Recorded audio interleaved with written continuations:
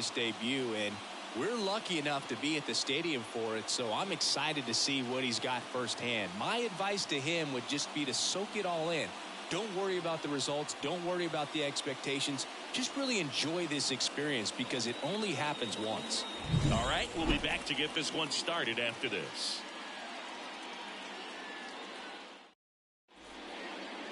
Just about set to go, and taking the ball for the Yankees, Will Buchanan.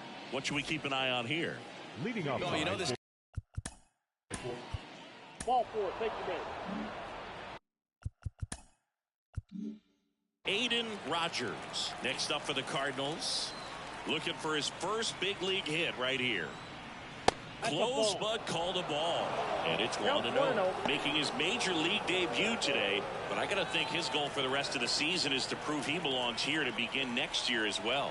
Well, that's exactly it, Boog. He's officially a major leaguer, but now he gets to focus on putting in the work to keep himself here and be part of that opening day roster next year.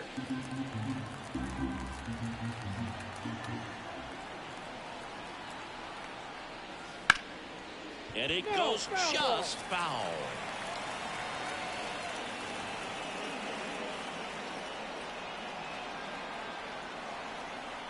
Left-hand batter waits. And a swing and a miss. One down. It's his first strikeout at this level, but it definitely won't be his last. So, you know, these early at-bats are all part of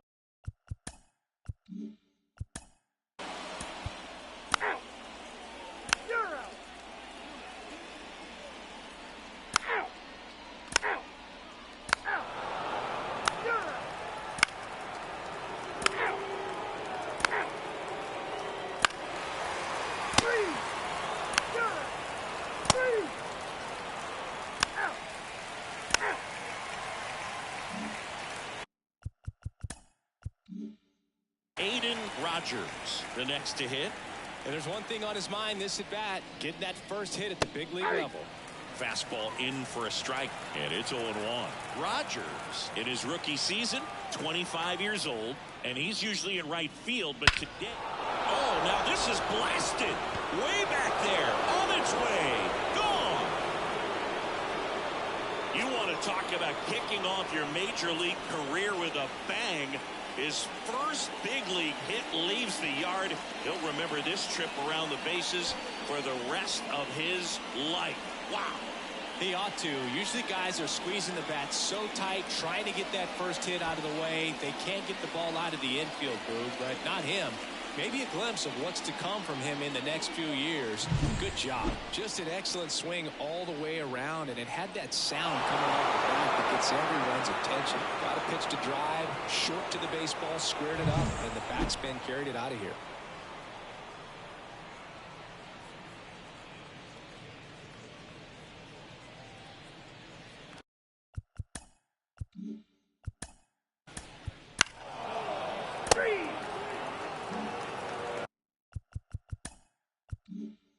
Back at Yankee Stadium as we go to the last of the third. And stepping in for the Yankees, Sonny Kovalenko.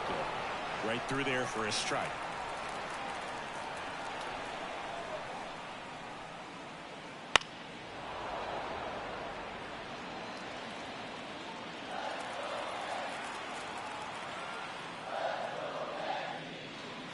And 1-2. It's a good take.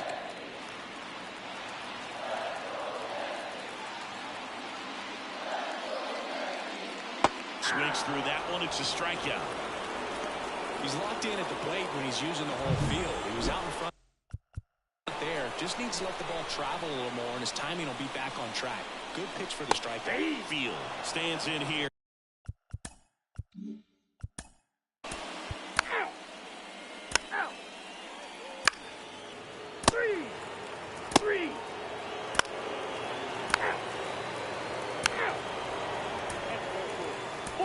Take the base.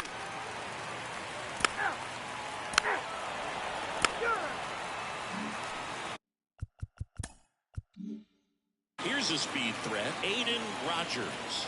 He's already homered here in this one. And immediately pumps in a strike to the left-handed hitter.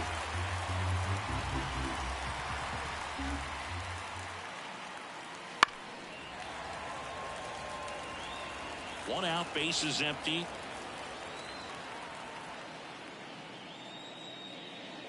Backward slider ties him up, struck him out. Chris, third time through the order, and a couple.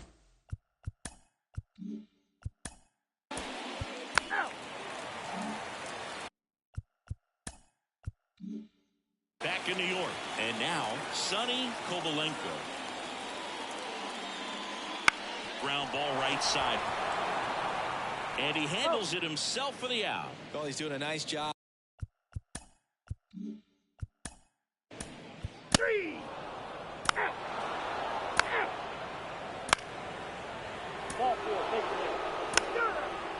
First base. Three. Out. Three.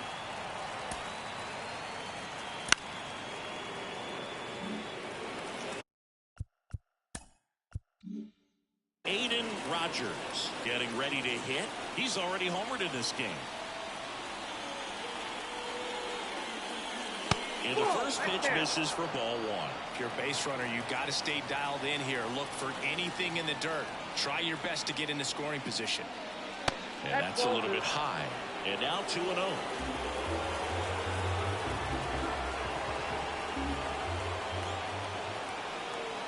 And here it comes. And a foul ball makes the count 2-1. The go-ahead run aboard at first. Nobody out. That one lifted to left. Drops into the glove.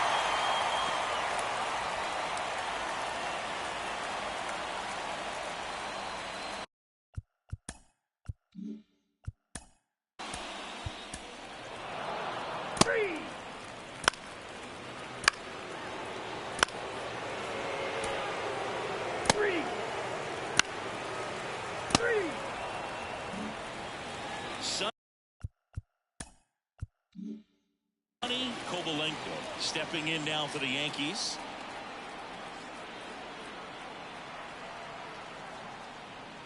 Just missed.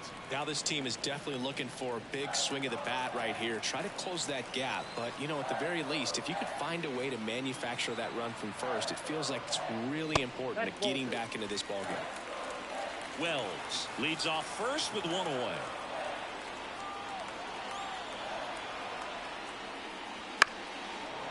The Yankees looking to rally.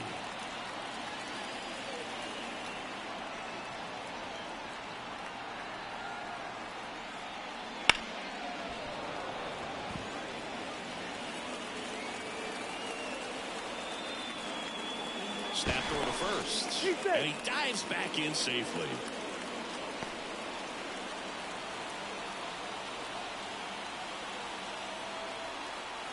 At the belt and fires. To second, that's one. Double play. They can't seem to break through. Inning over. No runs, one hit, no errors, and no one left. Eighth inning coming up. It's the Cardinals 4 and the Yankees 1.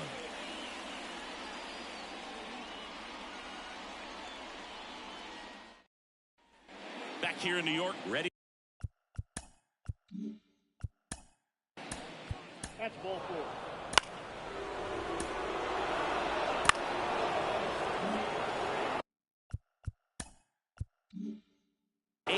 Rogers now at the plate.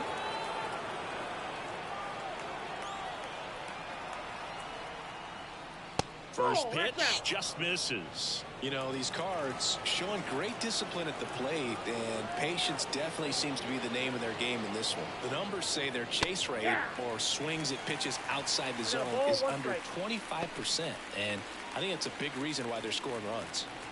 One run across in the frame so far, and we're in the top of the eighth. Swing and blast one down the line. It's gone if it's fair, but it hooks foul.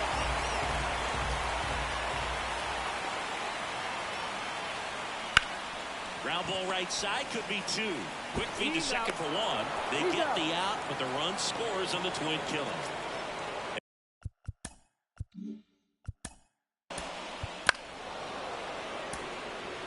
Ball four, take the base. Out.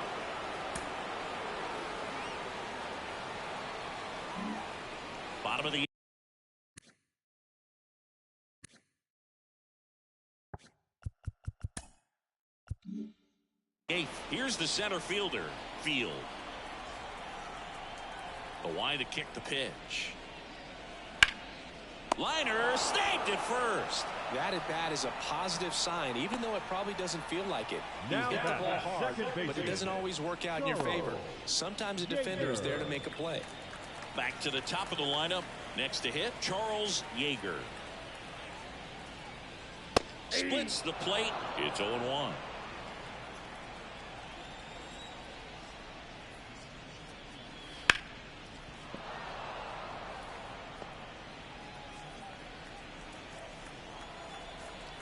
The wind of the pitch.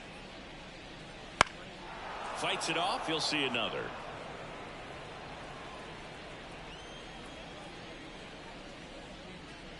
That one close. Ruled the ball. Now 1-2.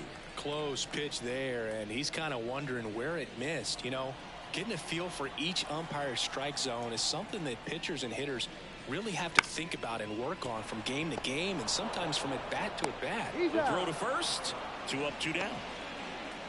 2 outs, base is empty. Alexis Gonzalez stepping in now for the Yankees. 1 for 3.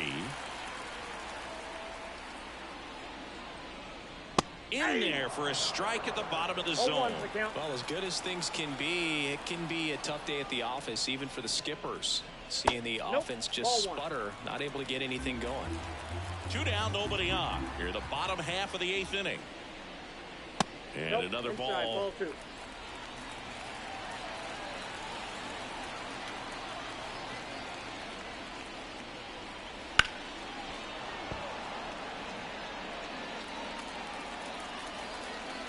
Two outs. Swing and a miss. Adam out front for the strikeout. Down in order go the Yankees. The lead remains.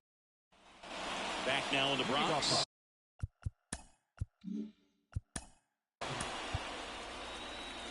Ball 4, take the base.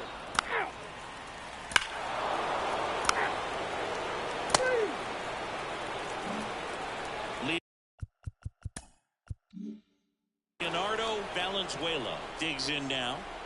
Santos back to work. And there's a strike. Santos, in his rookie season, he features a 4-seam fastball, a changeup, a slider, and he works in a 2-seamer. The wind of the pitch. So a foul ball makes it 1-2. Here comes a pitch. And another ball.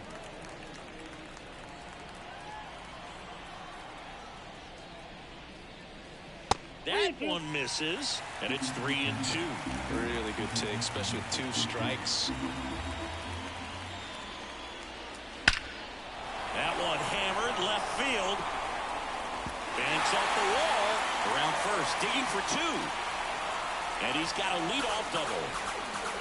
Well, they call that an advantage count for a reason. You're so much more likely to get something you can handle. Anytime you smoke a ball off the wall, you kind of think about what it could have been, but obviously you have to be happy with that result.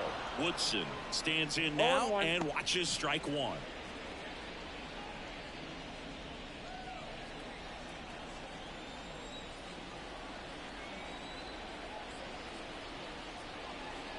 Right through there for a strike.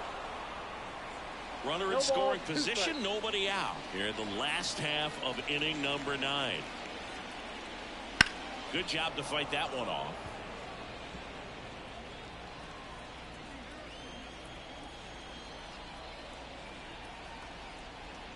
The 0-2. Swing and a high fly ball out there towards left field. Reed makes the grab, 1 down. Good pitch. He just kind of had him out in front on that pitch away and wasn't able to stay closed. He's 2 outs away. Bobby Gillian stepping in now for the Yankees. That one's in there. Going 1. 1 out and a runner at second. We're in the last half of the 9th inning.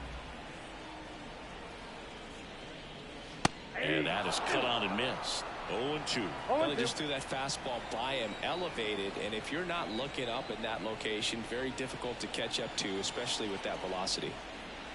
That's a little bit low. Excellent arm action on that 2-strike changeup. Just missed. Man, he wanted that call. Got him looking. That's a strikeout. Well, he's going to have some thinking to do when he leaves the ballpark after this one. That was his 3rd strikeout, and this one looking, obviously, so he's been a little overmatched. He's got to find a way just to be more competitive up there at the plate. So it's their last chance in this one. And up next for New York, Andy Wells. Ball 1. Ball 1 low. Ball 1, no strike. The Yanks with a lot of ground to make up here in the 2nd game of the series. 2 balls, no strikes, the count.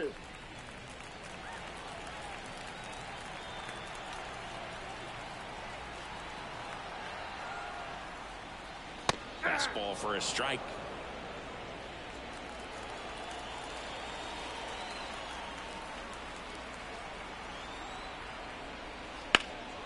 In the air, right field, pretty well struck. Moreno ranging back. He's got it. Ball game. And the Cardinals take the first 2 games of this series on the road. Playing meaningful games in September is always exciting. A win today, first day of the month. This will just add more fuel to the fire. And this one finishes with a final of 8-1. For Chris Singleton and our entire outstanding crew here at MLB The Show, I'm John Shambi saying so long. Our final line score tonight. First for the victorious St. Louis.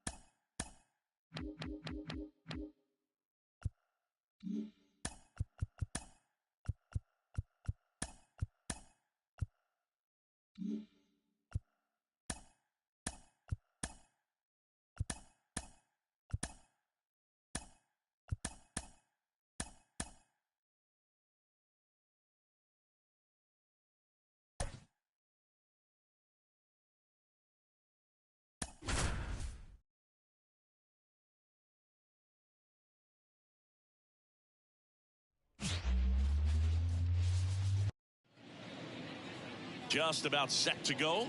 And on the hill in this one.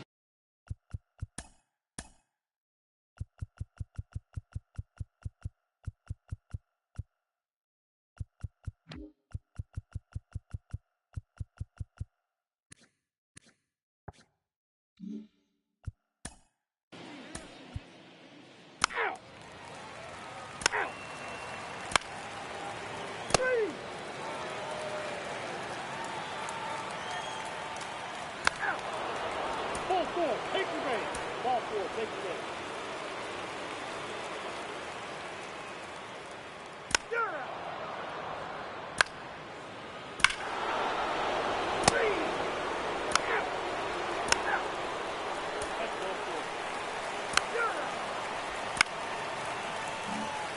So first and second with one gone. Now it's the rookie first baseman, Tommy Chu.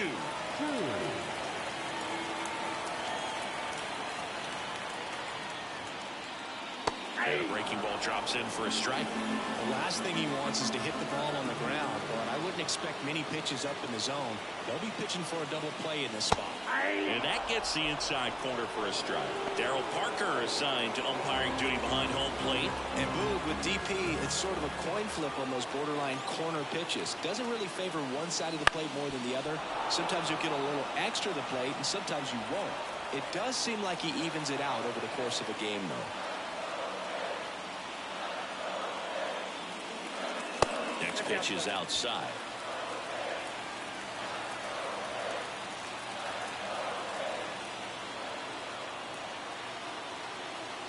Two on, one out. The other way. He's got it. And there's 2 away. To second with the throw and no chance to get back. It's a double play. So no runs here on a base hit. No errors and 1 left. We play.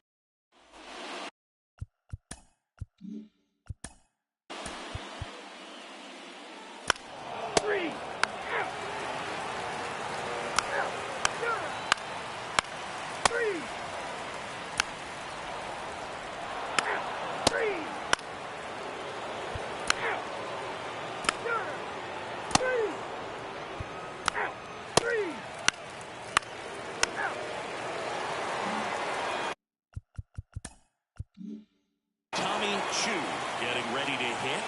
There's one thing on his mind this at bat. Get that first hit at the big league level.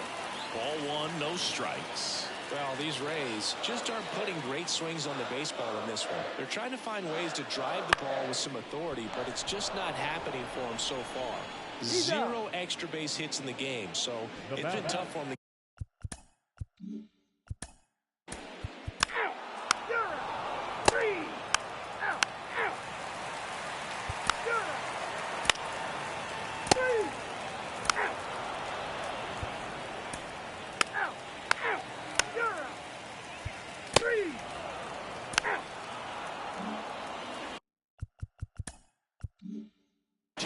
Chu next to hit for the Rays.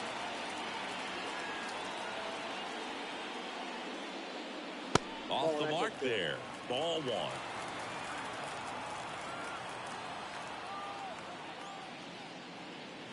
And a good eye there. This pitcher's done a good job of disrupting the hitter's timing with the mix of pitches and changing speeds. You want to keep that front foot in. And there's a fly ball deep right field. That one is gone. You want to talk about kicking off your major league career with a bang. His first big league hit leaves the yard. He'll remember this trip around the bases for the rest of his life. Wow. He ought to. Usually guys are squeezing the bat so tight, trying to get that first hit out of the way. They can't get the ball out of the infield, Boog, but not him. Maybe a glimpse of what's to come from him in the next few years. Good job. A breaking ball on the inside part of the plate requires a hitter to stay really square with his mechanics. If you fly open with the front shoulder, there's no way you keep that ball fair. An outstanding job mechanically. He deserves that home run.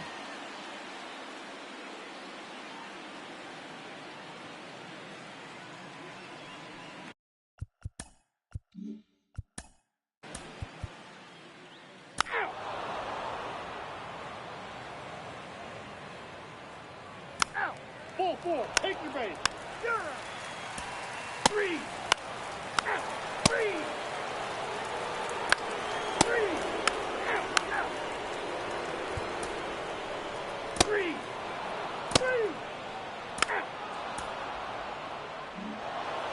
Playing meaningful games in September is always exciting. A win today, first day of the month. This will just add more fuel to the fire. And your final score here today, 2-1 for Chris Singleton and our entire crew.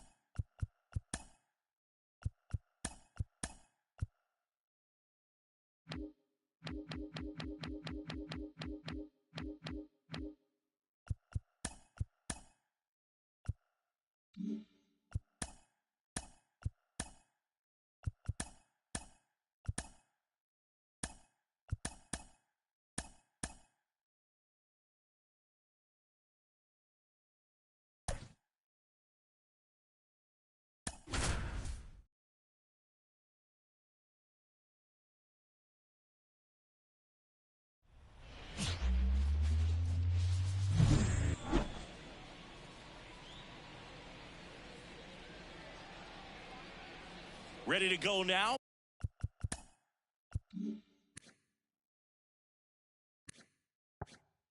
And stepping in for New York, Gio Wells. The pitch. There's a strike at the knees. And we're underway here in September, the last month of the season.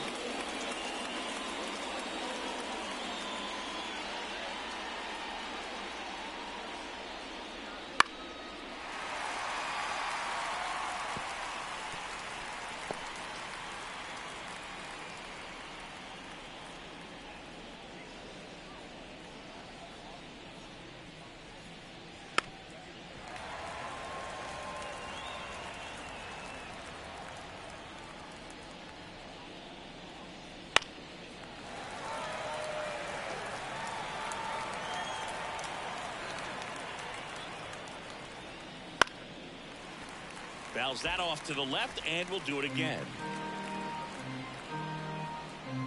And the righty deals. Outside low. 1-2 the count. 2 strikes.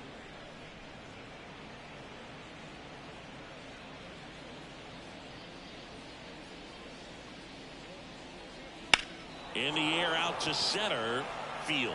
Moving under this one. Makes the catch for the out. Let's take a peek at the Mets lineup here.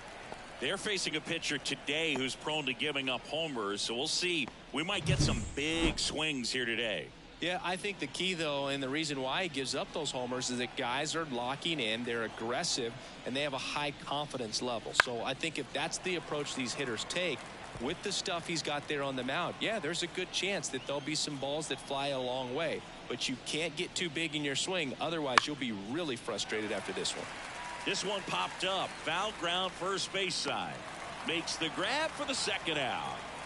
Batting third, the second baseman, David Lee up now for the Mets. We talk about guys with good speed, and definitely he has it. But pushing the offense aside for just a second, Chris, it's the defensive side that I think the speed factors in the most. 2 outs, base is empty. That misses. And the count is 1-1. Well, he gets to balls that get by most people at that position. Just really impressive because there's certain times the ball comes off the bat, automatically that team that hit it thinks that they've got a base hit, or they may have extra bases, and he just takes it away. Now a screamer into the outfield. Tracks it down for the out. And that is that.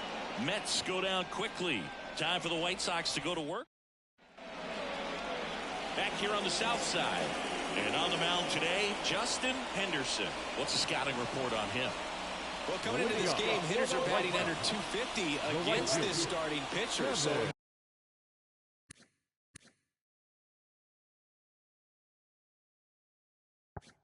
just shows you how effective he's been. He's been able to move his pitches around, add and subtract, change up the look so that hitters don't get too comfortable and start squaring up the baseball. We'll see what he's got in this one.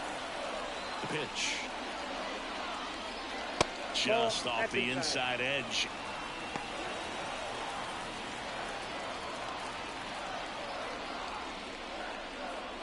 Fastball for a strike. Back-to-back fastballs in. That last one called for a strike. Probably go away, but look for him to come back in there to try to finish you off. The wind of the pitch. That one fouled off. 2-2.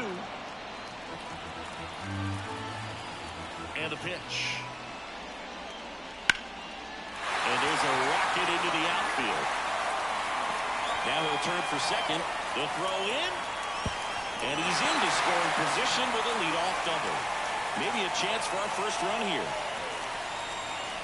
Pretty much a model swing on that one as he ripped it into the opposite field gap. And I'm sure he's going to be watching that one back on video because that's the kind of swing you want to bottle. So many positives that led to that double. So up next, Mario Lozano.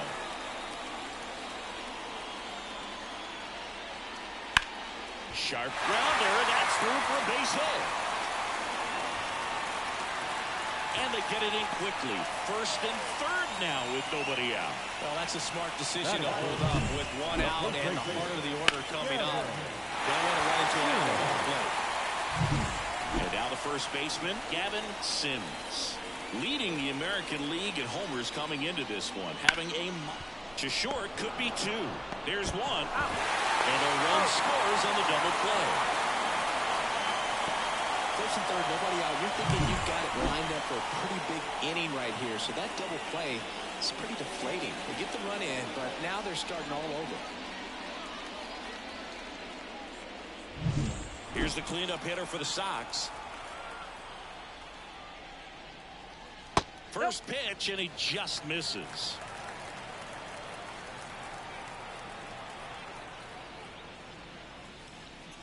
And another ball.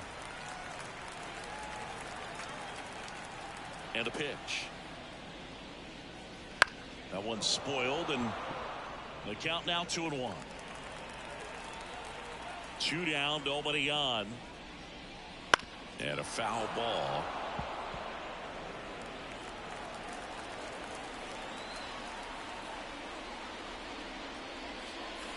Bounce to the left side. Samuel sends it to first. That's out number 3. So they get 1 run on 2 hits, no errors, and no one left. We head top of the second, and now the Mets DH, Stanley Herring. Samuels back to work. For whatever reasons, this is a hitter that performs better in night games. We'll see what he brings in this one. The 0-1. And that one is inside ball 1. Ed Drummond, our umpire behind the plate in this one. Yeah, Boog, he's a really fair umpire, both the pitchers and the hitters. So standard strike zone, he's consistent with it. And the great thing is you don't see players questioning the calls too much. So that's a good thing in this day and age. Fans don't really understand the familiarity and relationship players and coaches have with umpires. I mean, you see them a lot. Yeah, Boog, they're all out there trying to do their best and perform at a high level. So when you respect that, I think over time you can develop a relationship with them. Still 2-2 after the foul ball. As the game has moved along, we see more and more information supplied by teams about the umpires. I've been in clubhouses where they have pictures of all 4 umpires, nicknames, hometowns, and as well hobbies listed, just so you can kind of small talk the umpire a little bit. That's great. And he deals. Hit pretty well in the air out to center. He makes the grab, and there's 1 down. Danny Flores, the next to hit. Danny Flores.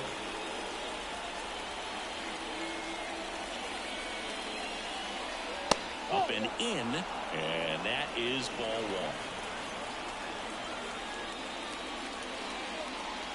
Fastball for a strike.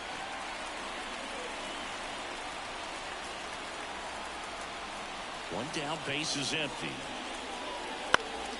And there's a foul ball.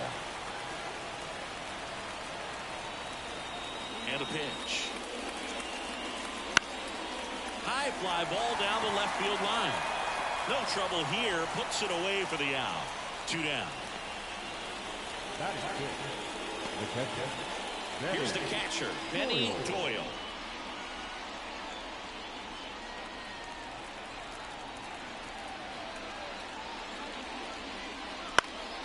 Next offering, pop foul off to the right out of play.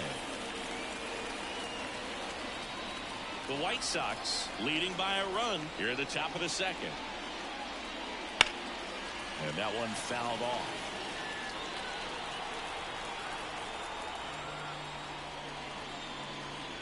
Oh, and he hit him. He had 2 strikes on him, and he hit him. Alden Oakland up now for the Mets. Oh, he's only an out away from getting through the inning, but he just lost control for a brief moment there. It's not the end of the world, but don't let one mistake turn into another. Get your focus back right here.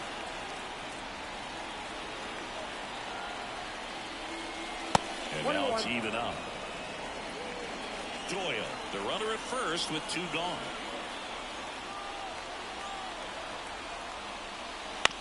Swing and a ground ball out to short. Slings to first, and that is that. Mets strand 1. They trail here 1-0.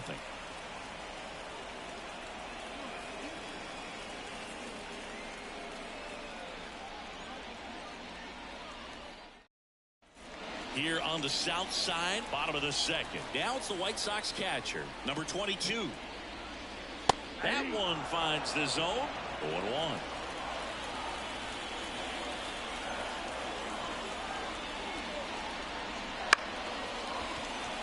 And that's a base hit. So a man on base to start the inning. He needed that one. It's been a tough stretch to the plate lately. Everything was on time and fluid in that swing. Got a pitch you could get the barrel on and lined it into center for the knock. Those always feel good.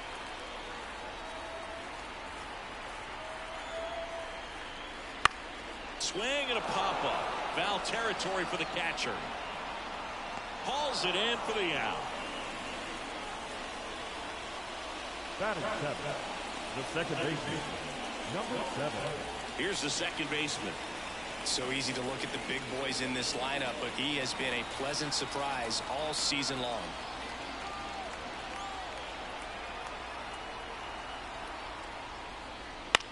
Out there to center. Esposito makes the catch.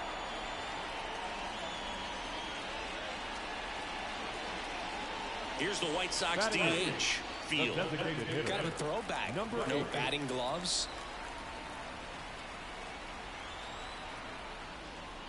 That one's upstairs, ball 1. And that's ball 1. 1-0.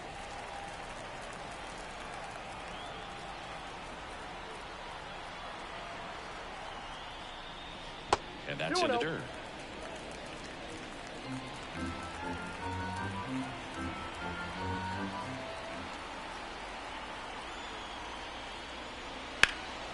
That one hit to right. Wells going back on this one and puts the squeeze on that one. And that is the third out of the inning. And welcome back to the ballpark. Top half of the third inning, and stepping in for New York, Ronald Samuel.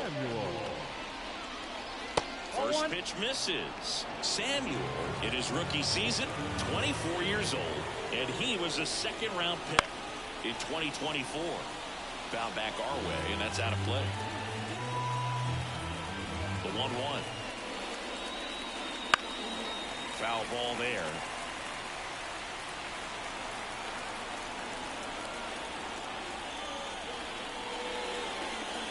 The shortstop takes the ball. And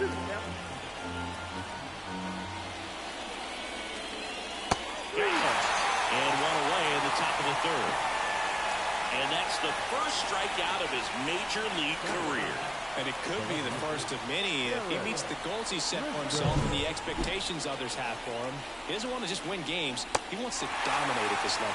Do you think young pitchers can sometimes get too caught up in trying to rack up Ks early in their career?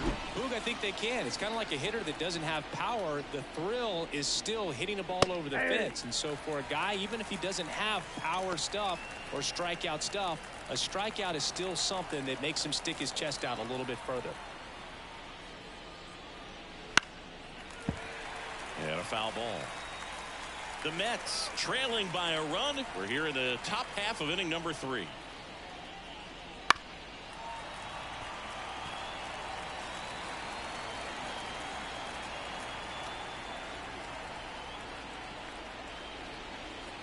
Going to count 1-2.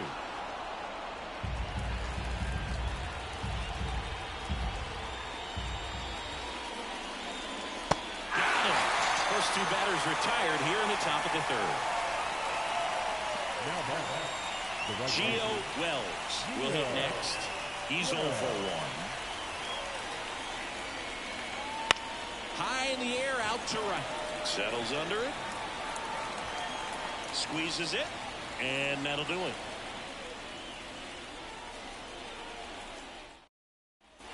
And we're back. And stepping in, the rookie left fielder, Tommy Sinecord. Henderson back to work. Just off the outside edge. And that's ball 1.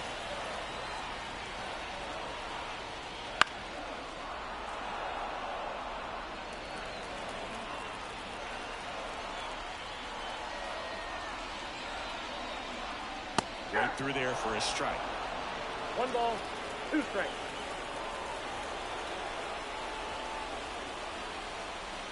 Outside low. Now 2-2. 2 balls, 2 strikes. Hits and misses. It's a strikeout. Oh, nothing too fancy on the strikeout pitch right there. Just a low 90s fastball, and I'm not sure he was trying to challenge him, but that's pretty much what happened. Very hittable location, but he found a way to just get it by him. Fly ball down the line. And that is a foul ball. Kicks and deals. I got a ball, 1 strike. 1 out, base is empty. Swinging a foul over the screen and back out of play.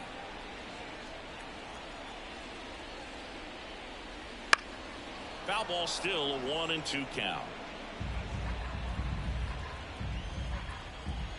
And now the lefty goes down looking. Tunneled that pitch. Thought it was going to be a slider breaking in off the plate, but it pumped the corner. And at that point, when he recognized it, it was just too late. Lozano, the next to hit, takes ball 1.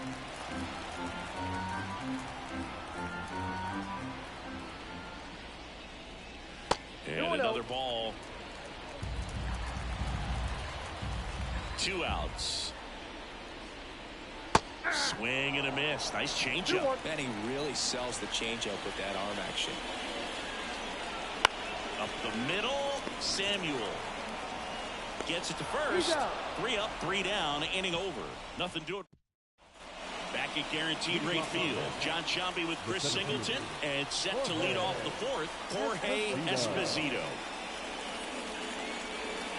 First pitch, not close. Well, these Mets, as this game goes on, have to be more disciplined at the plate. They're chasing a lot of pitches outside the zone, and those chases that are turning into a bunch of outs. Can they turn that around and stay within the zone? We'll see, but I think they have to. And there's a ball. I got 3-0.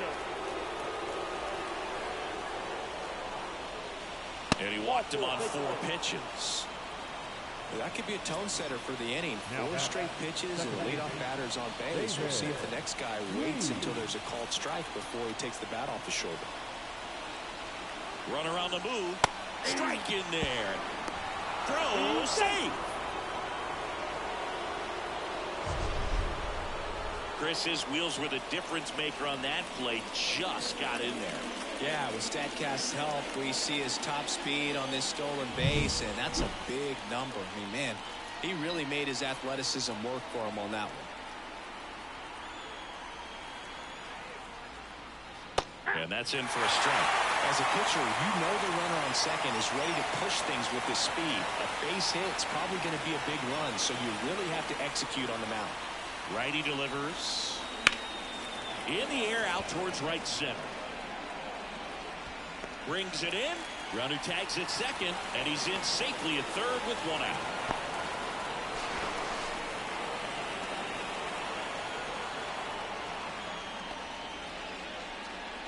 And next for the Mets, Stanley Herring. 0 for 1 with a fly out to center.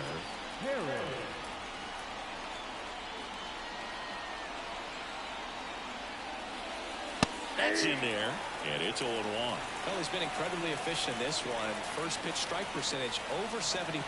That's well above league average, and that's what's allowed him to pitch well up until this point.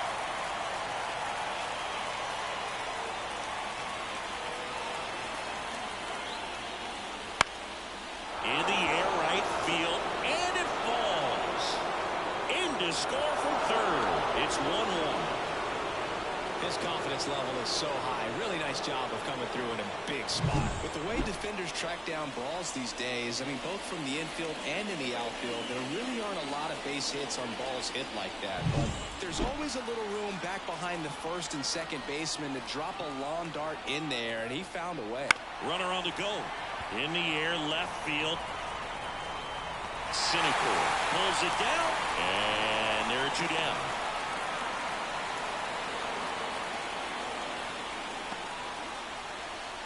Benny Doyle digs in now. Benny Doyle.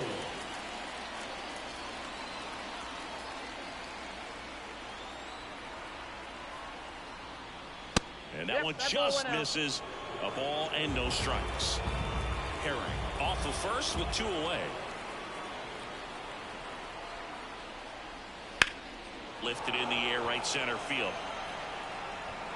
Velasquez makes the grab, and that is that. So 1 run in the inning on this base hit, all even at 1 apiece. You're dialed in. Bottom of the 4th, and the batter now, Gavin Sims. The first baseman, Gavin. And a pitch. That one at the knees for a strike. He's pitching well, but not throwing a ton of first pitch strikes. Usually doesn't work out for success, but you can never predict baseball. Swing and a ball hit out towards left center field. That gets down for a hit.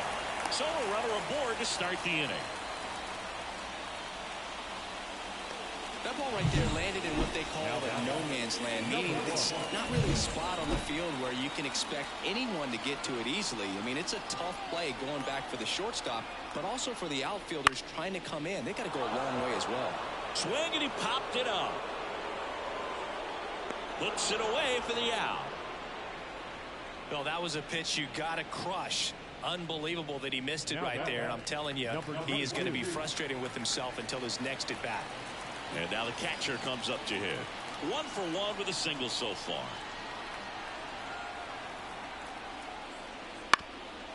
On the ground, 2 ball. 1 at second. And their second double play of the day will end the 4th. 1 hit in the inning, but nothing more than that. On to the top of the 5th we go. All tied 1-1.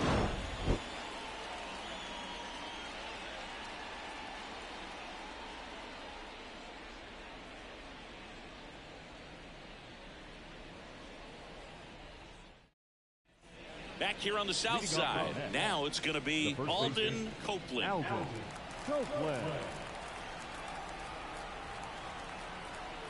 The pitch.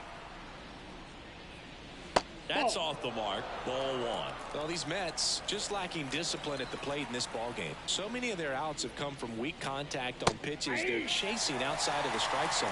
You can't do much of anything with those locations, and that's been true again today. This one smacked out to left center. Cynical pulls that one down, and there's 1 down. Ronald Samuel up now for the Mets. He struck out swinging in his first at bat. And a foul ball. And as a pitcher, when the hitters are swinging at everything, you feel no need to challenge inside the zone. You just keep working the corners and expanding that strike zone and beyond, and they just keep eating right out of your hand. 1 down, base is empty. That misses, and it's 2-1.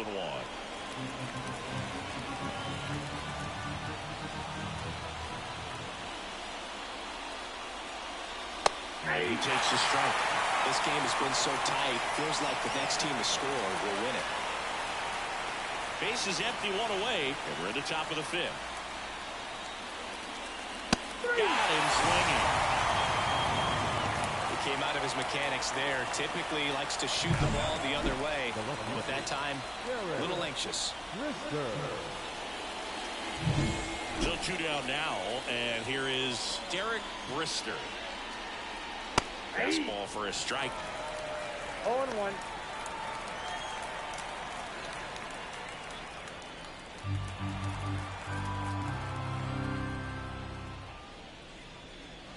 This one smoked out to left. He's got it, and that'll do it. Down in order go the Mets. Still tied 1-1. Here on the south side, and now the center fielder, Field. As the lefty gets to work. That's in there, and that's strike 1. You know, these White Sox need to bring up the quality of their bats and specifically their swings. Just 1 extra base hit for them, so they haven't exactly been hitting the ball gap to gap or out of the park. That makes it really difficult to generate runs. Bounced out to short. Zips it across. 1 up, 1 down. Now it's the second baseman. Just missed. Ball 1, no strike. There's a strike. 1 ball, 1 strike. Kicks and fires. That's in there. That's strike 2. All tied up. Last half of inning number 5.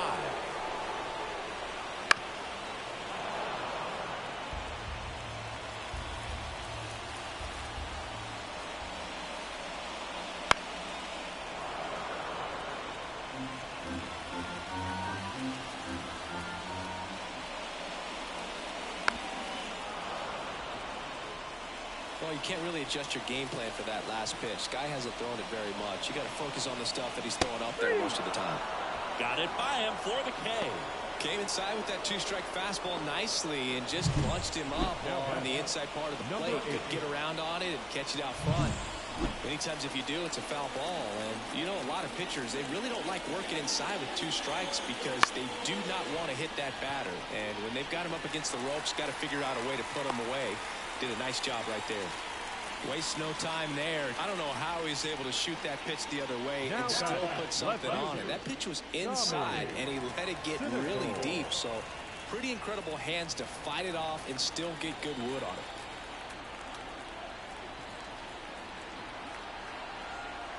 Rudder takes off. Pitch in for a strike. Low throw and he can't take it out. Well, nights like this when it seems harder to score, I like the call to put him in motion and try to steal the base.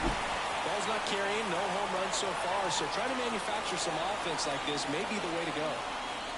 Just missed. Just missed with that backdoor breaking ball. If he gets a swing and miss or called strike, 0-2 count. Instead, it's 1-1. Look for him to go back to that pitch later in this at bat. 1 ball, 2 strikes.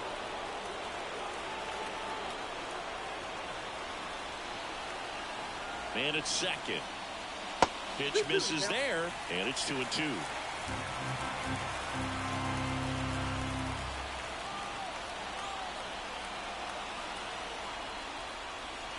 Wouldn't chase that time. Kevin Velasquez up next.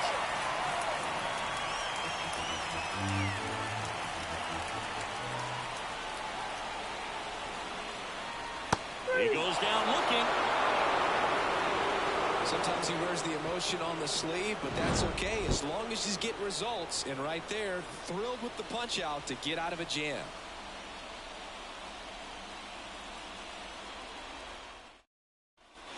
Top of the 6th inning, and now Gio Wells. The pitch. That one well upstairs. 1-0. Wells, multi-time All-Star, 22 years old. He's been on a terrific run at the plate, hitting over .350 in his last 10. Brings it in, and there's one down. Got the pitch that he wanted, just a little bit quick. Front shoulder open, backside collapsed a little bit, and the launch angle not where he needed it to be. Esposito in the box here, lets that one go for a ball.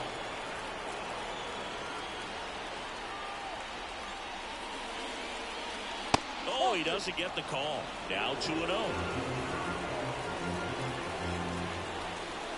One down, base is empty.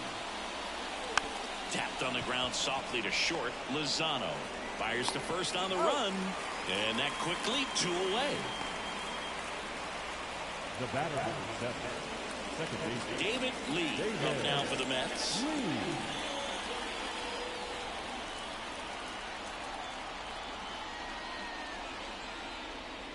And the first pitch misses for ball 1.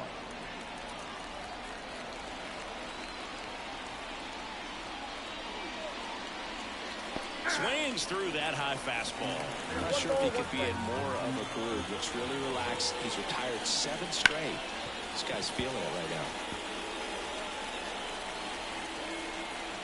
2 down, nobody on. Swing and a miss. Struck him out. And a nice inning of work there as he sets him down 1-2-3. 3 up, 3 down for him there. Top of the order, 2 up in the hole. And we're back. Bottom of the 6th inning. Stepping in, the White Sox leadoff man, Kevin Velasquez. And that's in there at the knees for a strike. Man, I mean, nice job just presenting it to be better than it actually was. Chopped left side. Flores tosses across to first, And that's one out as they get the leadoff hitter in the sixth. Mario Lozano steps to the plate for the White Sox. First offering, and it just misses. Good spot there, but didn't get the strike at the knees, and doesn't seem too convinced by the call out there in the mound as he tries to get a better sense of the umpire's strike zone. Lifted in the air, right field. Puts it away for the out. And there's two away. Next to hit, Gavin Sims. 1 for 2.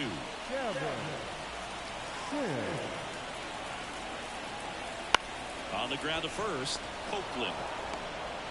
Tosses to the pitcher covering the bag. Out number 3. Down in order go the White Sox. Score remains deadlocked at 1. New inning getting started. Now it's the DH, Stanley Herring. And there's a breaking ball that drops in there. Man, this guy's got a great feel for his breaking ball today.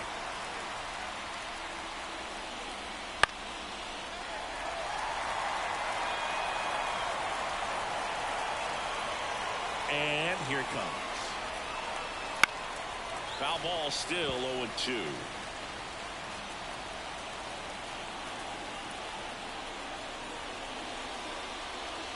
Outside.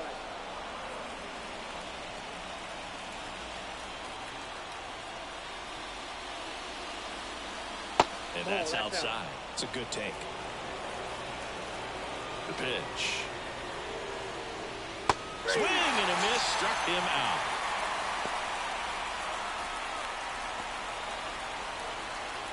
Danny Flores up now for the Mets. Off the plate, and that is ball 1. Bases empty, 1 away here in the top half of inning number 7. And now 2-0.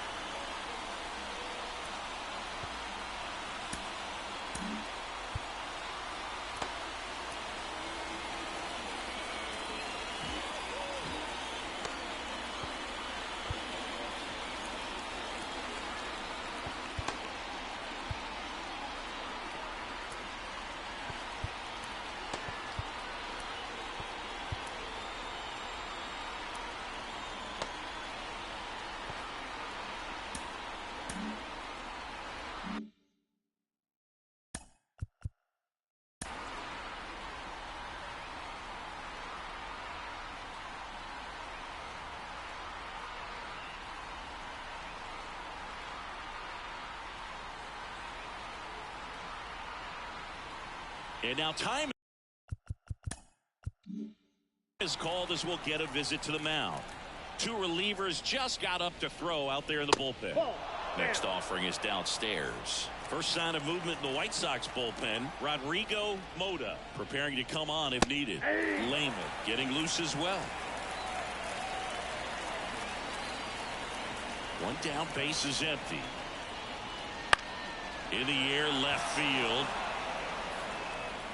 Pulls it down and he makes the catch. And there's 2 away. And here's the catcher, Benny Doyle.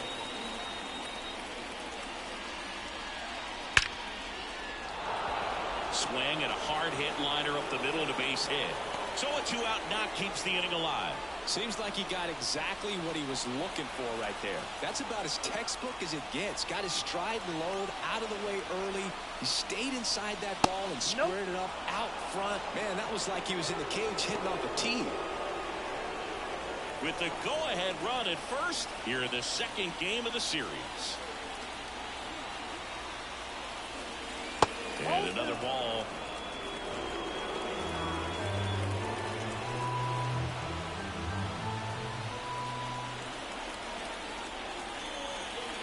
That one misses, and it's 3-0. Struggling a little bit for command here, and I can't imagine if he doesn't get this hitter out that he'll face another batter. So now 2 on and 2 outs. Well, he's starting to look a little gassed to me, and we'll see if they go to the bullpen in this spot or not.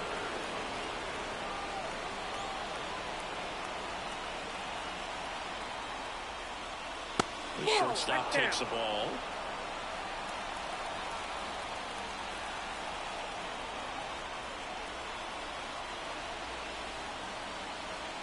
Can't find it here. That's 6 straight balls.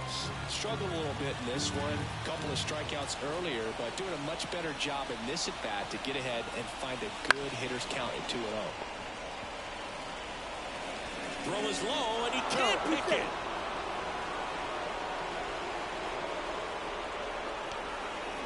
You know, 2-out errors are kind of like 2-out walks, and sometimes even. Number 50 on a pitch out of the pen here. Well, no margin for error in terms of throwing strikes with the bases loaded. Just has to execute one pitch at a time to try to get out of this. Brister, the next to hit, takes high for ball 1.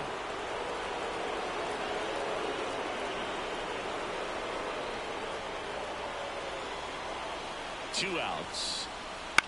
Out to short, Lozano. They get the force. They miss a big chance to take the lead here late. Bottom of the inning. Now here's the cleanup hitter for the White Sox. Number 1. Swinging a foul back. That's out of play.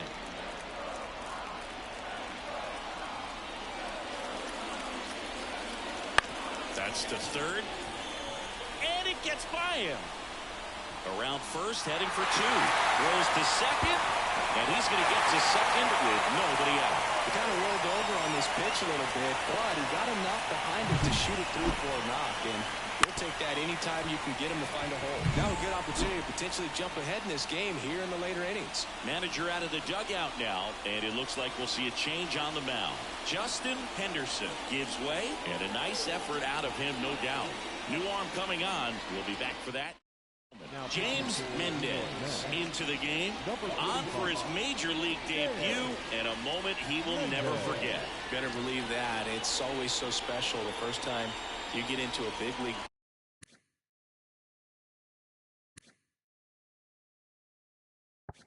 ball game. I did it as a position player, but for him as a pitcher, I'm sure there's some nerves there. Probably don't want to squeeze the baseball too tight. Just relax and do what you're capable of doing.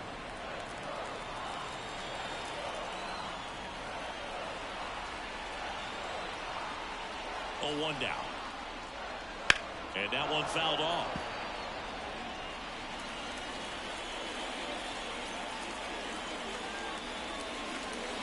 Next pitch misses, and the count is 1-2.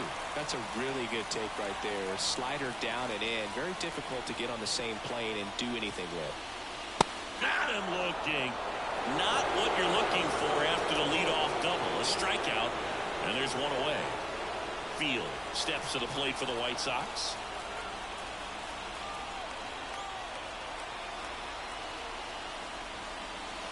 And takes low for ball 1. Double-barreled action in the bullpen. Tim Turley appears to be getting loose. Douglas getting cranked up as well.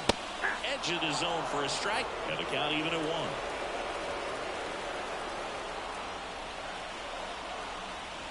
1. Right-hander kicks, deals. Hit in the air, center field. Esposito under it. Out, number 2.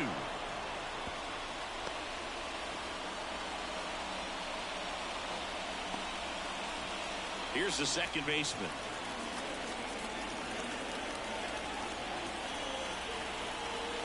First pitch doesn't find the zone. With the go-ahead run standing at second, here at the bottom of the 7th.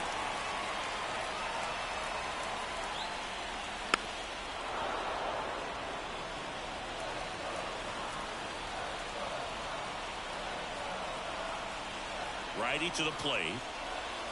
Swing and a miss, and he got him to chase. Wow, no fair right there. I mean, that slider didn't move till the very last moment. Incredibly difficult to pick that up. Just gonna have to tip your cap on that pick. Hauls it in to end the inning. So 1 left for the White Sox. We go to the 8th. Here's the Mets leadoff man, Gio Wells. As he turns on the rubber, and with that good live arm delivers. And that one's a little bit low, and it's 1-0. Movement in the bullpen. Anderson Fiore, the rookie left-hander, appears to be getting going. Pereira warming up as well. That's a hit. So the go-ahead run is on base with a knock. You know, I was watching his rounds during batting practice today. So impressed with his ability to let the ball travel, go back up the middle and the other way. Sometimes when you step in the box during the game, you get a little anxious and you get away from that. But so far, I've seen him stay consistent. On the run, throw to first. On target. He got him. Nice play. That's a good piece of hitting right there. The job is to move the runner up and give your team a chance to score the go-ahead run. That's exactly what happens, so you better believe your teammates are happy with you after that at bat. And fouled off. Hitter's got some good opposite field power. What I like about something being hit to the right side into the outfield is that the base runner at second has a very good read and can determine whether or not he can score on that base hit. Sizing this one up. No trouble here. Puts it away for the out. And there's 2 down. That's a really nice play, ranging back into the outfield for that catch. We all know those could be a little tricky, especially if the wind's swirling around out there. Stanley Herring up now for the Mets. On the ground to third. Dives, and he can't hang on. And that'll put runners at the corners with 2 away.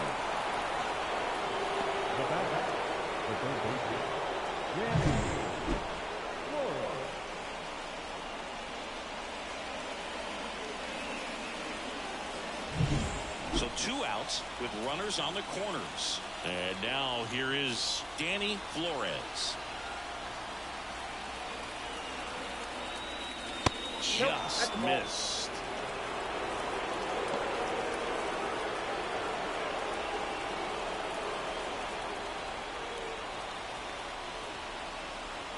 Lefty out of the stretch. Runners at first and third. That one missed. Could be some action here on this next pitch. Couple runners on. Probably a challenge pitch coming.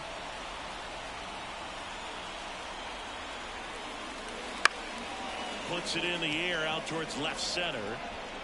Drops for a hit. He couldn't run it down. To third. Got him. That ends the inning, but they do score a run here. But they push across 1 run on 3 hits. No errors. Back now, new pitcher on the mound as we roll into the bottom of the 8th, number 40. He doesn't get a lot of strikeouts compared to other relievers, so he relies on getting that soft contact and the defense doing work behind him. They'll have to be on their toes with him on the ball.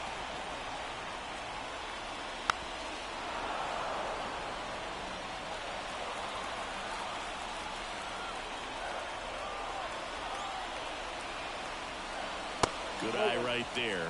That one called just inside, I think, and on the mound, he's trying to get a little bit of an explanation. Doesn't seem to be too bothered by it, though, but he clearly thought it hit the corner. That's back-to-back singles for him. Showed a willingness to drive that pitch the opposite way. Didn't get jumpy, didn't try to pull the ball. He let it get deep, took the barrel right to it, and then extended through the swing for the line drive base hit. Now, Tommy Sinecourt on his way over. Wells pulls it in on the run.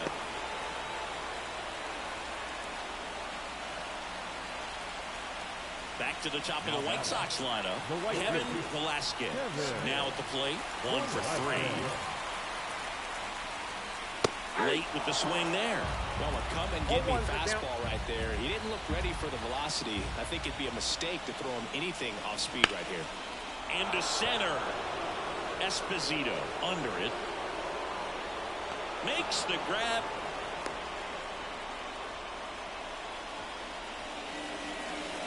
Here's the shortstop at the plate. Mario Lozano.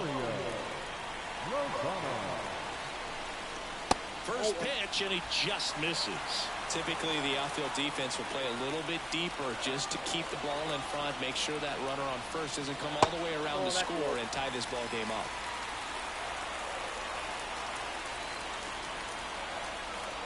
At the belt and fires. And that one is in for a strike. Well, this looks like it's going to be a wasted opportunity. It's frustrating when you get the leadoff man on, but you can't get him into scoring position. They're going to need a big knock. Try to put something up on the board. Next offer in there for a strike. And now 2-2. Pickoff move to first. It's low and gets away.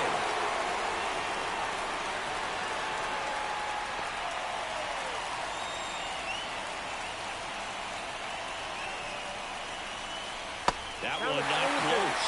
And it's a full count. Great RBI spot here. Just got to stay focused on the pitch. The runner will be in motion, so something in the gap should definitely score it. Fouls it back with 2 strikes.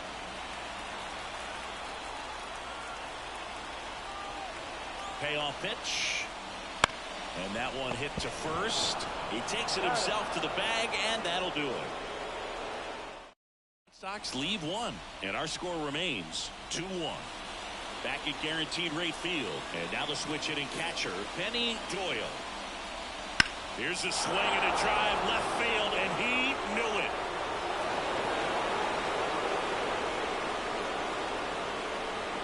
Home run number 5 on the season, and they add a run. It's 3-1.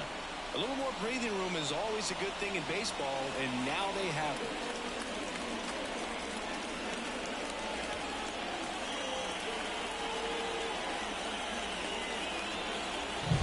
Well, he went up there 0-0 looking to do damage. I think he had his sights set on that pitch. He went and got it and circled the bases.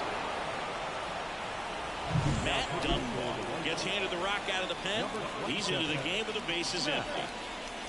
So digging in, Alden Copeland.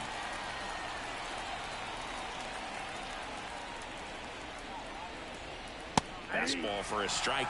Dunbar goes 6 feet 3 inches.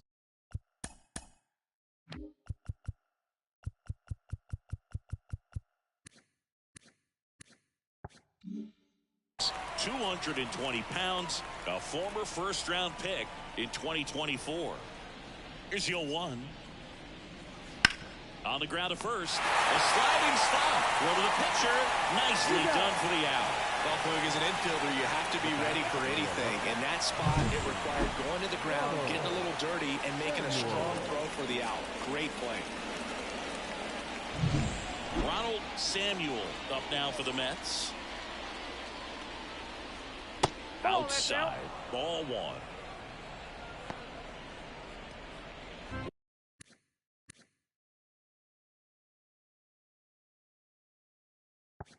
One out, bases empty, and a run in here at the top of the 9th.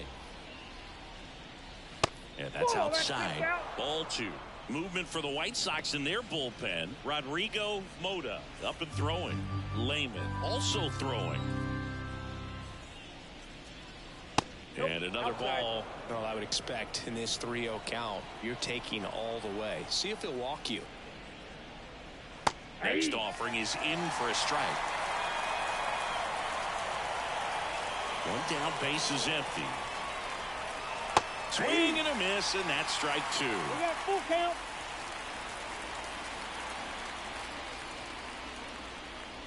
Comes up empty as he chases that one in the dirt. Got him. 2 gone after the strikeout.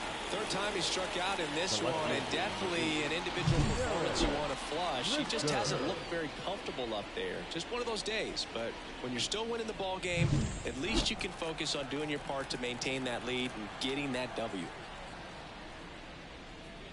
Rester in the box with 2 gone, and takes a look at a called strike.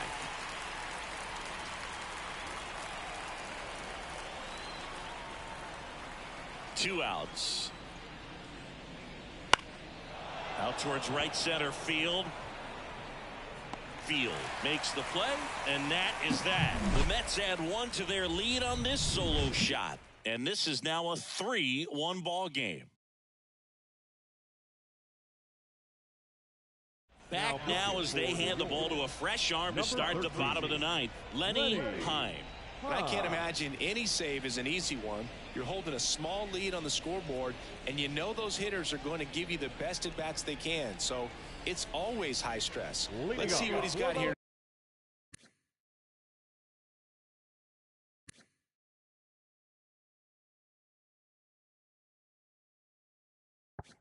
Try and close it out.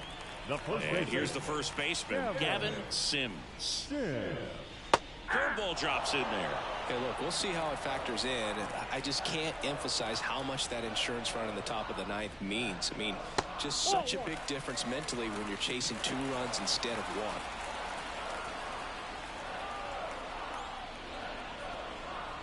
1. That one in the dirt. Now 2 balls and a strike. Back-to-back breaking pitches away, you get the feeling as a hitter that the pitcher's afraid of you, that he doesn't want to challenge you. So I think the confidence level is raised right here. The wind of the pitch. And that just misses. Really good take, especially with 2 strikes.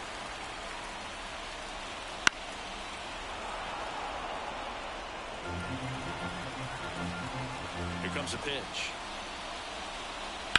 On the ground is short, and it finds its way through for a hit. Man aboard on the leadoff single. Singy, that's a start. Yeah, as soon as that ball got through, I could see down in the dugout, guys pumping their fists. They know that they got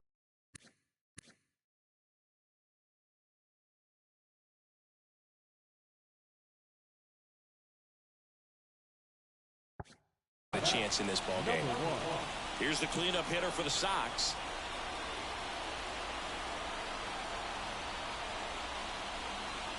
Pitch misses outside, and that's ball 1. With the tying run at the plate, we're in the last half of inning number 9.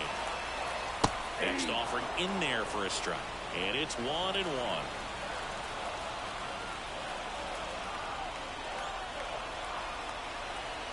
The tying run at the plate. That's ball 2. 2 balls, 1 strike.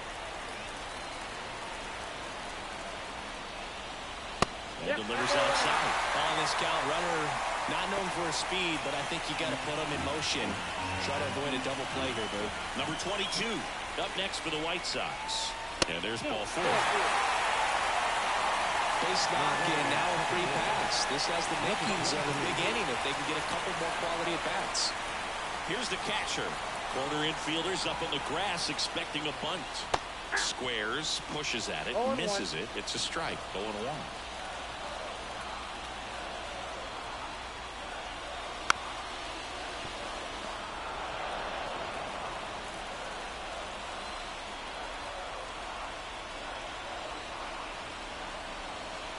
Struck him out looking. Well, that curveball had some pretty good break to it. As you can see, the hitter just locked up a little bit.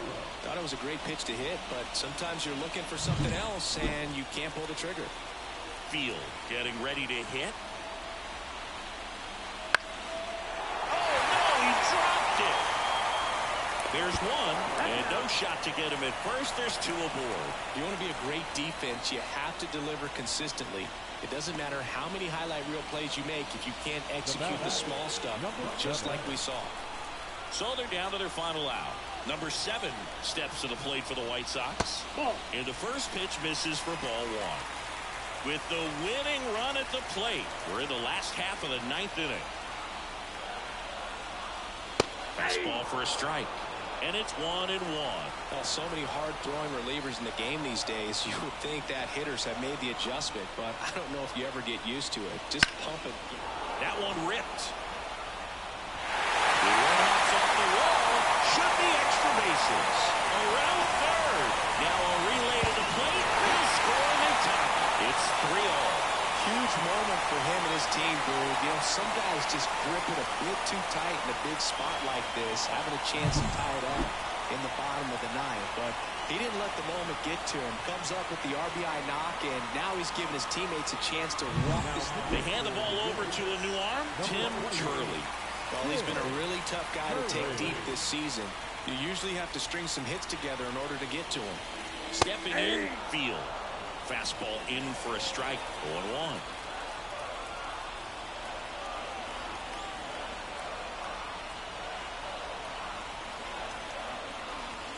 In there at the knees. He's falling behind in a huge spot, Boo. Got to do what it takes to come through. Maybe choke up on the bat a little bit, spread out those feet, whatever it takes.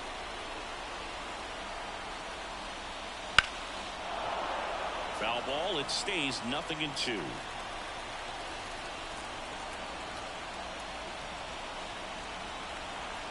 Trying to send this to extra innings. In the air, out towards left center, into the dive, and he got it. One of the most fun and exciting things you can do as an outfielder. You lay out, you make a diving catch, and you end the inning. That gets the team fired up in the dugout. That's cool. What's up, though, Jose Pena? So coming into the game now on defense, number 23. So the batting order turns over. Leading off, Gio Wells. Dunbar back to work. 1-0. And downstairs.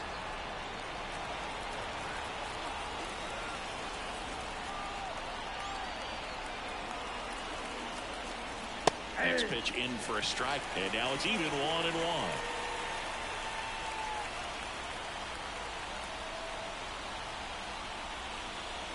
Right through there for a strike.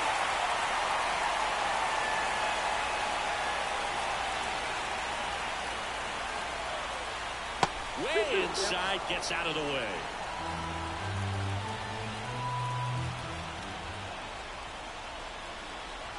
Two down. Swing and he breaks his bat. In plenty of time to first. One away in the top half of the 10th. Jorge Esposito up now for the Mets. And a sac bunt here. Has to barehand it over to first. On the money. Nice play. Not a bad outcome in that spot. The runner moves up to third, and now they have a chance to drive in the go-ahead run. It's not a hit, but at the end of the day, it's a good at bat, especially when you're playing extra innings. Lee stands in here, takes ball one low. No strike.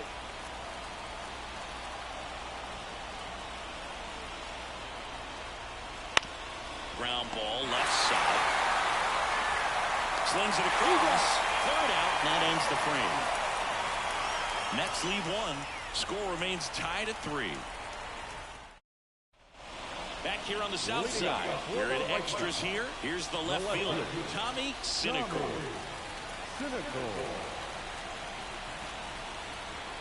And he deals. Not close with that one. 1-0. If you're the pitcher, you've got to go right at this guy. It's the number 9 hitter in the lineup. You can't be afraid of contact in this situation.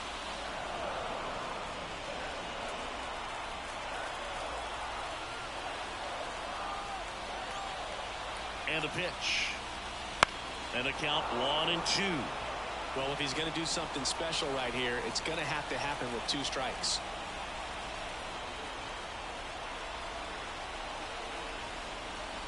Next offering away upstairs.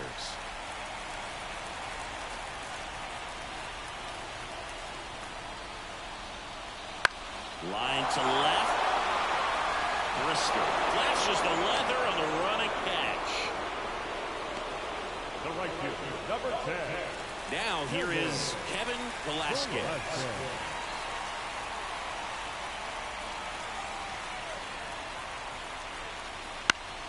Fought off foul. Winning run stands at second.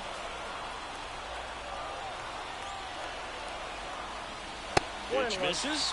1-1.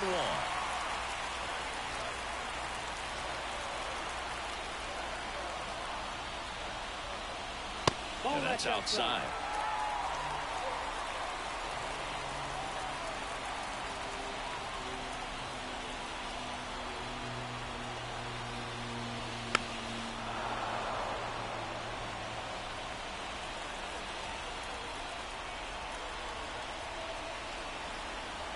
The winning run on second base.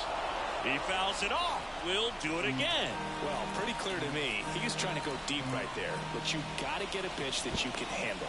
Throw to second, safe.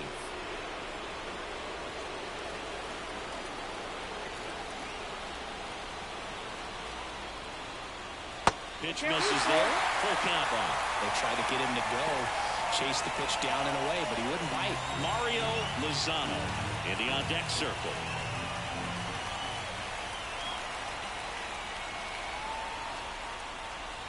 Knocks that one away, and we'll do it again.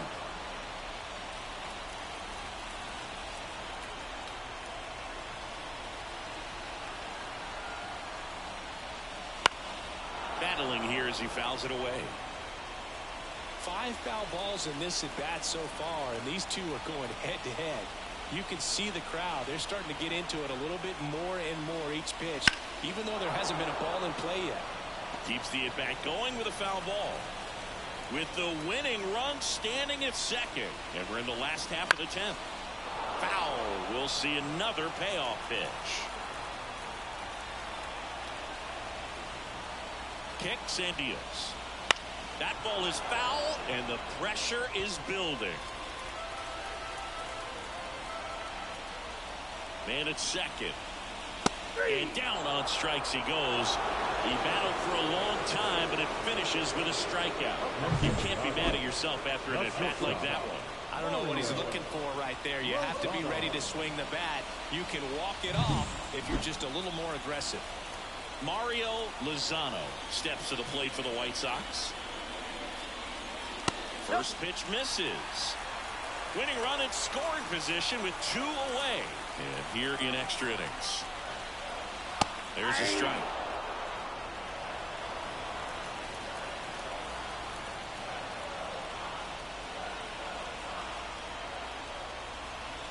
Swing and a miss. And the count 1-2. 2 strikes.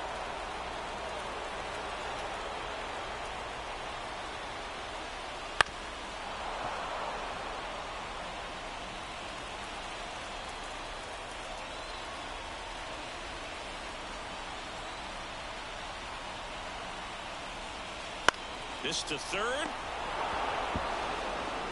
And it's a 1-2-3 inning. So one left for the White Sox going with a new arm, Luis Guerrero. And compared to a lot of other relievers, strikeouts have not been a big weapon for him this year. So the defense should be active. So now here's the Mets DH, Stanley Herrick. The designated hitter, Herrick. And a pitch. Late swing, fouled off.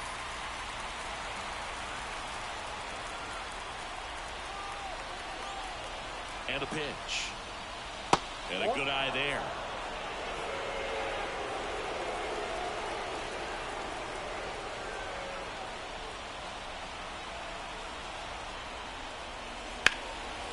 Base hit into right center. Runner around third. He scores and they have the lead. It's 4-3. Well, they didn't waste any time as they knock home the runner from second to get on the board. Huge for team confidence and how you approach the situation. Still have a guy on base, and now they'll try to add on. Swung on, belted, way back there. That one hops against the fence. Headed for the plate. The relay, but it's offline. And they lead by 2. Back-to-back base hits. Challenged him with the fastball right in the heart of the zone, and he was clearly ready to jump all over it.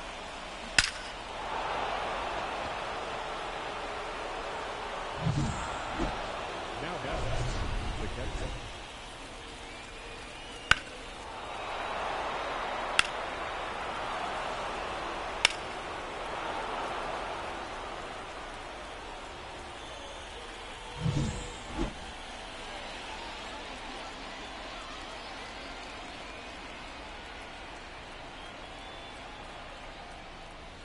Just missed.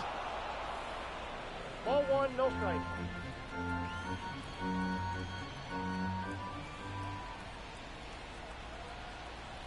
Man at second. Laced down the line.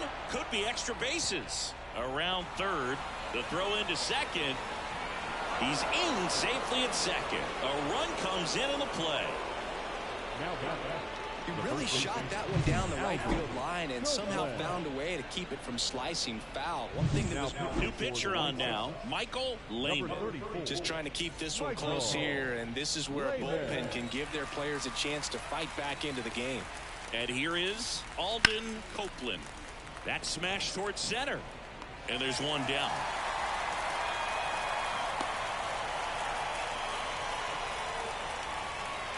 the bat number 11. Ronald. And down the Samuel. shortstop, Ronald Samuel.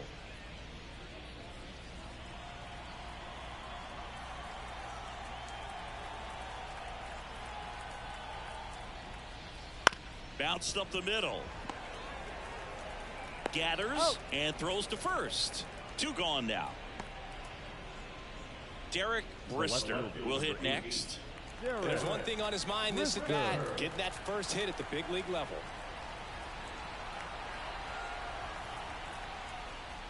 And that's downstairs and outside.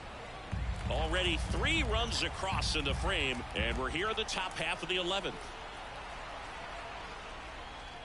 Wouldn't chase that time. 2-0.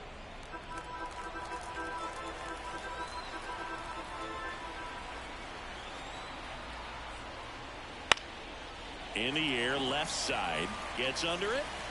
He's got it, and that'll end the inning. 3 runs. And welcome back to the ballpark. Now it's the rookie first baseman, number 23. Number 23.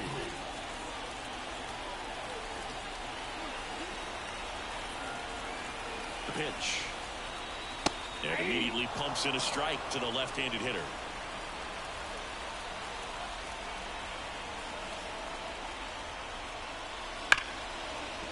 And base hit. Throw quickly into third. They're at the corners now to start the inning. So they hold the runner at third, wanting to play it safe. Think that comes back to bite him? Boy, it's hard to say. That runner on second to start extras is critical, and you want to make sure you don't waste him. If they don't score this inning, there'll be some second guessing for sure.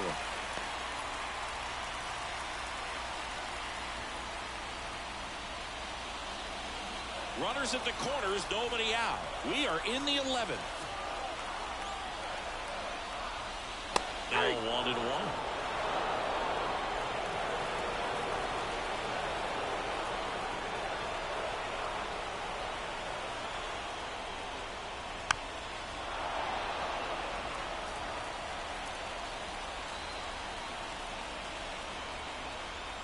Tying run at the plate. Oh, that's off the plate. Ball 2.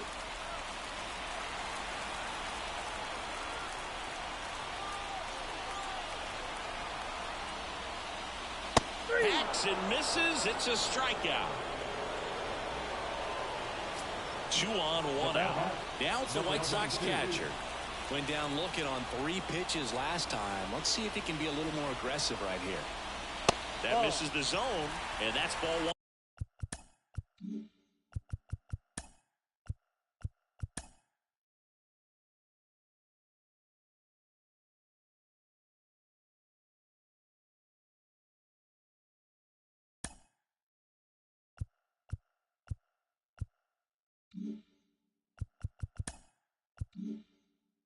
The situation, he's trying to get you to pop something up or jam you. That's a really good take, knowing you got an opportunity to drive in a run here. Next offering is down low. Way to lay off that pitch down. That one finds the zone, and it's 2-1.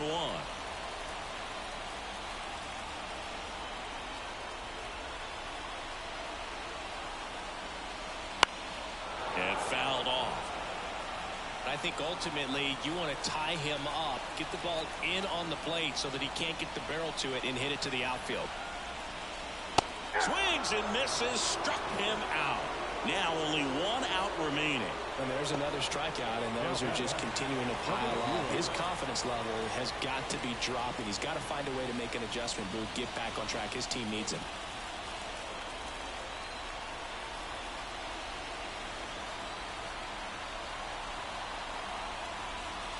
Field in the box now. Take strike 1.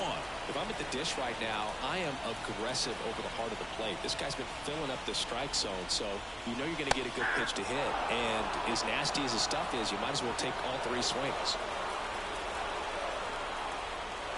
The White Sox down to their final strike. 1 ball. In the dirt, blocked. The tag, and that's the ball game. Playing meaningful games in September is always exciting. A win today, first day of the month. This will just add more fuel to the fire. 6-3 our final score. For Chris Singleton and our entire outstanding crew here at MLB The Show, I'm John Shambu. Thanks for joining us.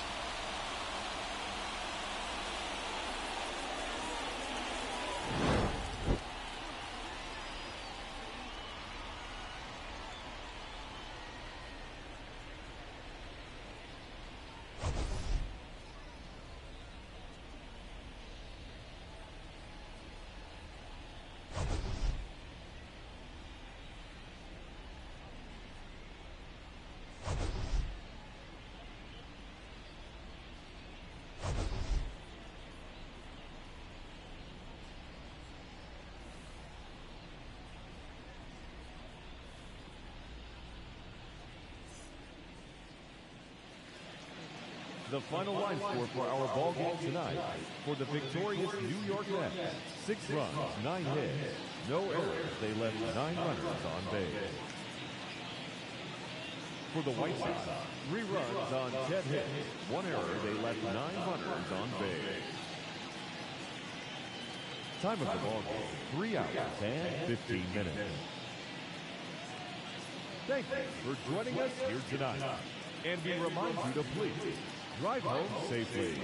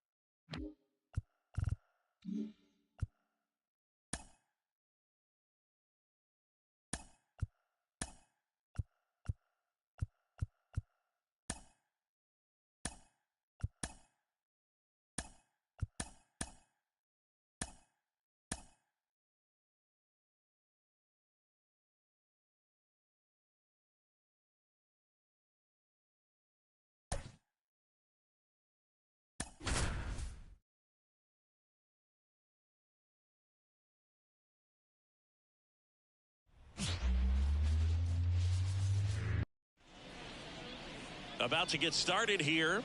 Today's starting pitcher, Dan Garrett. 3. Out. You're out. 3.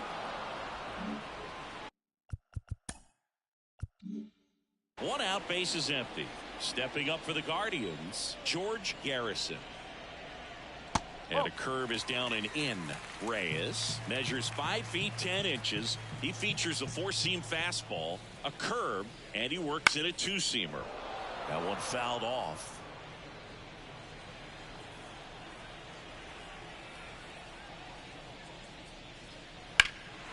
Swing and a ball driven pretty well out towards left center.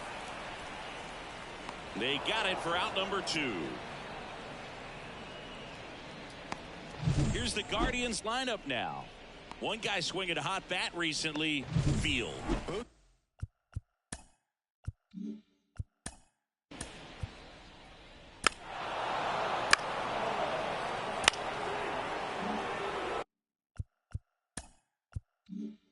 Now it's the shortstop, Mariano Nieves, trying to pick up his first knock in the big leagues. On the ground right side, 4, 6, 3, and they turn the double play. I think 4, 6, 3 double plays like that are way tougher than these guys make it look sometimes, because no matter how you do it, the feed from the second baseman is a tough one. That's where footwork really comes into play, but right there, very well done. To the plate now for Pittsburgh is the DH, D'Angelo Madison, looking for his first big league hit right here. Turned on, but that's foul down the third baseline. Fell off to a great start. He's really cruising out there on the mound. He's got a chance to get through these first 2 innings with under 20 pitches. That could set him up to go deep into this game. Oh. That one missing inside.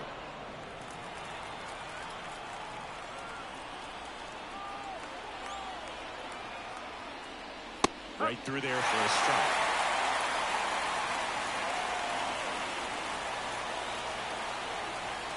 And the righty deals. Fouls it off, still 1-2.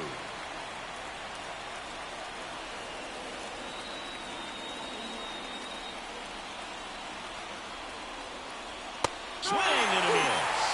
Slider got him for strike 3. No runs to it. Bottom half of inning number 2. Now the 4-hole hitter.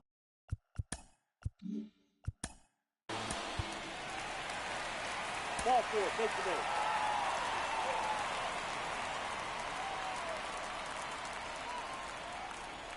Ball 4, take the base.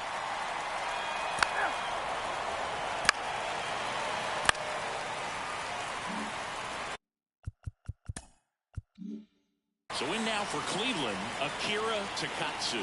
And Cleveland on top once in.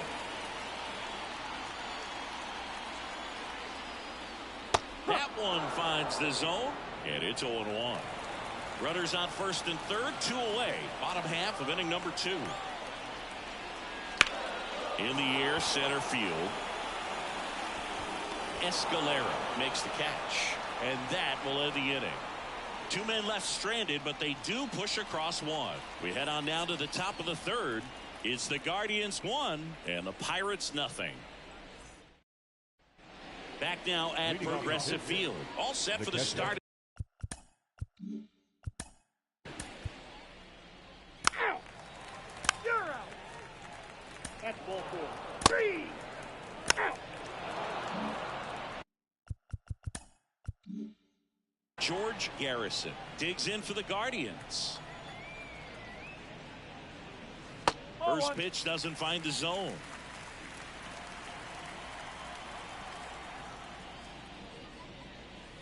And a strike in there.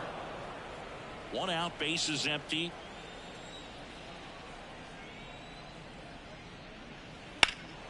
This one high in the air to left center.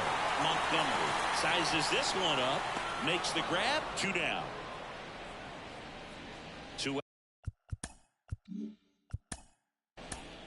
Out. You're out. Out.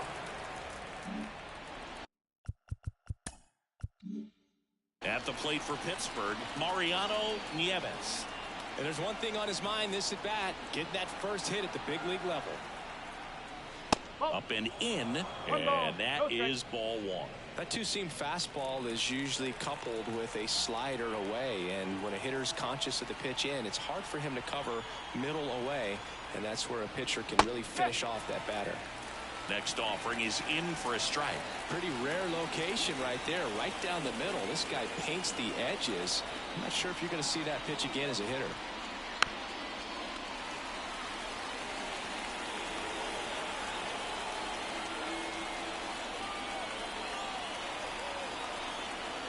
Kicks and fires. Gets a piece and stays alive.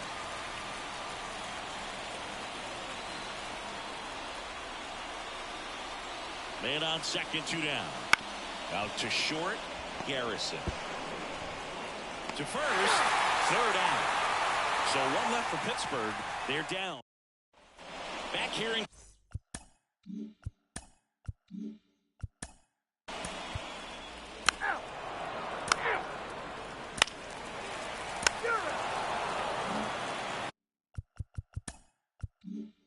To the plate now for Pittsburgh is the DH, D'Angelo Madison. Garrison back to work. Fastball for a strike.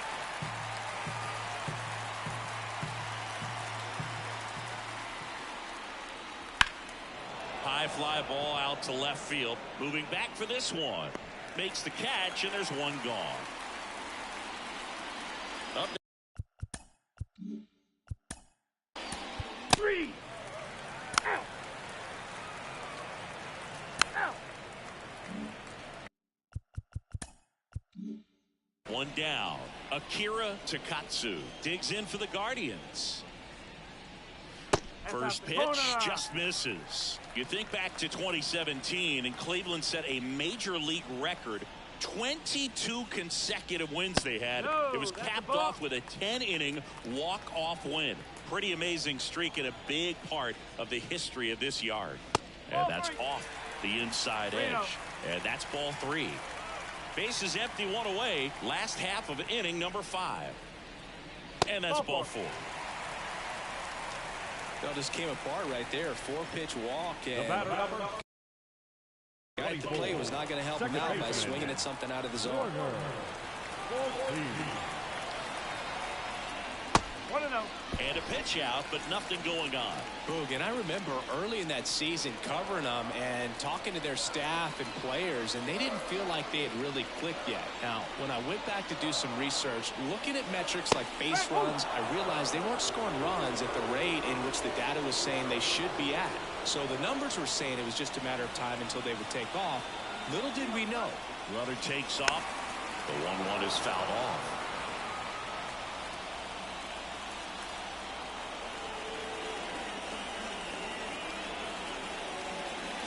Fights that one away. Still 1-2.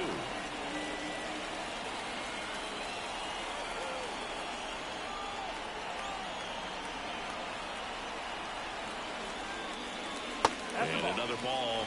Well, he might have to look for a different put-away pitch right here, too. He's already seen the curveball a couple of times in this at-bat, so might have it timed up and ready for it. Over to first, and he's saved.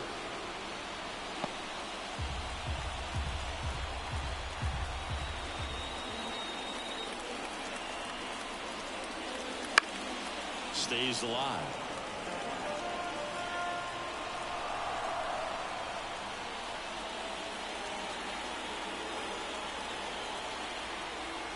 Runner goes again.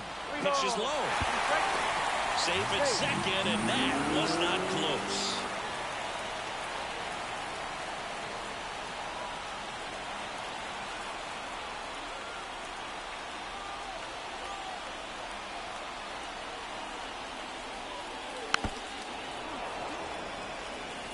Well, he's desperately looking for that swing and miss. He's going to have to just change speeds a little bit, try to move it around, create just a little bit of illusion at the end. Now a check on him at second, back safely.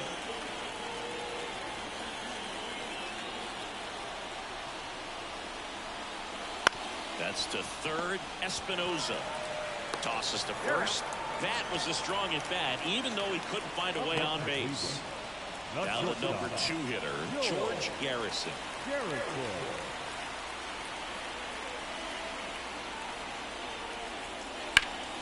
Fouled off down the right side.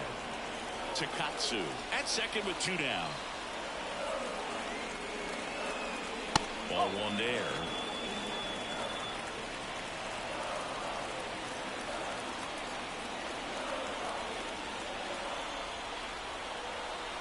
Cleveland up a run, looking for more. Throw to third. Ow! And that will end the inning. When you get thrown out at third with 2 outs, you kind of want to keep on running. Not a great decision there as it ends the inning. Here in Cleveland, digging in. 3, 0, out. Well, 1-run game. George Garrison digs in for the Guardians. And that's through there for a strike. All right, Siggy, trivia time. Back when this ballpark opened, 1994, one future Hall of Famer hit the first triple in the park, and another hit the first homer by a Cleveland player. Think you know who they were? Okay, I know that Ken Griffey Jr. hit the first triple here, but first homer for Cleveland. Give me a hint. Switch hitter. That's all you're getting. Oh, dude. Eddie Murray, no doubt. Bam! Now all even up. Cut on and miss. Struck him out. Now 1 away. Man, I really like the ability to bounce.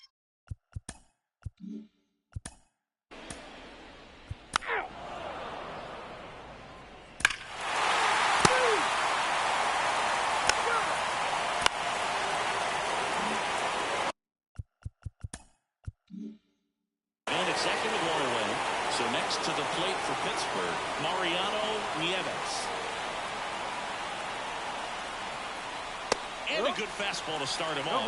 That's strike 1.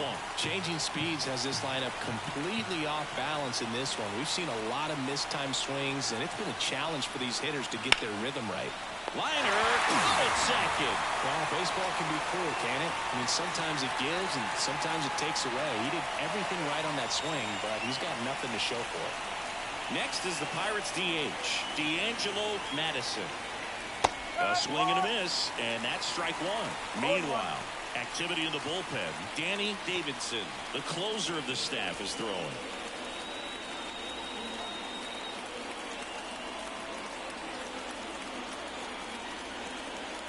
The tying run at the plate. And that one fouled off.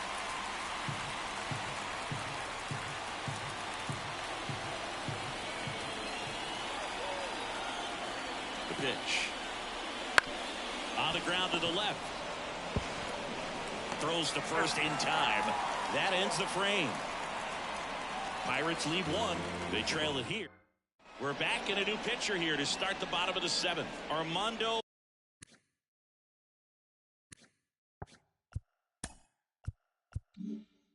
Pineda. And this is the best way to make your major league debut. No one on base. Yeah, you're already going to be a little nervous out there, so I think it's a nice job by the skipper to get him in here without any added pressure with traffic on the bases. Field lays off down low as he digs in for the 3rd time.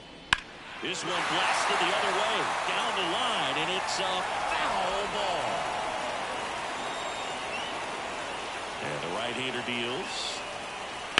Hammers that one, curling down the line, and foul.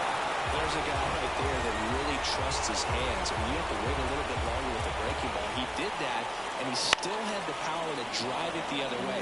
Just couldn't keep it fair. Hawaii to kick the pitch. And that skips in the dirt.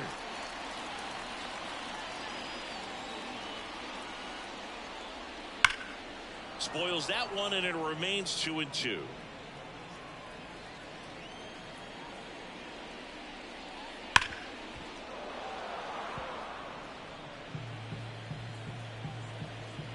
Right-handed reliever. And there's a hit. So he gets a hit after a long battle with the pitcher. The batter, the catcher, Abe Velasquez digs in for the Guardians. 1 for 2. That clips the corner. Pineda in his rookie season, just 19 years old. And he was born in Panama. Runner at first with no outs here.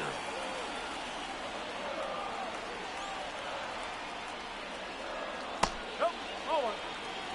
1-1.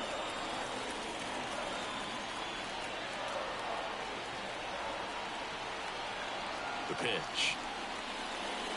And another ball.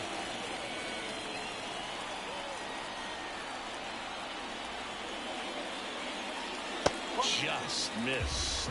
This is a really good feeling for a hitter. At this point in the ball game, you know that they don't want to walk you, so you're going to get a pitch to hit. You just better not miss it. 3-1, and he couldn't come up with it. And now the right fielder, Field. Well, now he's got 2 runners on after that walk, and things can get out of hand in a hurry in these situations, so he's going to have to find a way to get back into the strike zone. Looking for some insurance, or as our friends down in the South would say. Runners on the move. Foul ball there. No outs, runners at first and second.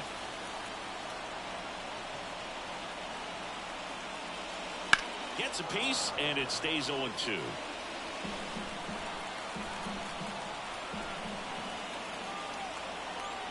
The pitch.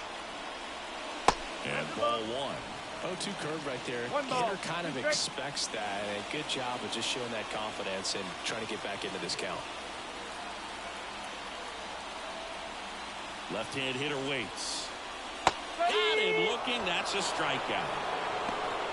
That right there will drive you crazy as a hitter. That pitch has no business being called a strike. It's definitely not what the pitcher was trying to do with the curveball in any count, let alone a 2-strike count. So the umpire right there, he's just rewarding a bad pitch. And up next for Cleveland, Akira Takatsu. There's the strike at the knees. 0-1.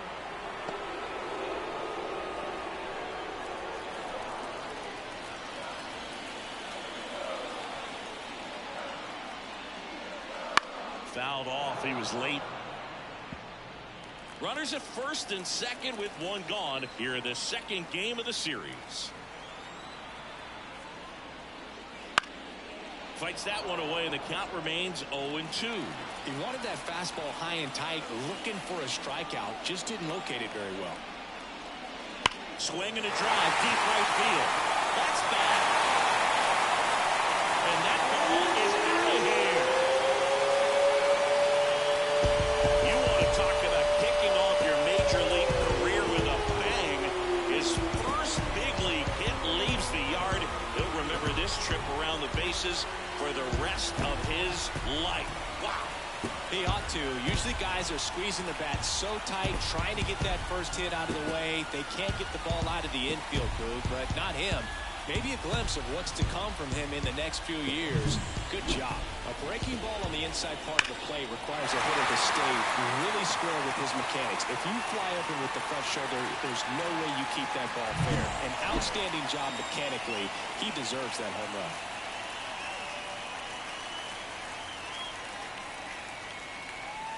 On the mound now for the Pirates, Benito Esquivel. Well, they need someone to stop the bleed and keep.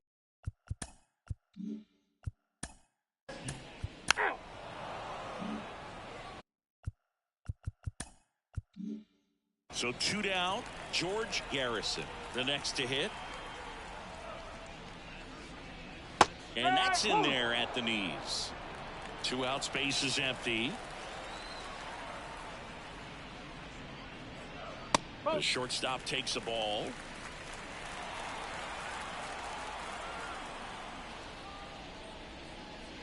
On the ground. Throw off line. He's safe. And a nice job there to keep it from getting away. Now the left fielder, Antoine James. 0 for 3 with 3 groundouts. Now move to first. And he's back in safely.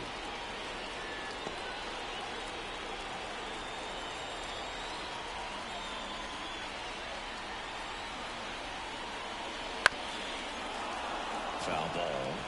Well, if he's going to steal second, you want him to go early in the count. That way he's not a distraction to the hitter at the plate. Go ahead and get it out of the way so the hitter can focus on the pitch. And makes the play, and that's out number 3. So they get 3.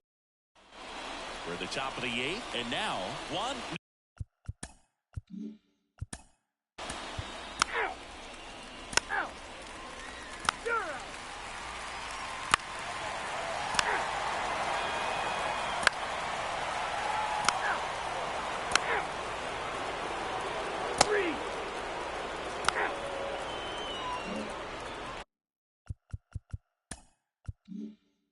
Miguel Carrara, the next Pirate to hit.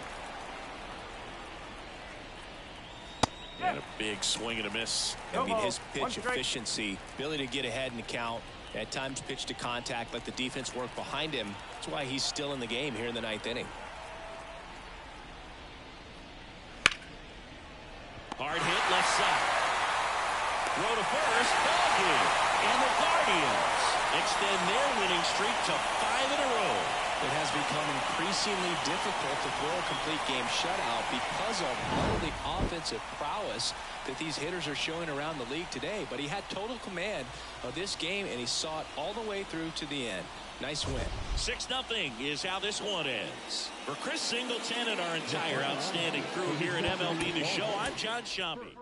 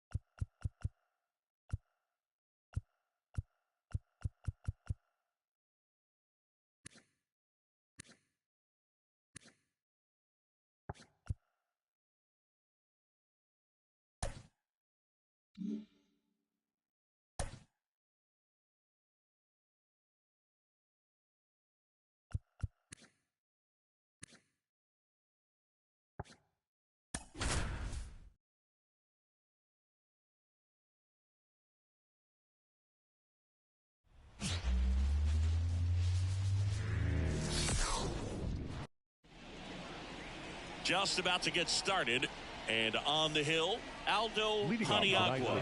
But Chris, he has an exact.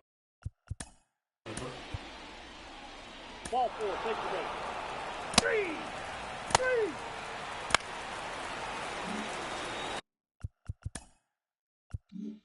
So to a board and 2 out, scoreless game. Now at the plate, Ken Moser, trying to pick up his first knock in the big leagues. That misses the zone. Ball 1. Castro, the lead runner at second. Figueroa on at first with 2 down. Late on that fastball. 1-1.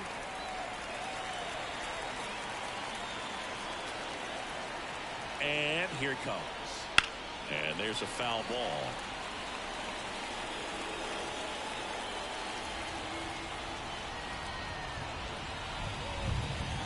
Swing and a miss, and that is that. So they strand a pair. Back here in Detroit, and today's starting.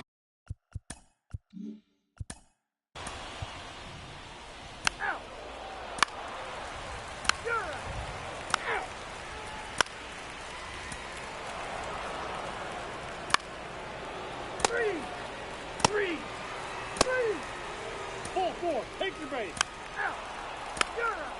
3. Out. 3.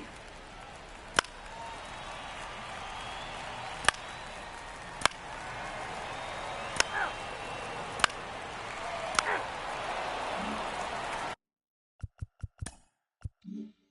And we're back.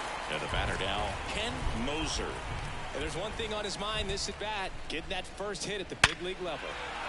Hit hard, base hit. So a man on base to start the inning. Ken Moser with his first major league hit, and this is a moment I'm sure he'll never forget. Congrats. Yeah, great moment for him and his family. A guy works so hard and has to wait so long for this to happen, and when it does, it can kind of be overwhelming, Boog. You still have to stay locked in on the game, but it's great when you could take a minute to just appreciate what you've done and how hard you've worked to get here. Next is the designated hitter, Jeff Luka. 1 for 1 with a single and a run scored so far.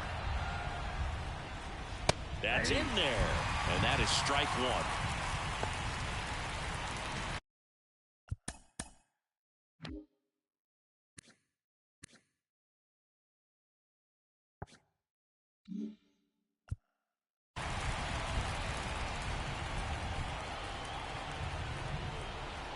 And a pitch.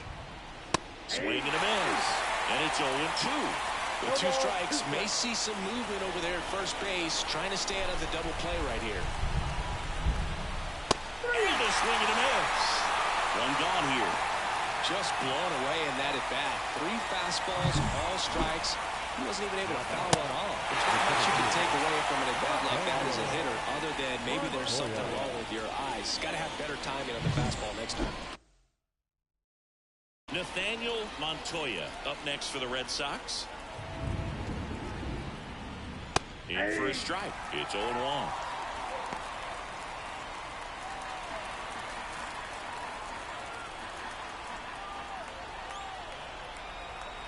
Right-hander kicks, deals. That one's upstairs, ball 1. And 1-1.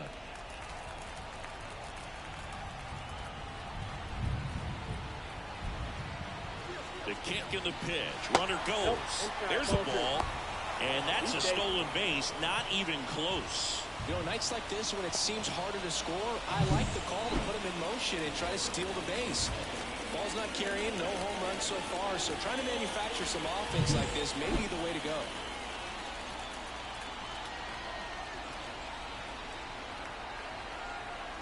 The 2-1. There's a swing and a miss. Well, when those hitters count, sometimes can be a little too aggressive, and a good pitcher will play off of that. He's got to get a better pitch to hit. And 2 out. Now at 10 Ks with still a few innings left, so expect him to add on to that total. And pitchers are looking to have a strikeout per inning. I mean, that's excellent work. The way it looks now, I mean, he's going to have a better rate than that in this one. So really good stuff working on the mound in this one. Here comes a pitch. That misses, and the count is 1-1. 2 outs, and 1 in scoring position. Popped up. Julio settles underneath it. Makes the play, and it's out number 3. Back in Comerica Park. And now it's going to be Kevin Strong. Penny back to work. Strong measures 5 feet 10 inches, 190 pounds, and he's driven in double-digit runs over his last 10 games. And another ball.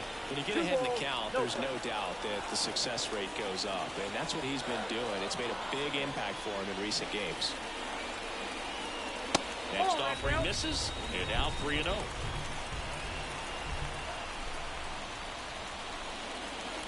And a strike on the outside edge. The pitch. Right through there for a strike. And boy, that was the pitch. 3-1. You want to be really aggressive on the fastball. Fouled off again, and it remains 3-2.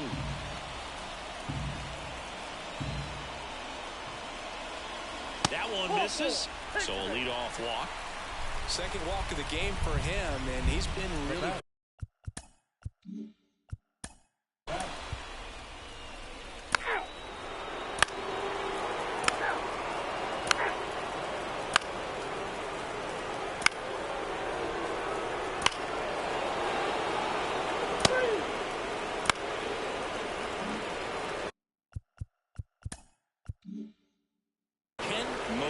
Up next for the Red Sox. 1 for 2.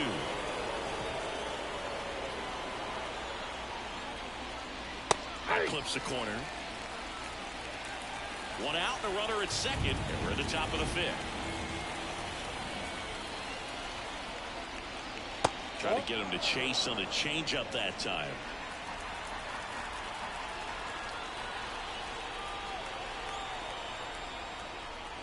Swings through that. He has a tendency to chase out of the zone, and that slider that's down, that's one of his money pitches to get that swing and miss. And misses inside. It's a good take.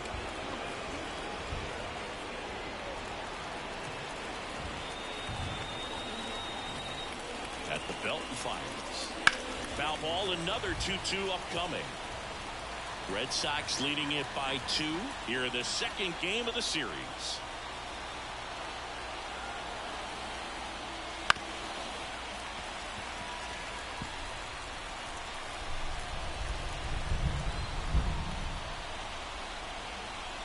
The 2-2 now. Spoils the 2-strike pitch, and he'll see another. Flew open a little bit with that front shoulder, but was able to slow his bat down just enough to make contact with that pitch. Keep the at-bat alive. Bounce to the left side, and foul ball. 9th pitch of the at-bat due next. Oh, great stop. The throw. It's there, and that's a great play. Third basemen have to be so quick with their first-step reactions. Hot shots like that. That's why they call it the hot corner. That's a perfect example, though.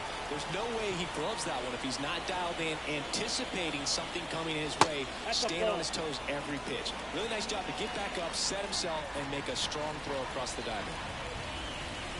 2 outs. And that one a little below the knees. And that's ball 2. Tigers bullpen with some action. Number 31 up and loosening in the pen. Number 35, the lefty, warming up as well. That misses, and now 3-0. Nathaniel Montoya on deck for Boston.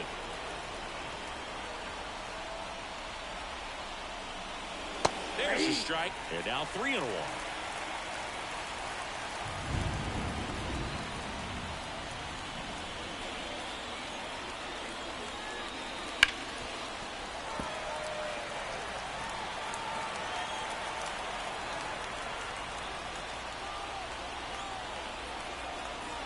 Righty to the plate. Down the line. Roberts makes the play, and that is that. And welcome back to the ballpark.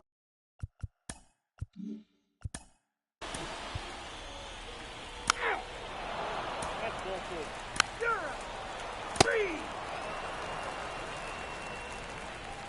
Now pitching for the Tigers. Number 31. 3. Ball 4. Take your base. 3.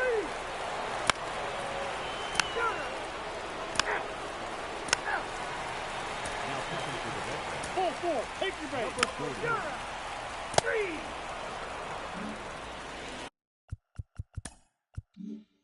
Ken Moser now at the plate. 1 for 3. Fastball for a strike.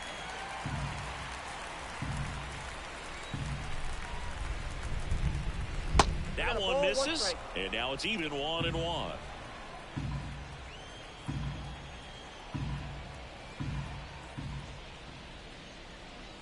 On the ground to third, and that chance handled. Fires over to first, and that's one away as the leadoff man is out in the 8th. Jeff Luka up next for the Red Sox. Luka.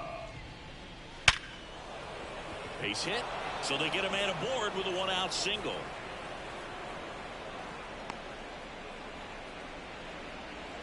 Now batting. Center field. Now.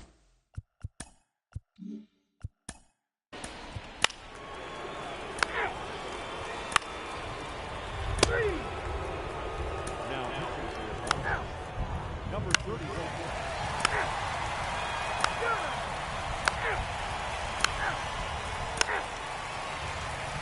Now pitching for the Browns. Back here in Detroit.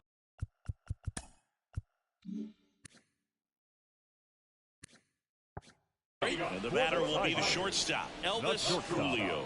Elvis Julio. And first offering is fouled off.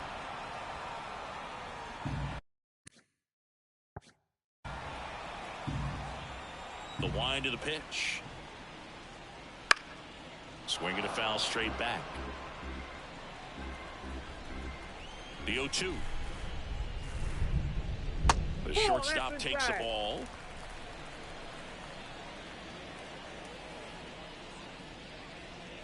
Just misses the mark outside the zone. Really good take, especially with 2 strikes. Starting to go after it. Now a look down to first. And he went around. Ruled a swing. Well, that right there is what you want to see out of your closer. Come in and close the door. Cancel any hope that opponent has in making some type of comeback in the ball game. Tell you what, that helps him settle in, and that helps everybody else relax a little bit to get these other 2 outs. They hope he's the guy to spark a comeback. He tends to play better when his team is behind, so why not him? It's up empty. Base is empty, 1 away. Here in the last half of inning number 9. Swings through that one. It's a strikeout. No, it's kind of tough right here. Closer comes in and he strikes out the first 2 hitters. It's hard not to feel defeated and that this is going to go quickly. But you got to go up there, maybe try to find a way to choke up on the bat, spread out, put the ball in play, and maybe you can extend this inning.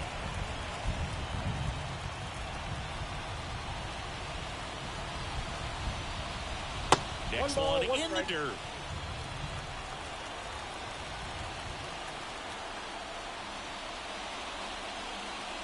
On the ground, right side. And it's through for a hit. So now back to the top of the order. Not much to this one other than just a willingness to go the other way and put the ball in play. That's a team to bat right there. Nice job of staying back and letting the ball get deep. And now they've got some speed on first, so we'll see if they try to get him into motion. So the lineup flips over, and next to him for Detroit, Field. Pitch is in there. Strike 1. Well, if he's going to steal second, you want him to go early in the count. That way he's not a distraction to the hitter at the plate. Go ahead and get it out of the way so the hitter can focus on the pitch.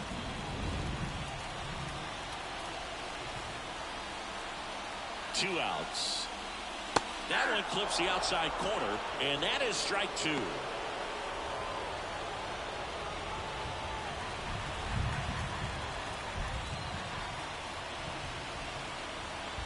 Harmon is just 1 strike away. Missed with a changeup. That's ball 2.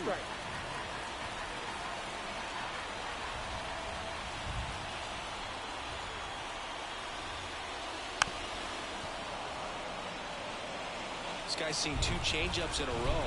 Could be a little vulnerable for a fastball right here. Here's a 2-2. I count this full. Pressure mountain right here with the tying run and the on-deck circle. He's got to find the strike zone. The Tigers trailing by 3. We're in the last half of the 9th inning. And it's ball 4. He missed down low. Not what he wanted to do there, Boo. That keeps this inning alive and gives this offense a good chance to cut into their deficit. So 2 on with 2 away. Now the third baseman, a strikeout and a walk.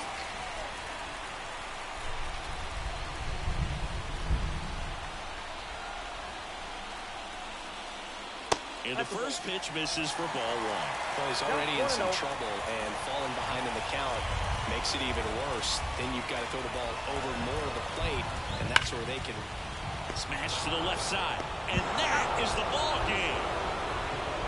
The ball for his first career save deserves to be on display at his house. I mean, it's kind of like when a restaurant frames its first dollar bill somewhere on a wall. You just can't forget your first save. And your final score, 5-2.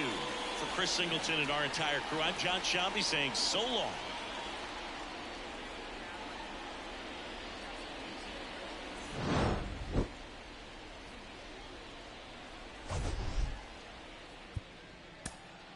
The final line score for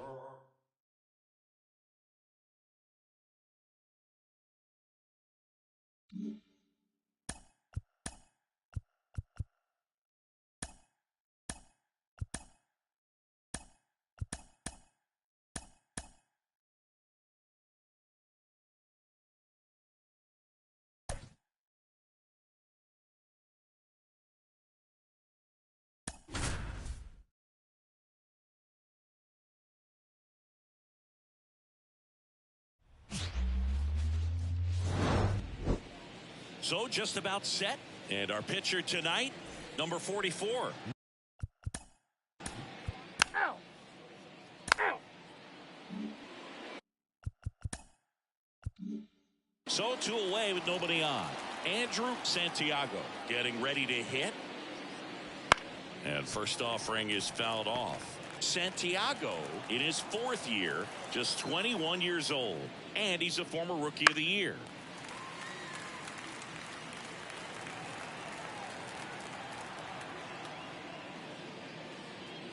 Next offering is outside.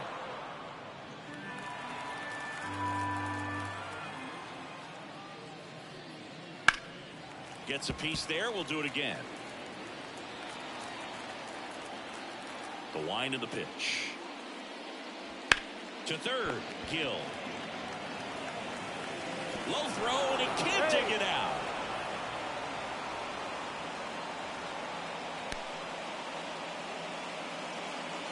And next will be the cleanup hitter, Danny Benton. Looking for his first big league hit right here.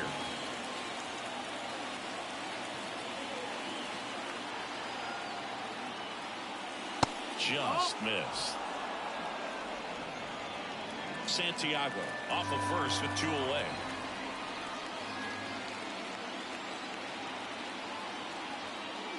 Next offering is in for a strike. That fastball, even though it's up, that's the velocity you want to go after. Low 90s, a lot better than trying to hit the high 90s. Swings and misses. And the count 1-2. So far, all we've seen in this at-bat are fastballs. Look for him to slow it down right here ahead in the count. And a ball evens the count. It's a good take.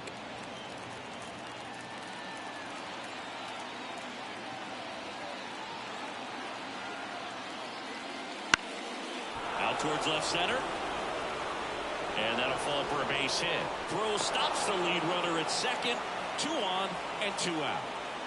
Danny Benton with his first major league hit. And this is a moment I'm sure he'll never forget. Congrats. Yeah, great moment for him and his family. A guy works so hard and has to wait so long for this to happen. And when it does, it can kind of be overwhelming, dude. You still have to stay locked in on the game, but it's great when you can take a minute to just appreciate what you've done and how hard you've worked to get here. Here's the Toronto catcher. Not getting the results he's wanted at the plate recently. Only 2 hits over the last 5 games. And that one hammered. That's got a chance. And in one hops the wall. 1 run across. Another scores. 2 runs in on the play. It's 2-0. Well, that started and ended pretty quickly. No messing around right there. I love the approach he had right there with that pitch. Not trying to do too much, but still looking to drive it, and that's exactly what he's able to do into the opposite field gap for the double.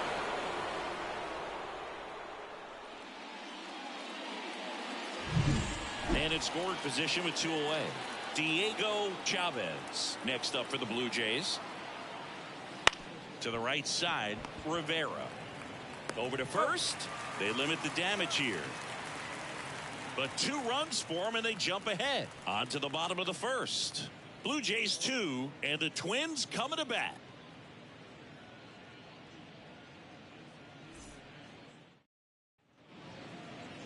Back here with my pal Singy. And towing the slab in this one, Jim Wheat. And Chris, he's a guy that gets better when things get tough. Yeah, his batting average against is actually better when he's in a jam. So we'll see if he continues to dance his way out of danger.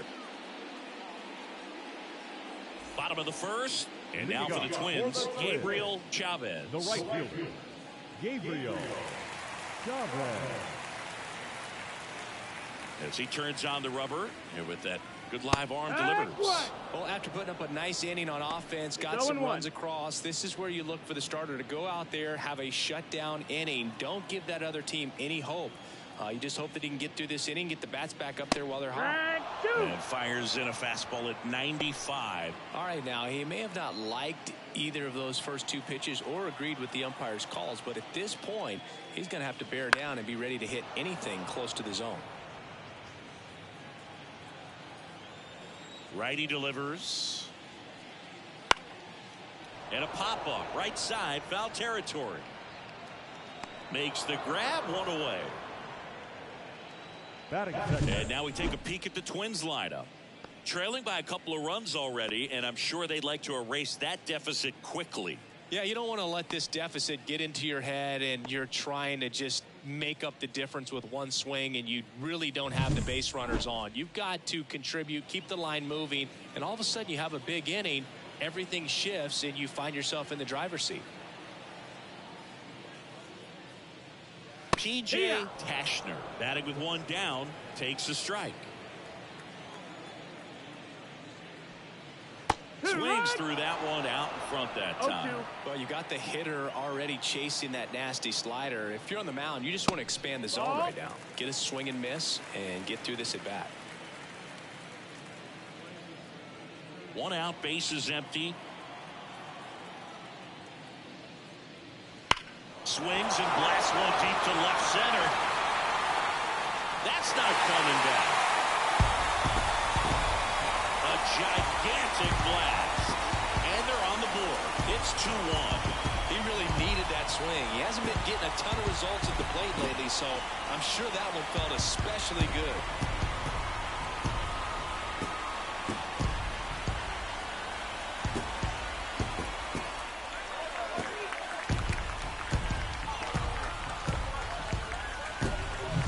That's exactly the pitch he was looking for. Crushes it and hits it out of the ballpark.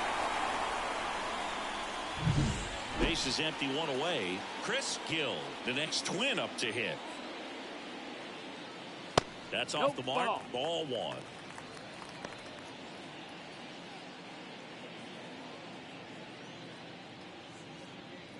Home team down a run here in the second game of the series. So 2 balls and no strikes. Maybe a little less aggressive on the mound right now after that home run, Chris. Yeah, it seems that way. You know, pitchers, they can come out, feel good, but then all of a sudden get touched up a little bit, and they start trying to throw instead of pitch. They're not trusting their stuff.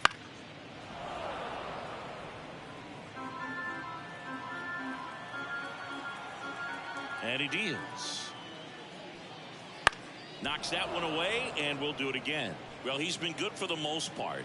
Is it going to take someone going out to the mound to maybe refocus him a bit? No, partner, every pitcher's a little different. I liken it to you. Sometimes you come in and you're not as focused, and I kind of do what it takes to get you on track, and then you have a great show. So perhaps it's the same with him. Nobody really wants their rhythm broken up, but sometimes they need a little pick-me-up. So now it's the full-hole hitter, Randall Bunning.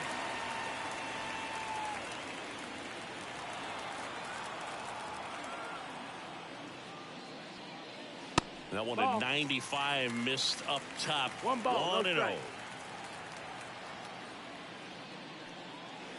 Line drive, fair ball.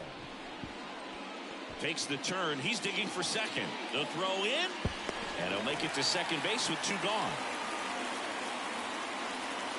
He got a pitch he could drive, but he didn't get too excited like a lot of guys do and pull off the baseball. Really good timing all the way through the swing, and the barrel was so on plane with the ball. Easy drive into the gap for that double. So a man aboard. So up next for Minnesota, Boone Berry, known for his rocket arm behind the plate. In the air to left center. It gets down, a base hit. Throws to second. The tag, and they cut him down, going for 2. But 1 run does score in the play before the inning ends. They get 2 and draw even again. On to the second for Minneapolis. We are tied 2-2. Top of the second, and now for the Jays, Fielder. And that's in for a strike. Well, after scoring runs, this is where you're looking for that shutdown inning. Get that hot team back in there to swing the bats.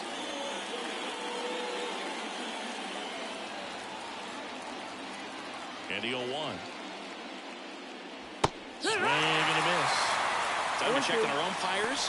Earl Hendricks calling balls and strikes. Yeah, well-liked umpire, Boog. Pretty consistent with his zone, so if you're familiar with him and how he works, you won't get too surprised by anything. Sometimes he'll give a little bit off the corner, but nothing too crazy at all. And that one is inside ball 1.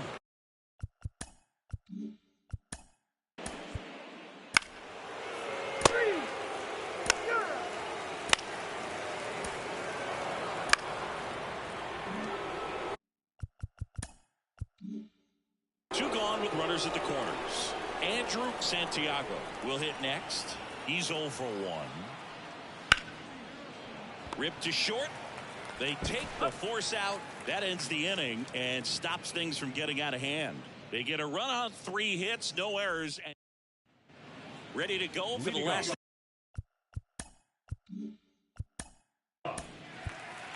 4-4, take your base. Ow.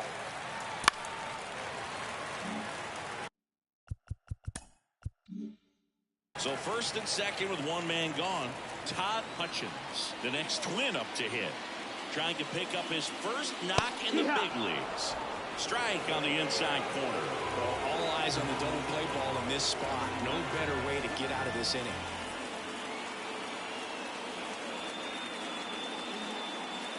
That one the other way, and it's just foul. That was close.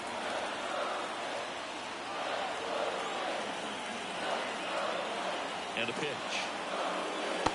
1-2. Good miss with that changeup away. He needs a ball on the ground for a double play. Minimize the potential threat right here. On the hitter's side, nice job of laying off that pitch. On the ground to third, Chavez.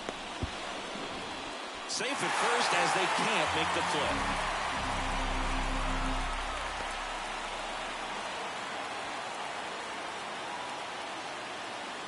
And here's the Twins leadoff guy, Gabriel Chavez. Golden opportunity right here.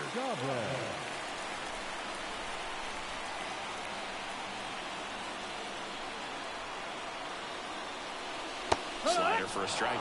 I think ultimately you want to tie him up, get the ball in on the plate so that he can't get the barrel to it and hit it to the outfield. Next offering is in for a strike.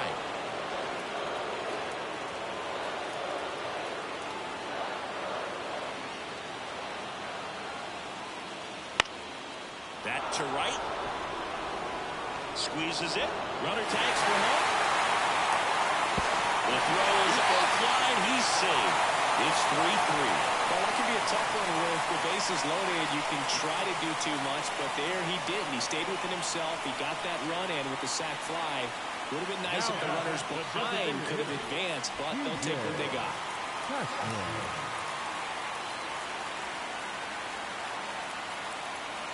That's a little bit low. Wow.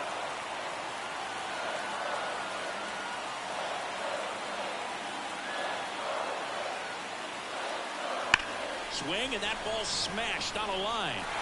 Dives, but it kicks off his glove. In comes the run from second. It's 4-3. Well, a swing like that can help you come out of the struggle. We saw the numbers coming into the ball game, but all he's trying to do at this point is help his team win. So 2 outs with runners on the corners. Chris Gill digs in now.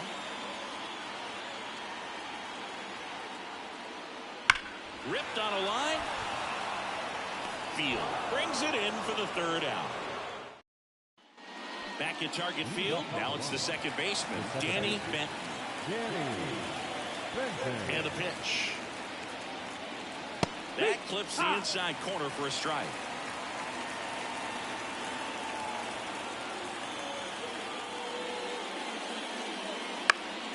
And a foul ball. And a pitch. Swings and misses. It's a strikeout. Chase the fastball up the ladder for strike 3.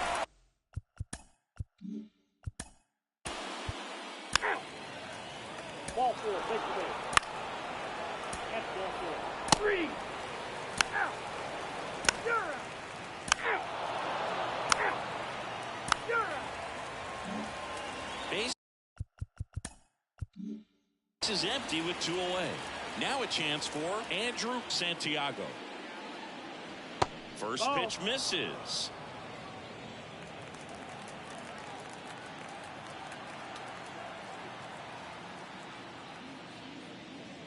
Right through there for a strike.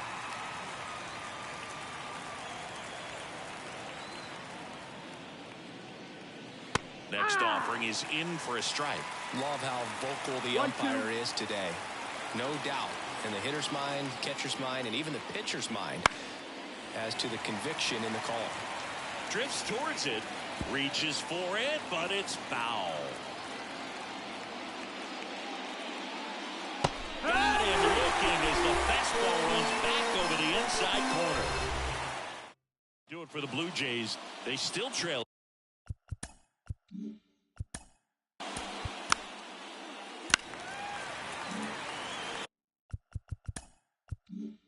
Man at first with one gone. Digging in is the switch inning outfielder, Todd Hutchins. And there's one thing on his mind this at bat, getting that first hit at the big league level. Pickoff throw, and he's back in on a dive. Hutchins goes 5 feet 11 inches, only 18 years old, and he's usually in right, today starting in left. The 1-0. Swing, and that's ripped towards right center. Fielder makes the catch.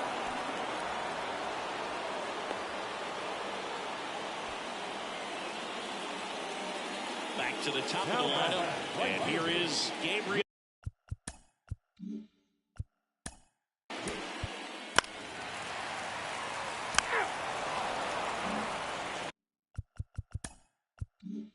Back in Minnesota. Now here is Danny Benton. The wind and the pitch. And there's a ball. 1-0.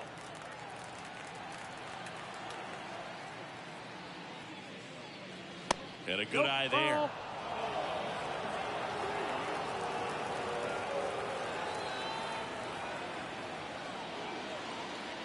That's inside.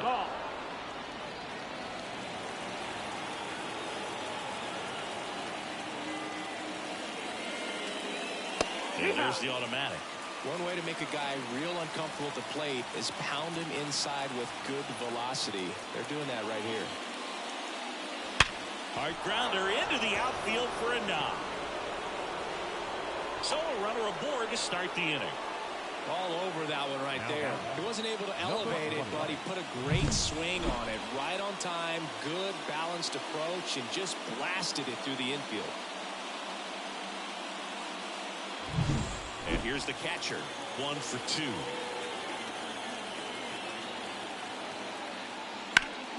That's a bullet, but it goes foul.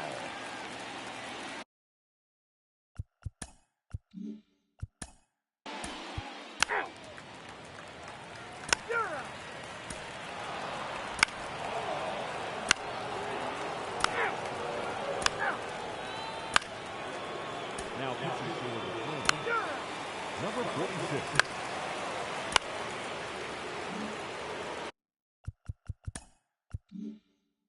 So up next for Toronto, Andrew Santiago.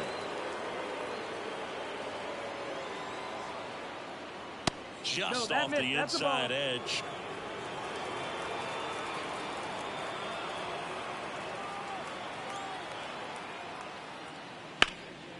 And a foul ball.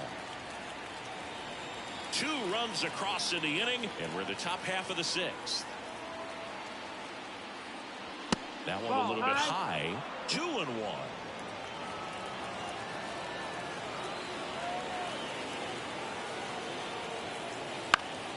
Foul ball there.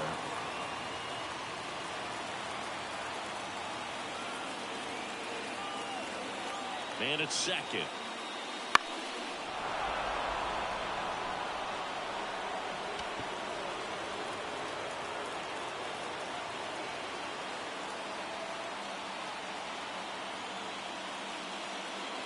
Still 2-2 after the foul ball.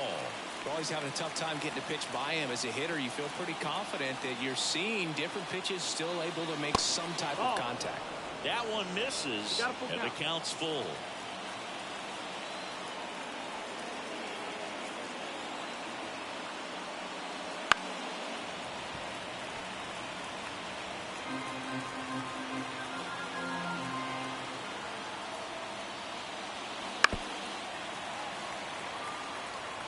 Grinding AB right here, about to see pitch number 10. And a ground ball to first.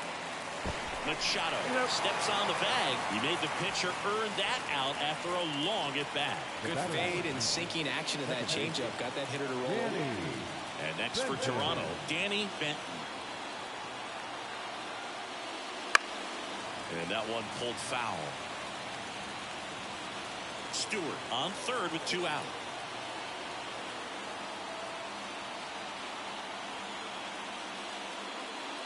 That one finds the zone, and the count is 0-2. Activity in the bullpen. Number 45 getting ready to go. Number 35 getting loose as well. And down on strikes. Inning over, and it could have been worse. They get back down for the bottom of the 6th, and there's a new. Three.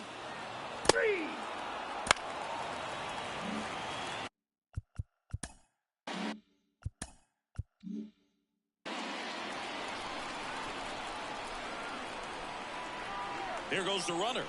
Pitch in for a strike. Go to second. Ow! And that'll end the inning. The catcher definitely looked. Welcome back. We're in the 7th. We have a new pitcher on the. Out. 3. Out. And welcome back to the ballpark. And now Todd Hutchins. This one in the air right field on the move. He's got it. 1 away. Now. 4. Take the base. Out. Ball 4. Take the base. 3. That's ball 4. Out. Now pitching for the Blue Jays, number 31.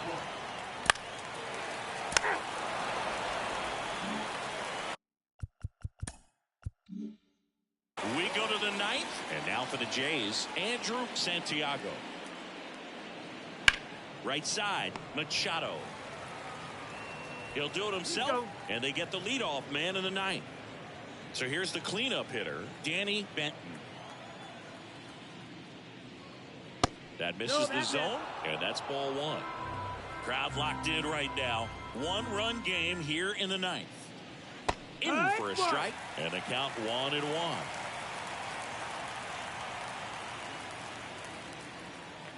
And that one clips the corner. That big curve inside is a pitch that can buckle you a little bit. Looks like a fastball out of the hand and then just drops over that inside part of the plate.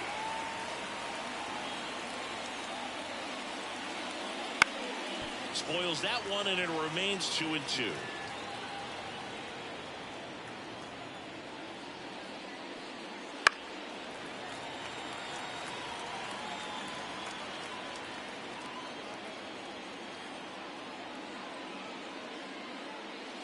And there's the ball. Caught a break right there. Pretty good pitch in the outside corner.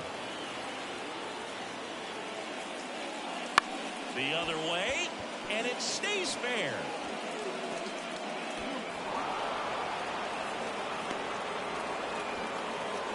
Having himself a really nice game at the plate. He really shot that one down the right field line and somehow found a way. Number 35 gets the ball now.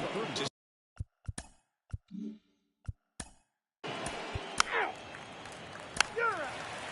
Now pitching for the Blue Jays, number 35.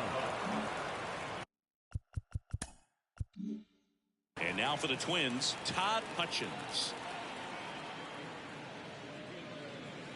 And the slider catches the zone.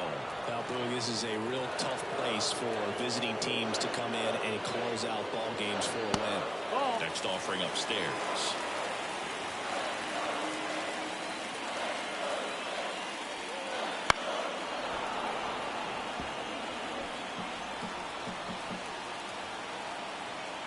The Twins down to their final strike.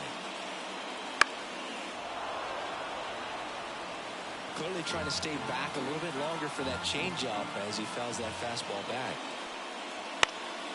Swing and a pop-up on the move. And he's got it. Ball game. And the Blue Jays hold on to win a tight one as this one ends as a 1-run ball game. Playing meaningful games in September is always exciting. A win today, first day of the month. This will just add more.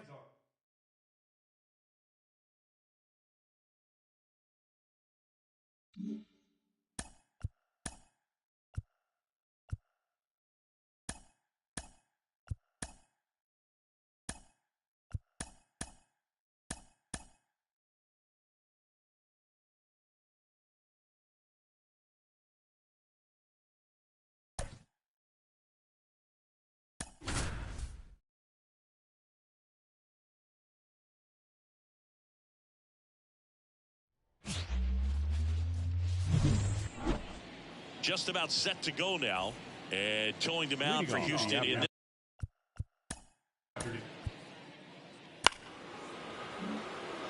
Here's the rookie right fielder, Eric Rainey.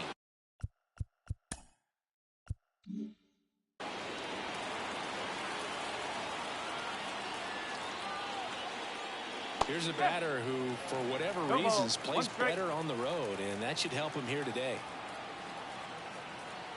Kicks and fires. That one off the mark, and the count even 1-1. Nobody out, runner at first. Step off throw to first. Gardner dives and can't get back in time. He's picked off. So much for the first hit right there. Good move, and he had him leaning all the way.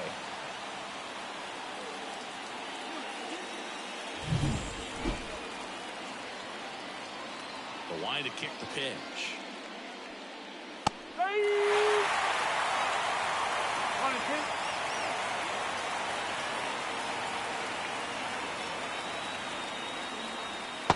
Misses off the play.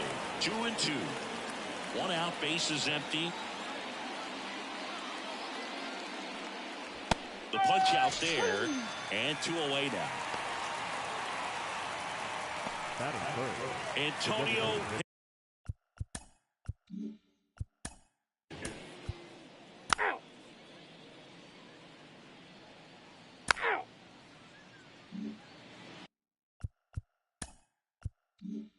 So 1 out, nobody on.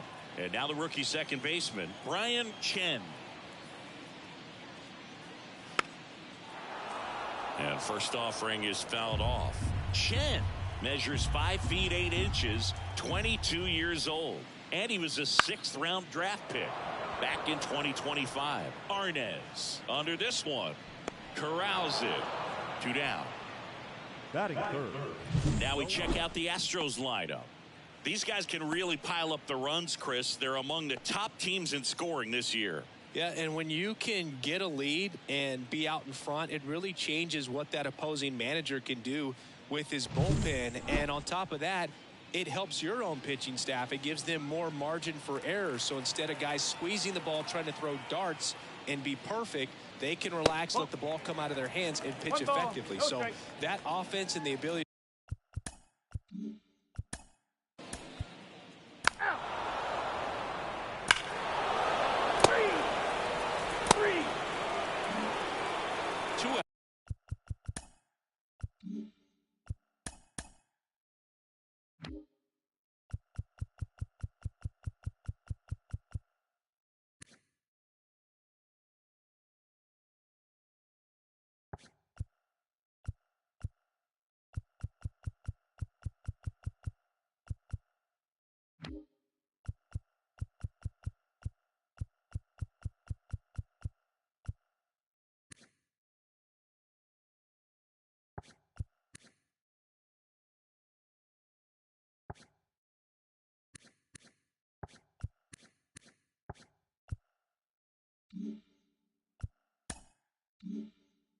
Outs, nobody on.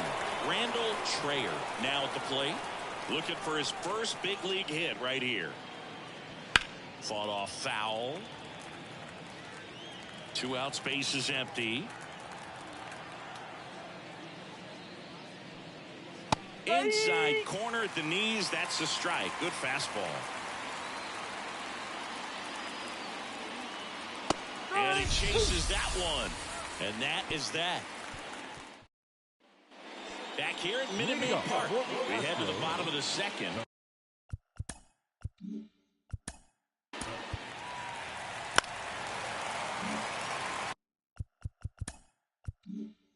Kenny Aaron up next for the Astros, trying to pick up his first knock in the big leagues. On the ground, right side. Whips it to first. That's one out the bottom of the second. That's a good piece of hitting right there. It's early, but he's...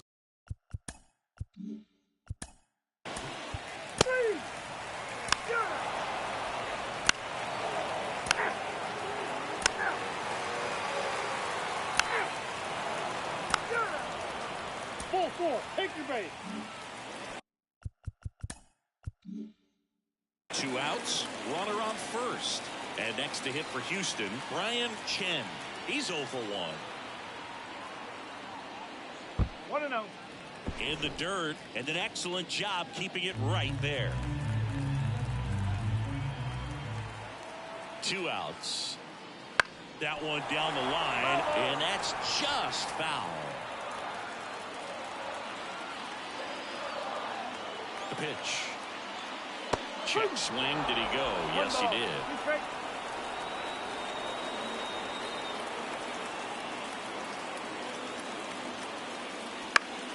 Foul ball, still a 1-2 count. The Astros down by a run here in the last half of the third. Got him looking. Inning over. So the Astros lead 1. They still trail.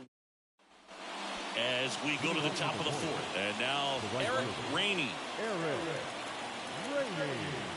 Lima back to work. Rainey, just 19 years old. And he's been on a good run at the plate, hitting over 300 in his last 10 games. That one misses, and that's ball 1.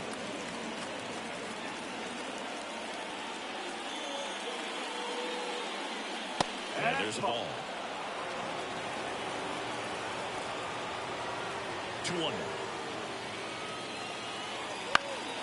That one fouled off. Pretty good pitch there to take a rip at. He wants to get his arms extended. He likes the ball away from him a little bit. Just not able to square it up.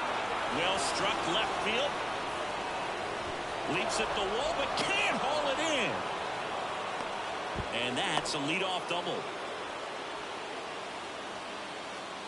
And that hit carries a little extra meaning, Boog. It keeps his hitting streak going. He is dialed in at the dish right now.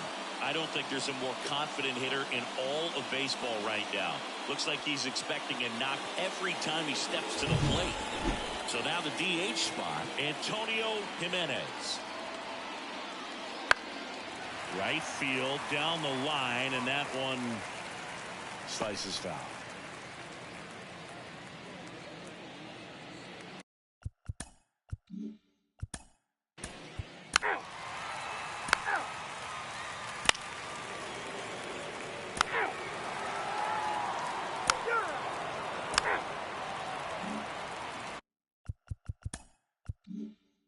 So next up for Houston, Kenny Aaron. And there's one thing on his mind this at bat, getting that first hit at the big league level. And a foul ball.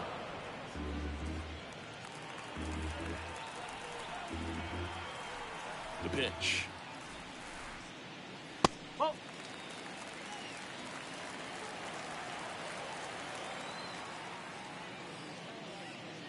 And a swing and a miss. 1-2. 2 down, nobody on. Here in game 3 of this 4-game series. The next pitch misses, and the count is even 2-2.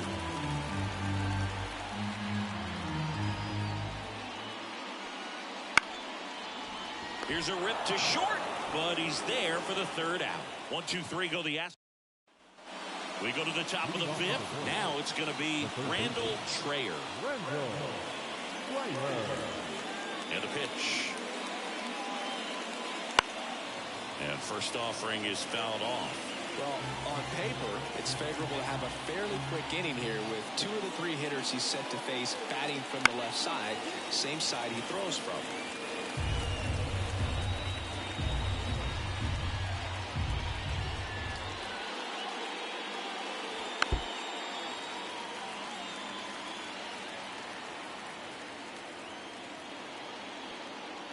And here it comes. And that one almost hit him.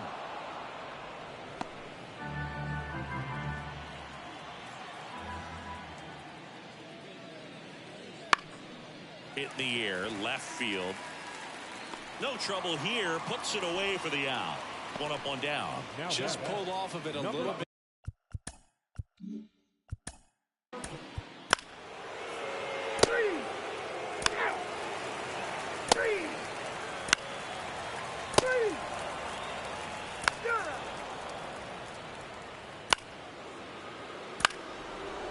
Now pitching for the Astros, number 51, Chris Samuel.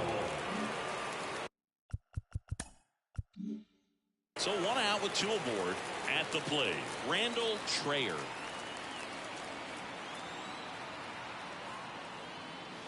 First pitch doesn't find the zone. 1 ball, no strike.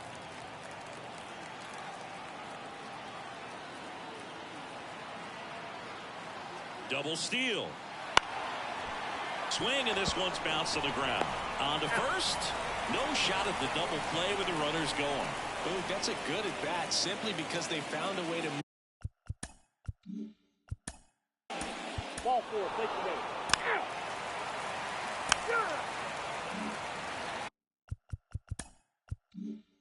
One out, base is empty. Here's the second baseman, Brian Chen. A little bit low. Base is empty, one away here in the bottom of the sixth.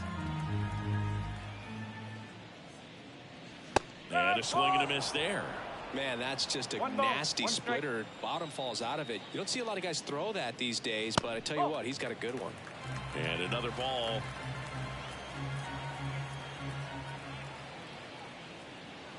And that clips the inside corner.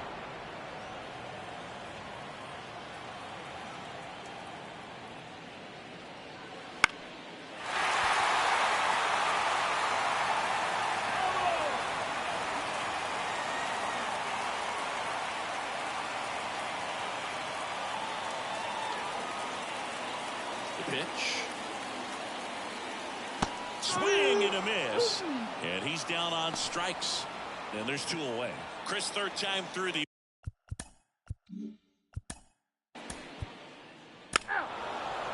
That's ball 4. Ball 4, take the base. Ball 4, take the base. 3. Out.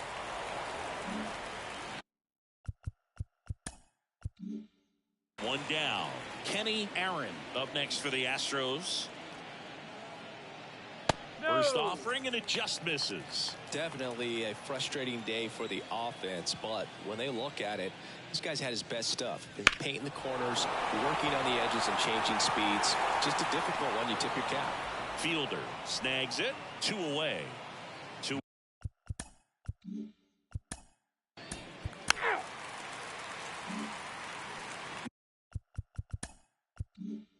New inning getting started. So up now for Kansas City, Randall Trayer.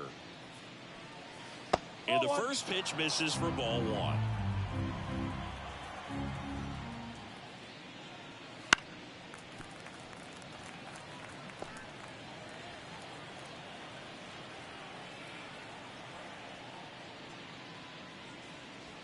And another ball.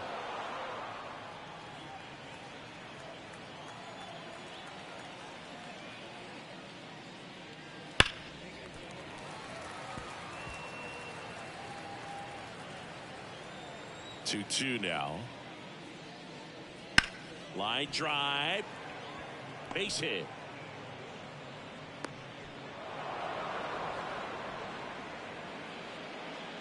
Randall Trayer with his first major league hit, and this is a moment I'm sure he'll never forget. Congrats. Yeah, great moment for him and his family. A guy works so hard and has to wait so long for this to happen, and when it does, it can kind of be overwhelming, Boo. You still have to stay locked in on the game, but it's great when you could take a minute to just appreciate what you've done and how hard you've worked to get here. Here's the shortstop at the play.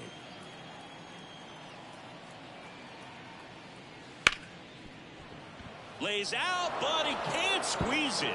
Safe at first as they can't make the play. Clearly seeing the ball very well in this one. Really good swing right there.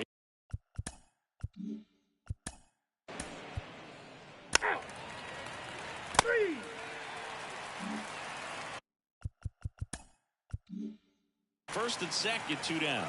Now the number 2 hitter, Eric Rainey. First pitch, and he just misses.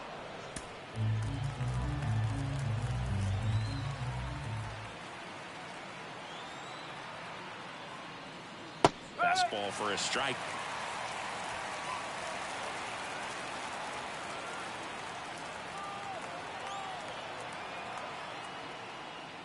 Up and in, 2-1. Tough spot right here. A couple runners on. 2-ball count.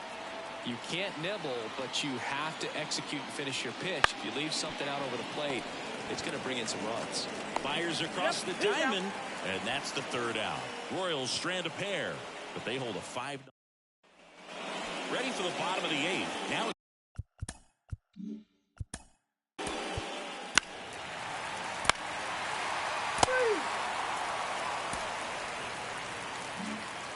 so the Houston lineup turns over. Richard Cavanaugh.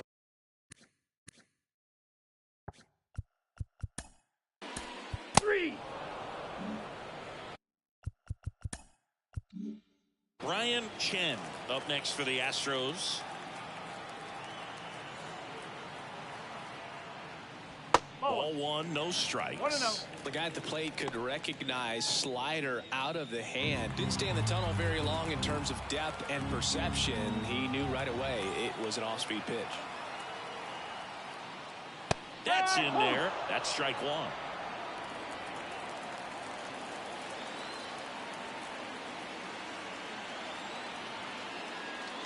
And that one off the outside edge.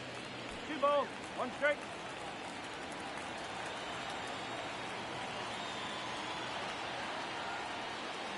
That pitch clips the outside corner. And the count is 2-2.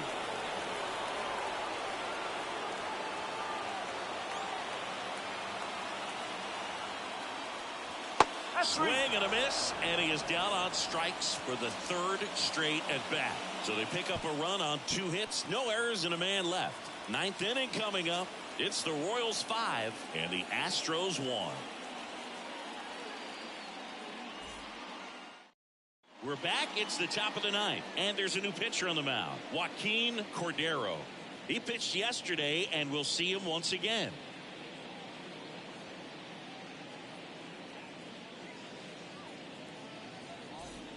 And now the DH, Antonio Jimenez, 1 for 3. Antonio Jimenez. The pitch. That's inside. Ball 1. Activity in the bullpen for Houston. Number 35, the left-hander, up and throwing. Number 36, getting cranked up as well. And the right-hander deals. And it's fouled away.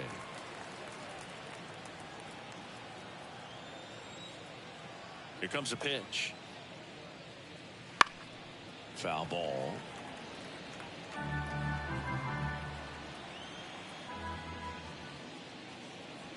Just misses. It's 2-2. It's a good take.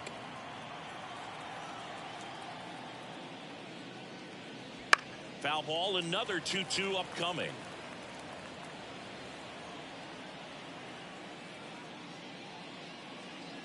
Just misses with that one. Close pitch there, and he's kind of wondering where it missed. You know, getting a feel for each umpire's strike zone is something that pitchers and hitters really have to think about and work on from game to game, and sometimes from at bat to at bat. High fly ball out to center field. Cavanaugh makes the grab. 1 down. You're out. Out. 3 out. So 2 away with nobody on. Kenny Aaron will hit next. First pitch misses.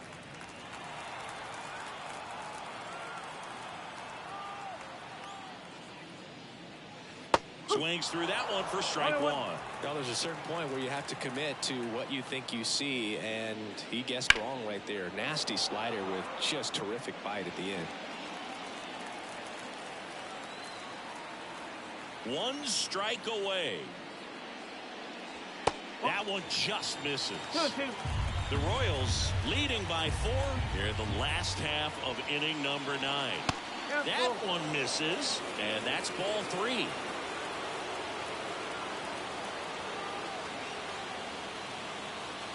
Good plate appearance there.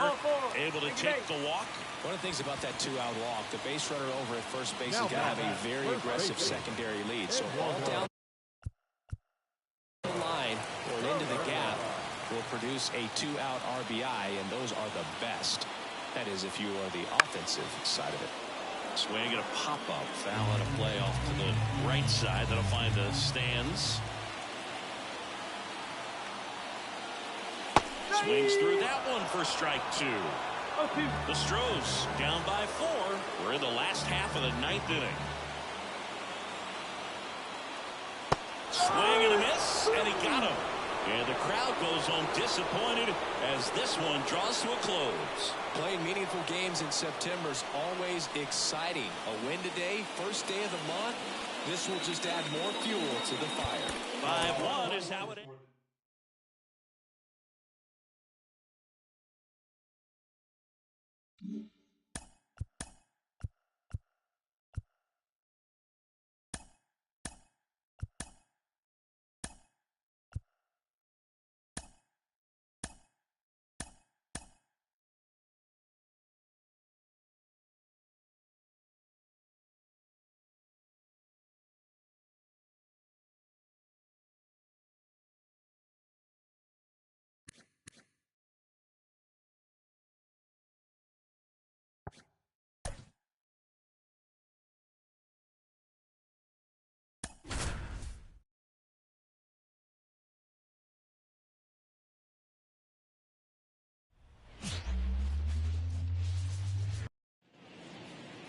Just about set and towing the slab here, Rafael Ortiz. Well, you can see his whip is a little above the league average. Not bad, but I think in this one he's going to need to control that a little bit better. Try to limit hitters from getting on base. Stay in that windup instead of the stretch. And when he does allow base. And now we check out the Mariners lineup. Joe Garrison up next for the Mariners. He set a new career high in home runs this year. And Siggy, he's just trying to set the bar as high as possible now. Pitch in the dirt, and it's 1-0. 1 out, bases empty. Line drive, and that's a base hit to right. I'm sure he feels really good about that one. Solid swing from start to end. On time with everything. Really good balance. Nice extension. And he met it out front for the line drive knock. And now let's see if they force some action with good wheels on the bases. And now Eric Vargas. That's a strike. 0-1. Vargas getting to start at the hot corner. Hitting third in the lineup. And he's a former Gold Glover in the American League.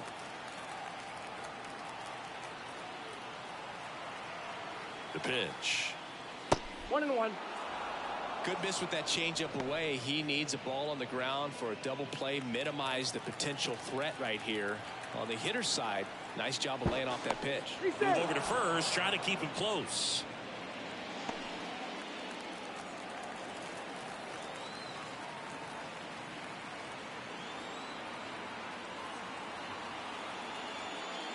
That's in there. And the count 1-2.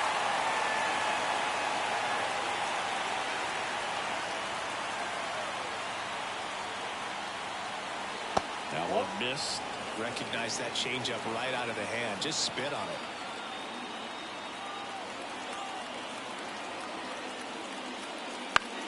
Ground ball left side. Over to second for 1. And that's 2. 1 hit in the inning, but no one left. And now the Angels will get their first opportunity in this one. No score.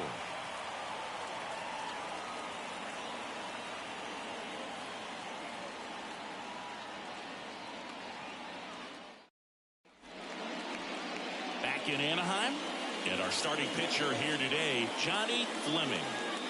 Yeah, and his whip tells you he's been pretty effective this year on the mound. I mean, opposing hitters having a hard time getting on base and then being able to really distract him and do damage in terms of getting around the base path. So, taking the mound, this is a guy you want out there if you're his teammate, and I expect him to be good in this one.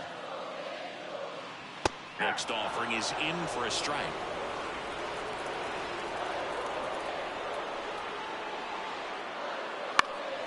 He swings and hits a fly ball center field. Hauls it in, and there's one away. David Shibuya, the next to hit.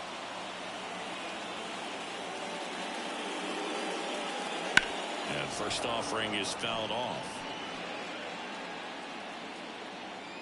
One down, base is empty.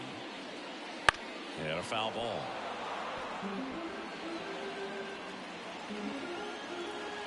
Left-hand batter waits. That one out to right. Garrison sizing this one up. He makes the catch, and there's two down. And next for the Angels, Ramon Campos. And that's in the dirt. Two outs, base is empty. And that one is lifted in the air. McAlpin sizes this one up. He's got it. And that is out number 3. Back here at Angel Stadium. Second inning set to go. Stepping in, Lee Young. The wind of the pitch. Here's a high fly ball out to center. Nyemula in position. And it's caught for the out. Here's the left fielder, Lyle Piper.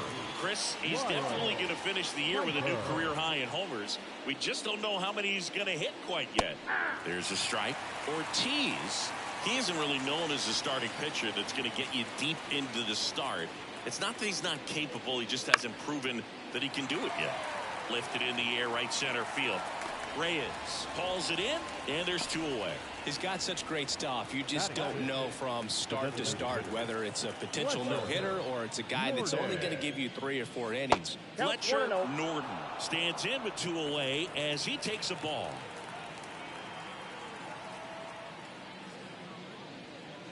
There's a strike. But for the most part, with that kind of stuff, you expect him to get to the middle of the ball game. 2 down, nobody on. And another ball. What does he need to do in order to get deeper into the game?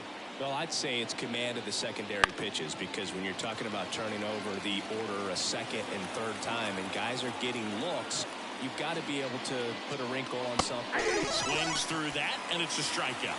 And it's a 3-up, 3-down inning. Mariners go down quietly there. We'll go to the bottom of the second. No score.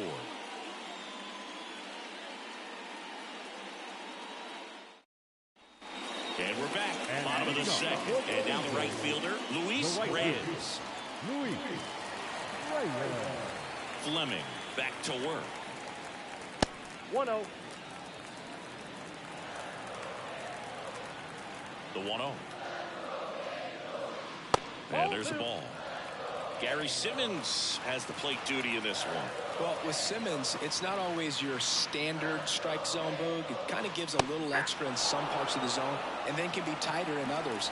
But I think the important thing is he doesn't get labeled as inconsistent, so you got to stay ready up there. Yeah, one of those umpires, you just have to know what to expect, right? Exactly.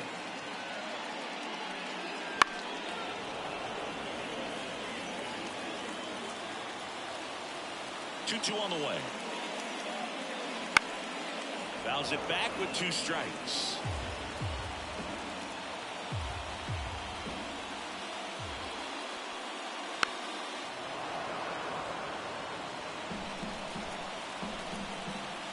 And the righty deals. Battling here as he fouls it away. 5 foul balls in a row. I have no idea what that feels like, but you got to love this battle. Just wondering who's going to blink first. That's foul off to the right side. Keeps the AB going. And he deals. And that one is inside.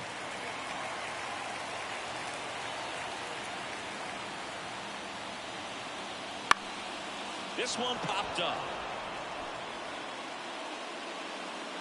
Jan calls it in, and there's one away.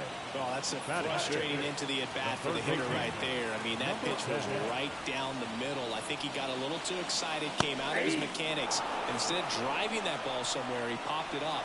Unfortunate for him. They'll score here in the second. Hard hit, right side. Sends it to first. Already 2 out here in the home half of inning number 2. And next for L.A., Fletcher Kaiser.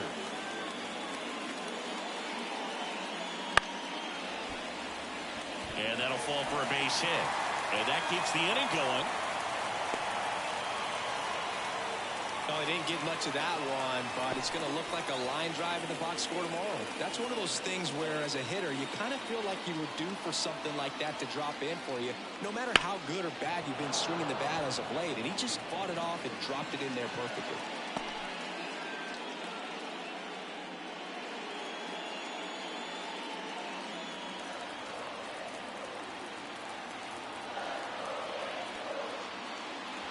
And strike 2. He's in a great spot right here. Ahead in the count 0-2. All 4 pitches in play right here, partner. Swings and misses. Chase the fastball up the ladder for strike 3. So 1 hit is all they get. We played 2 full. No score. And welcome back to the ballpark. Well, here we go. Top of the 3rd. Scoreless game. And now for Seattle. Cy McAlpin. Upstairs.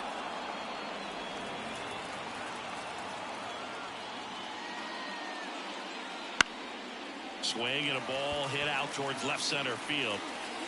Gant makes the catch, and there's 1 gone. Well, that's a tough play for the infielder, ranging back into the outfield. There's part of him that's saying, hey, where are you at, outfielder? Call me off. But he stayed focused and made a nice catch right there.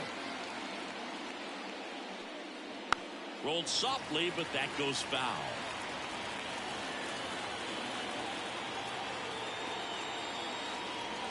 Swing and a miss.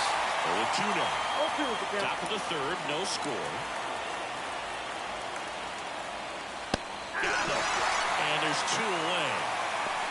Been a pretty rough start to this series for him at the plate. 3 strikeouts in the first game yesterday. Another one right there. They've clearly got a great plan for how to deal with this guy right now. That one pushed foul.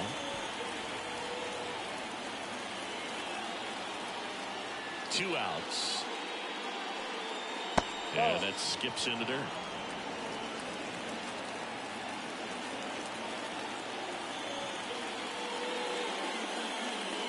And now 2 balls and a strike.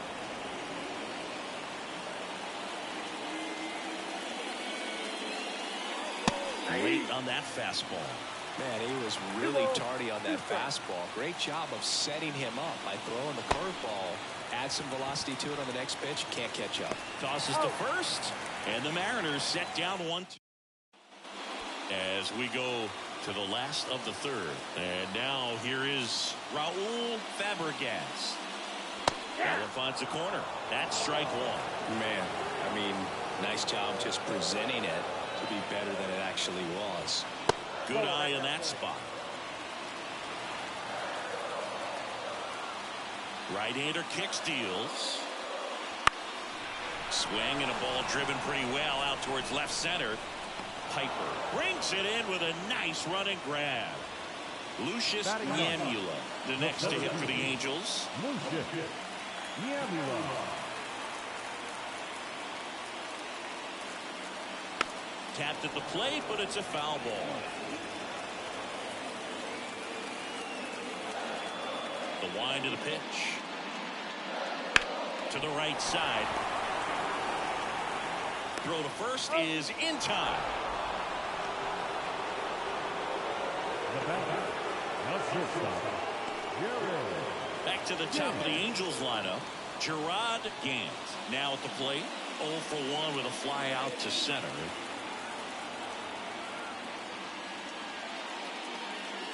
That's down and in.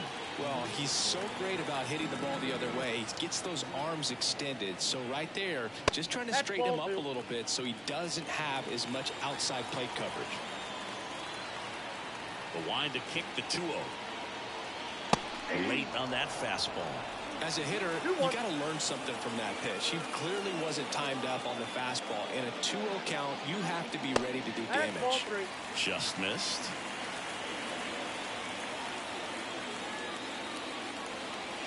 Fastball for a strike. 3-2. 2 down, nobody on. Makes the grab, and that's the inning. Held in check, and we are still scoreless.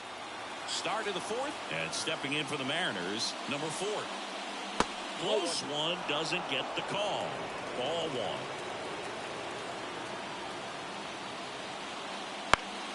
1. And that one fouled off.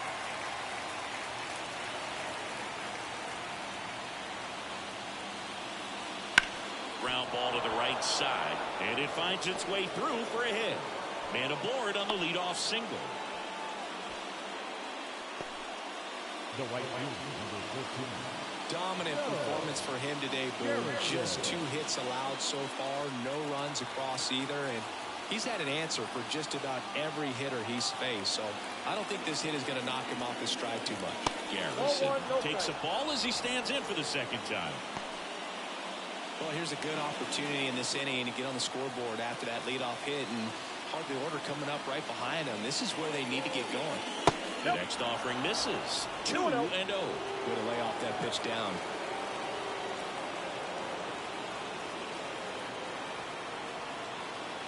Two and 0 to count. Here it comes. That's a ball. And another ball. Eric Vargas on deck for the ends. All tied up. Top half of inning number 4.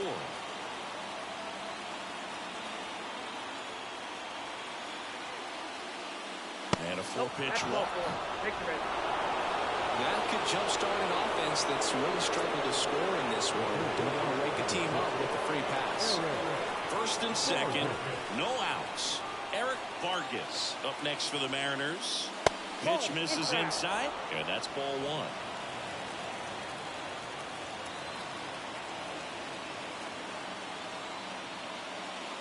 Can't find it here. That's 6 straight balls. Could be some action here on this.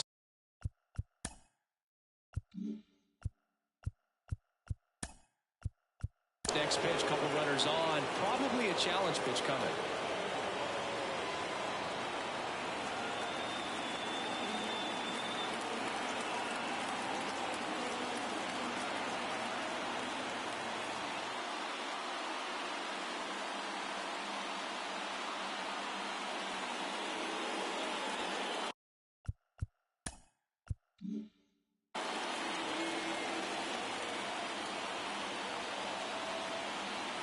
Righty delivers.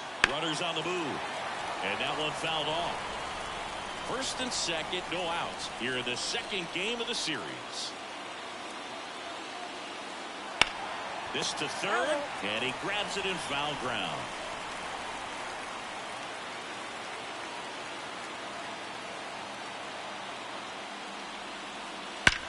That one is absolutely belted. Off the base of the wall. One runs in. Here comes the runner. The relay to the plate. Save. It's 2-zip. Gets him on the board first, coming through with 2 RBIs on that swing. Put a pretty good swing on that one as he drove it out to deep left. Didn't quite have the right combination of launch angle and exit velocity to get it over the fence, but you're never going to be disappointed with extra bases. Runner in scoring position. No outs. Lee Yan up next for the Mariners. He's 0 for 1. There's a strike. 0-1's the count. Vargas stands at 2nd with no outs.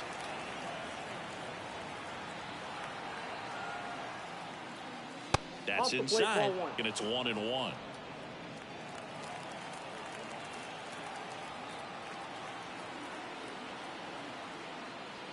That one blasted deep to right. Back there. And out of here. His 23rd of the year, and they add to the lead. It's 4-0. That's a swing that'll boost the win probability for sure.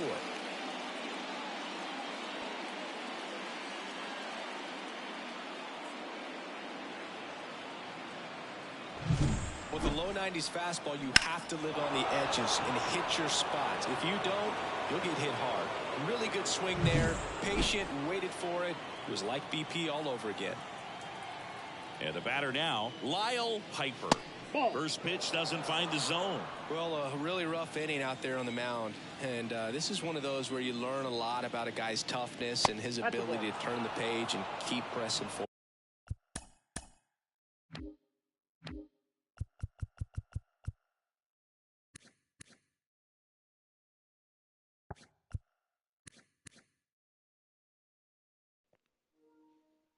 Yeah, this team's gonna be hard to beat.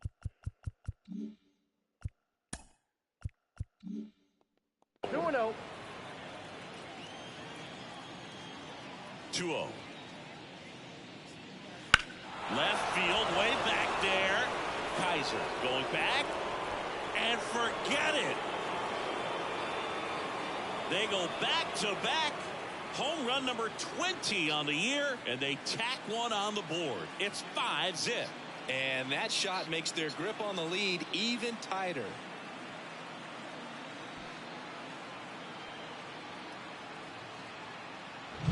Back-to-back jacks, and this club is fired up right now, Boog. I mean, this is the kind of thing where you really start to notice hitters in a lineup feeding off each other, and the collective confidence just continues to grow. Fletcher Norton digs in now. And there's one thing on his mind this at bat, getting that first hit at the big league level. Right through there for a strike. On the mound, he's got to remember his offense can score a lot. So if he can hit the reset button from here going forward, there's still a chance that his club can win this ball game. Ball one there.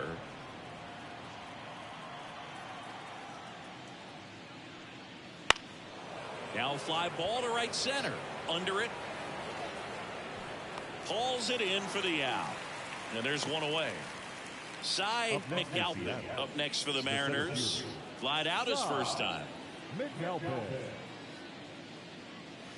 And ball one. McAlpin, only 20 years old, and they traded for him earlier this year. That pitch gets the corner, and it's a ball and a strike. Still only one out here in the inning. Swing and a miss as he was out front that time. Got it. And there's two down. Well, just couldn't pull the trigger on the fastball right there, and I don't think he was taking it, thinking it might be a called ball or anything. I just think he was flat out frozen.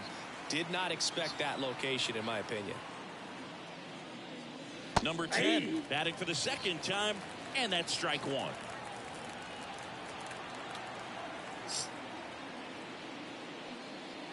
Fastball for a strike.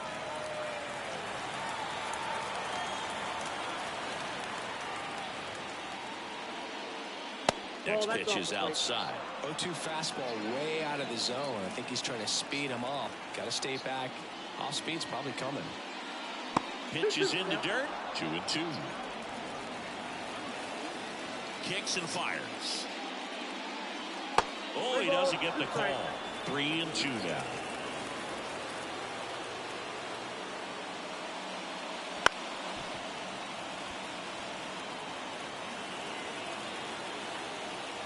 Two outs. Swing and a miss. Struck him out. That'll end the inning after a lot of scoring. But two round trippers in this inning. The long ball was working. And the lead is now 5-0. Back after this on the show.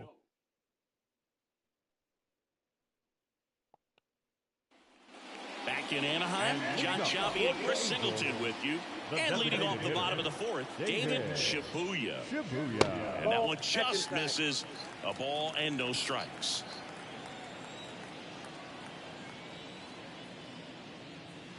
Out in front with the swing, and that is strike one. And he really sells the changeup with that arm action.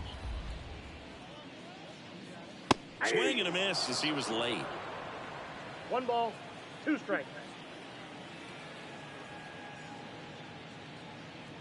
Got him swinging for the strikeout. The notches strikeout number 150 this season. That was a pretty good pitch. Top of the strike zone. We're seeing more fastballs in that location. Hitters, especially with 2 strikes, have to be ready to pull the trigger. Campos in the box now. No balls and a strike. Not sure if he was expecting for the pitcher to come right at him, but he got a nice cookie there and just watched it the entire way. Next offering is in for a strike. Well, he didn't like those first two pitches. Now in an 0-2 hole, he's going to have to battle. Hope he gets a mistake. That misses the zone, and a count 1-2.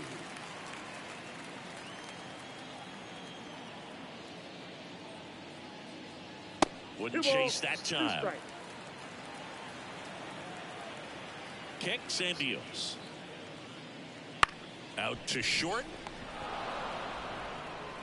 Throws across the diamond. Already 2 gone here in the home fourth. Well, he's doing a nice job of keeping the ball out of the air. Lets the defense work behind him with another ground ball. Good execution. 2 outs, base is empty. Luis Reyes, the next to hit for the Angels. He popped out his first time.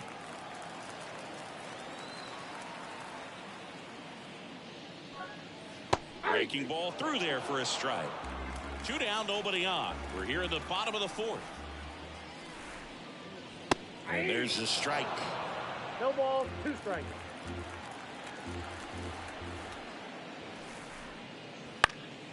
In the air, right field, Garrison. Towards the line, makes a nice running catch. And that's the inning.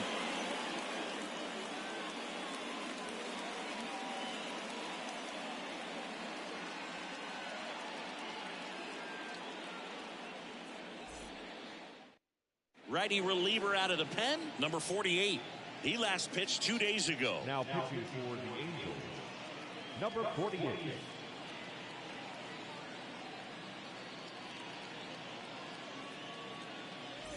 Here's the catcher. Leading off for the Mariners, the catcher, number 5. And a pitch. And that one fouled off. Well, these Mariners really impressing me with the quality of their bats in this one. It's been fun getting a chance to see them go to work. It looked to me like they really wanted to get to the starter early, get him out of the game before he settles in. So I'd say mission accomplished. Reyes makes the grab, 1 away. Now batting, number 4. So the batting order turns over. Now it's the second baseman, 1 for 2. This is a guy you got to keep an eye on when he digs in. Definitely been known to drop a drag bunt from time to time, and he's pretty good at it, Chris. Yeah, and he creates a sense of urgency for the defense because of the speed, because of the ability to put down that bunt. That one pushed foul, out of play off to the left. Now you see even sluggers from time to time try and use the bunt really as a way to beat the shift.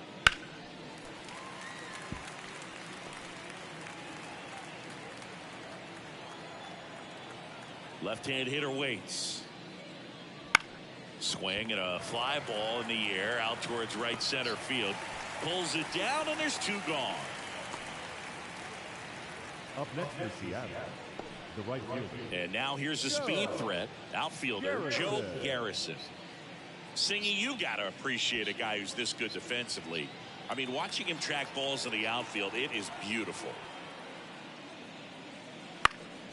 He swings and fouls one off. And I would say that most great defensive outfielders, it's kind of natural. There is some work that you can do to it to improve your game, but ultimately you either have it or you don't. 2 down, nobody on. Swings and misses, struck him out. And 1, 2, 3 go the Mariners as they are unable to add to their 5-0 lead.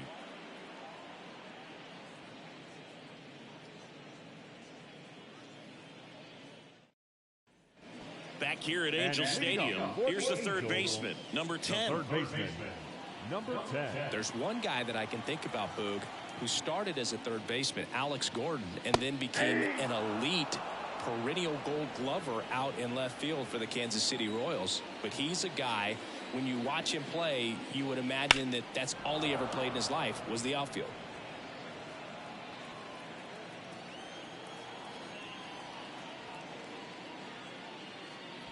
That's a little bit low. Yeah, some guys just have instincts, right? I mean, that's the way it goes. We talk about Larry Walker, the Hall of Famer, and his instinct on the bases, despite the fact that he didn't play a ton of baseball as a kid.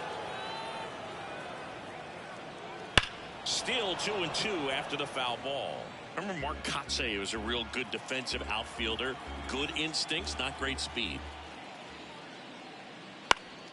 In the air, foul off first. Drifts towards it. And there's one away. Good hard fastball up in the zone right there. They look really good coming in, but so hard to get on top of as a hitter. Now the left fielder, Fletcher Kaiser. And he's already singled in this game.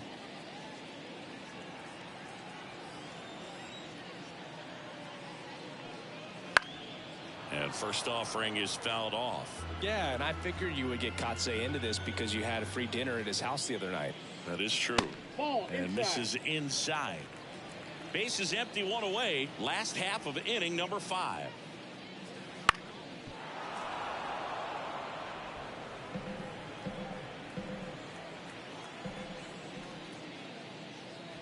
Not even close there. The count now 2-2.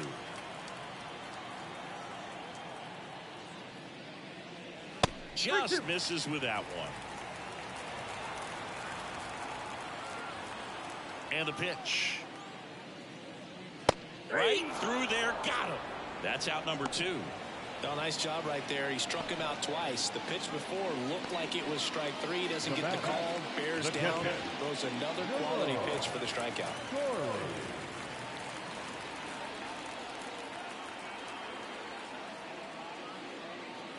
Corley takes low. Second trip to the plate in this one.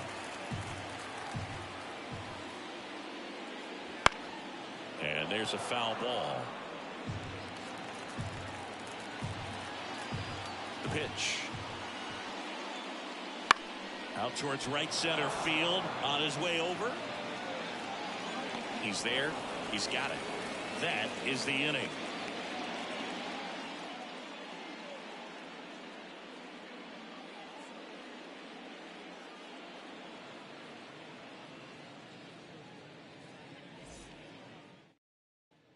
And we're back. And here is Eric Vargas. Eric Vargas. And a pitch. Up and in. 1-0. Count 1-0.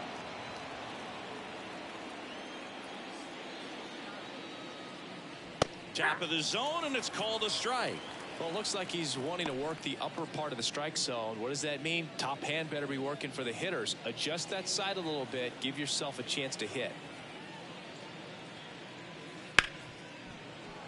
Base hit. That was smoked through the infield. And the leadoff man aboard. Another multi-hit game for him. He's been really hot lately. Really good swing right there. He got a pitch that he knew he could handle. Allowed himself to stay back just a tad bit longer, and he hit the ball on the screws. Lee Yan up next for the Mariners. Yan, a beast all year long as he leads the league in RBIs here in our final month.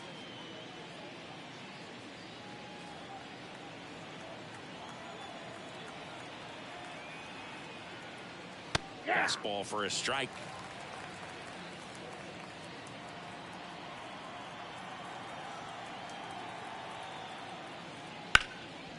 Ripped into left center, base hit.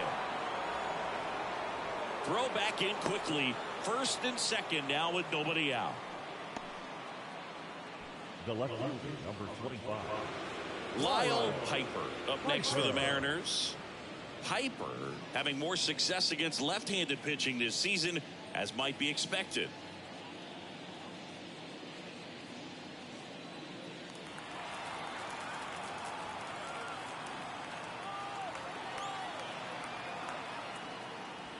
Foul ball there.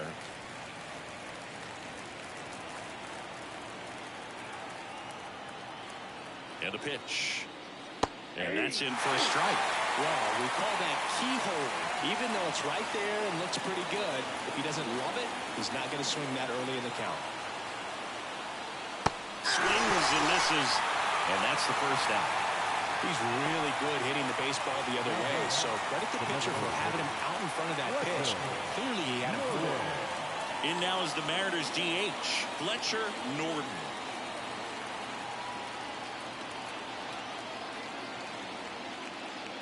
Check swing went around. strike 0-1. one.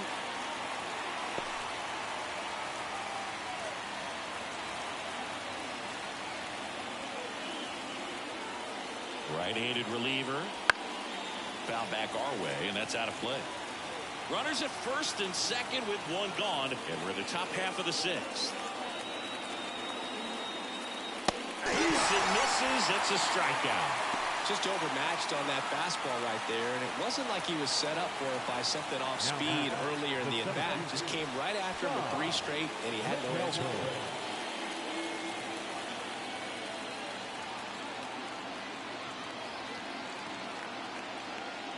McAlpin at the plate now. That's ball 1. No strike.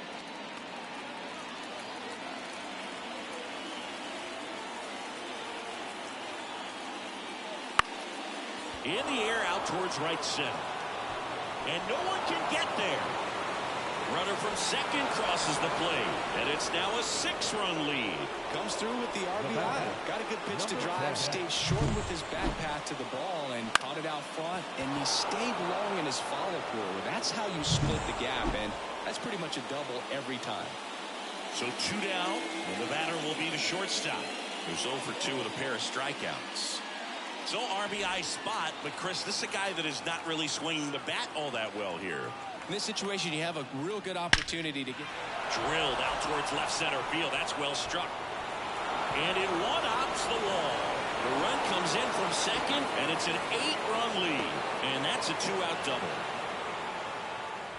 Seeing some good swings from him right now with consecutive extra base hits. Just a cookie down the middle. I mean, those are the ones you dream about. The ones in the cage, you're just hoping you get in the ball game. Right down the middle, not a whole lot of velocity, right on top of it. Number 31 gets the call from the pen.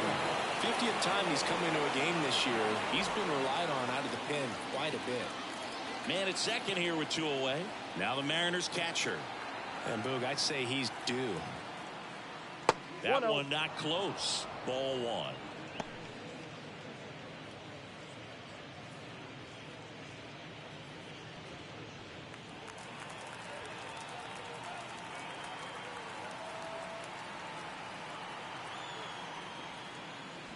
And that's down and away. Runner at second, 2 down.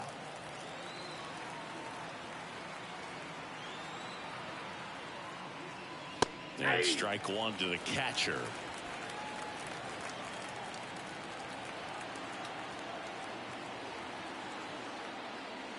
Fought off foul.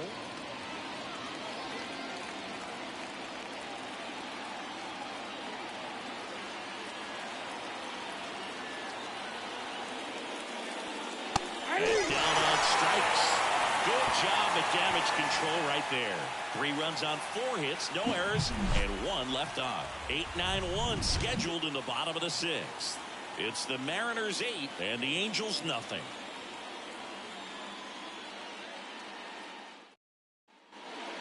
And now, Raul Fabregas. His righty-lefty splits there.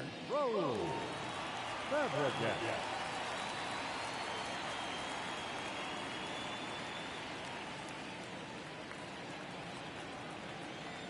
Yeah, the right-hander back to work.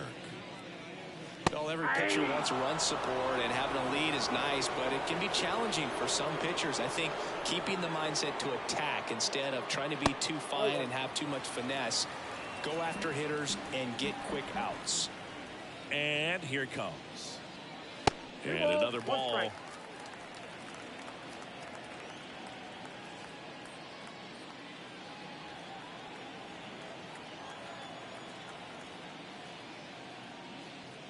And it's even up. It really looks like these hitters have been in between with their timing today. Good fastball, excellent slider, but they've not been able to commit to one velocity and stay there.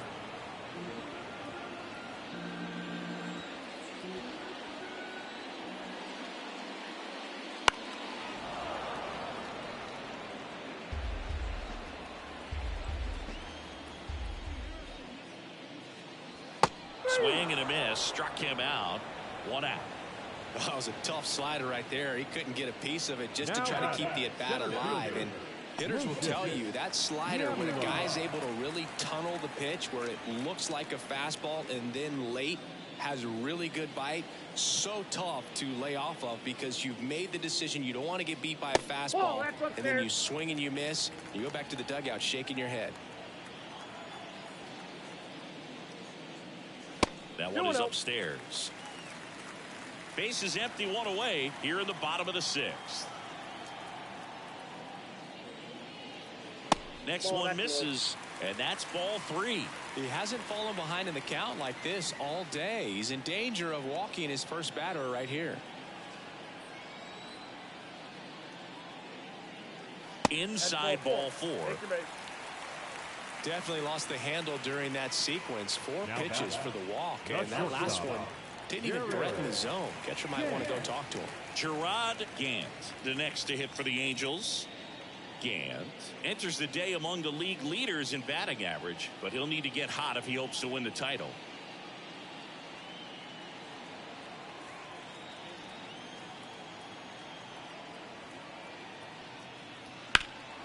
That one ripped. McDowell raging back towards the wall. Drops in for a hit, couldn't run it down. Lead runner holds at third, so 2 runners at scoring position and just 1 out. Couldn't have timed it up any better than that. Pretty much just a textbook double into the gap, and when you can drop one in there between the outfielders, you know you're making the turn at first. Just an excellent swing. Next to hit, David Shibuya. In the first pitch, misses for ball 1.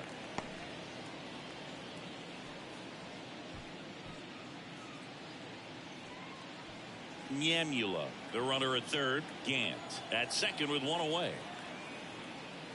Pitches in for a strike, and the count 1-1.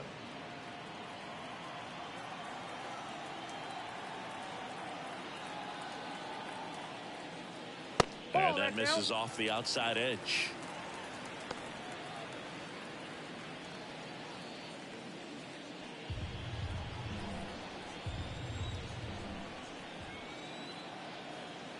Two on, 1 out. There's a strike. 2-2 to count.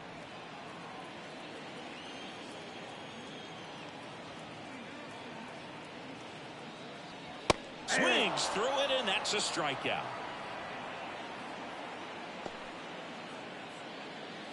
So in now for the Angels, Ramon Campos.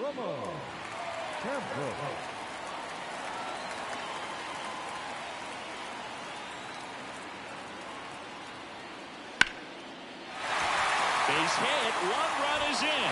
Here's the throw to the plate. In there safely. It's 8-2. I was watching his rounds during batting practice today. So impressed with his ability to let the ball travel, go back up the middle and the other way. Sometimes when you step in the box during the game, you get a little anxious and you get away from that. But so far, I've seen him stay consistent with his pregame preparation. Runner at first with 2 away. Luis Reyes, the next to hit for the Angels. That one's in there, and it's 0-1. Well, an at-bat can be a little bit of a dance. Strike 1 here, but a few more pitches. We'll see how it turns out.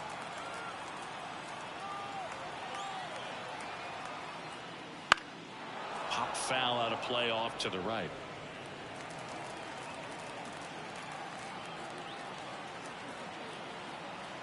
The pitch. That one missed. 2 strikes.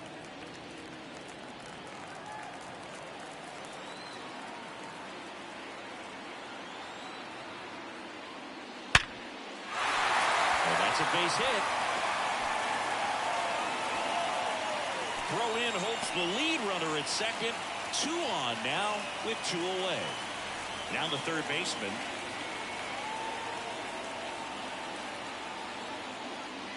And immediately pumps in a strike to the left-handed hitter.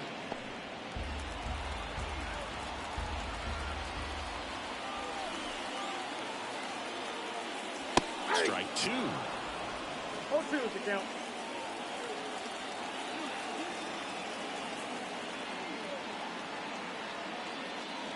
Trying to get him to chase on the changeup that time. 1 ball, 2 strikes to count.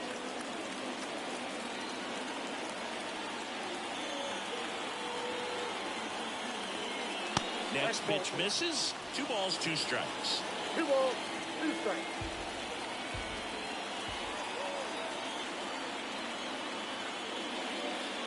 And he swings and lifts one to deep center field. That's long gone. He flexes his power with that swing. His 11th of the year. It's 8-5. This crowd back alive.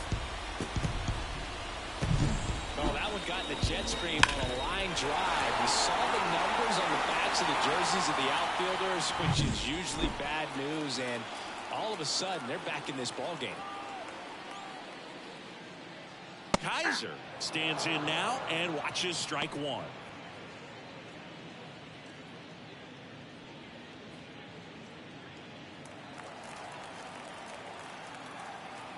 The wind and the pitch. That one to first. Oh, can't pick it up cleanly. But they get the out at first, and that'll do it for the inning. But not before they're able to draw closer with this blast. It's now...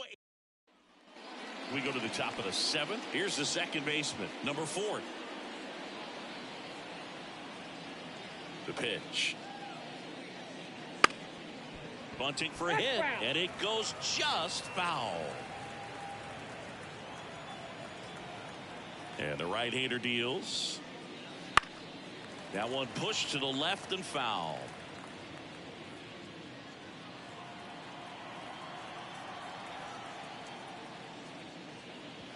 And now 1-2. Double-barreled action in the bullpen. Number 45 preparing to come on if needed. Number 49 warming up as well. The wind to kick the pitch. Good job to fight that one off. The pitch. And a swing and a miss. Down on strikes. One away. Stood absolutely no chance on that slider right there, and I don't mean to laugh, but that's a tough one. I mean, pretty much a perfect strikeout pitch. I mean, it looks like a fastball middle in, kind of has cutter action, and it just bunches you up to where you can't get your hands through and the barrel to it, and not much you can do unless you recognize the spin early and you spit on it. Garrison batting with one down takes a strike.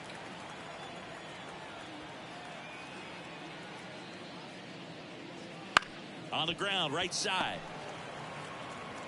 The throw to first, and 2 away to start the 7th. The third baseman, number 6. And up next for Seattle, Eric Vargas. When you talk about elite defensive third baseman, this guy is at the top of the list. And that's in the dirt. Stud. When you look at players like this, you play that hot corner. Got to be pretty courageous over there with the way balls come off the bat. That's the kind of guy that every year you expect him to be in the All-Star game and have a gold glove, if not a platinum glove. The wind to kick the 2-0. And there's a ball. So what are the skills you look for that make a really good defensive third baseman that elite? Well, Boog, one of the things I think about immediately are just the feet. Does he have good feet? Is he able to quickly react? And when you have good feet, you've got soft hands. And soft hand defenders are able to make tough plays look easy. Niemula racing over to make the catch.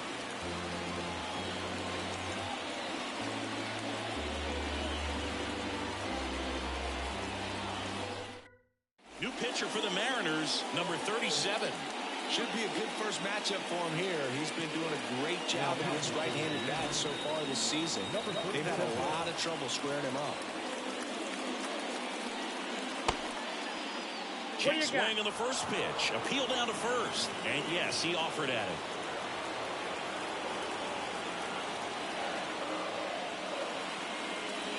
Next offering misses.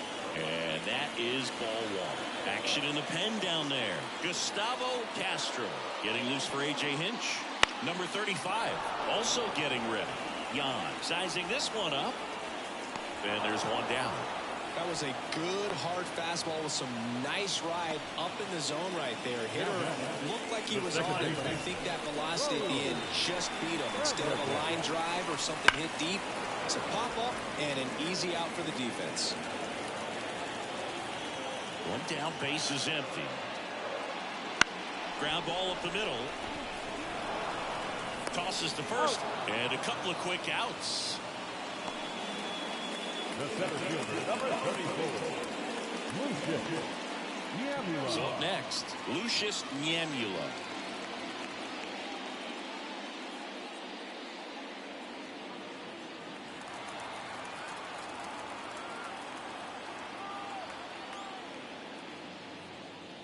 Fastball for a strike. 0-1's the count.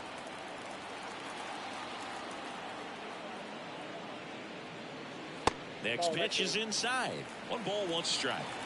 The M's leading by 3 here at the bottom of the 7th. And that'll fall for a base hit. Well, those kind of lucky soft hits will always make you smile. There are a lot of nicknames people have attached to hits like that. Blooper, flare, duck snort, lawn dart, etc. But whatever you want to call it, it's a knot. And those are the ones that'll make you smile as a hitter just about every time. And now they've got some speed on first, so we'll see if they try to get him into motion. Gant in the box here. Lets that one go for a ball.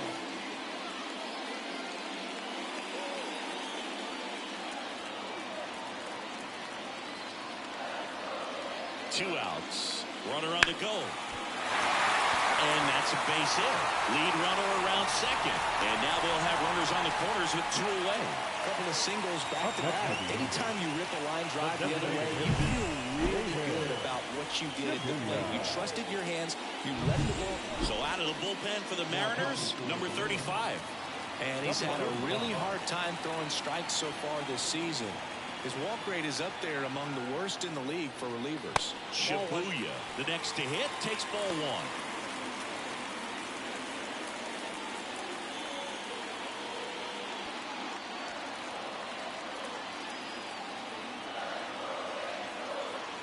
1. Lefty out of the stretch, runners at first and third. Gets the call. That's strike 1.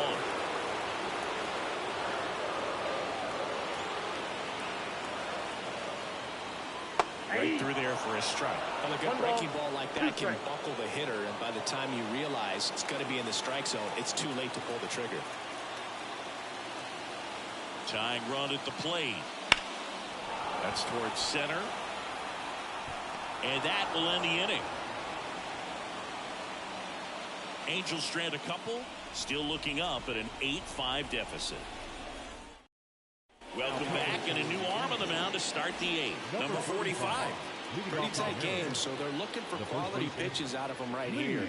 Got to do his best to keep the score right where it is. Here comes a pitch. Yeah. Stands in now, looks at that one inside.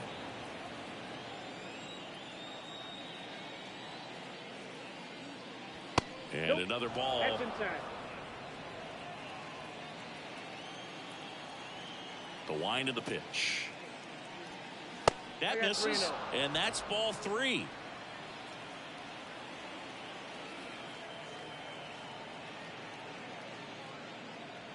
There's a strike.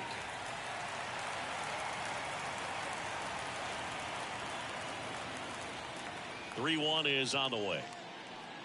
And that's ball 4. That's ball 4. Maybe a little loss of focus on the mound right there. Pretty much gifted in first base with a quick free pass. Lyle Piper up next for the Mariners. He's already homered here in this one.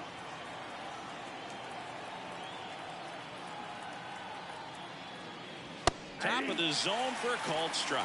Action in the Angels bullpen. Number 52. The left-handed reliever appears to be getting loose. Runner at first with no outs here.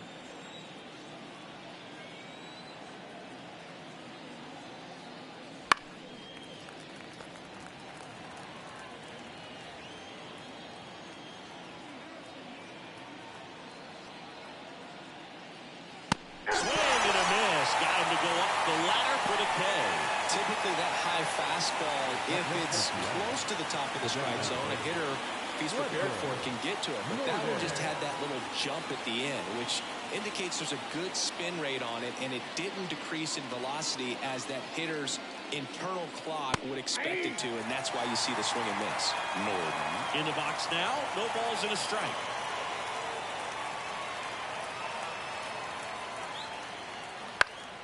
That one fouled off.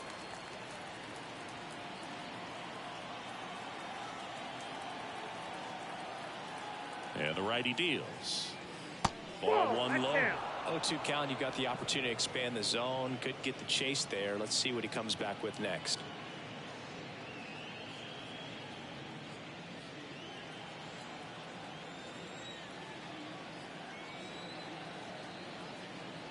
Righty to the plate. Liner, and that should be extra bases. And that's going to get into the corner. Around third. Relay throw home. The tag, and he's in there. So he gets 2 milestones with that hit, his first big league knock, and he drives in his first run as well. Yeah, you love to get both of those out of the way with just one swing of the bat, and it makes the special moment even more special. It's not just an individual accomplishment when you're also driving in a run for your team. That's an at-bat he's never going to forget.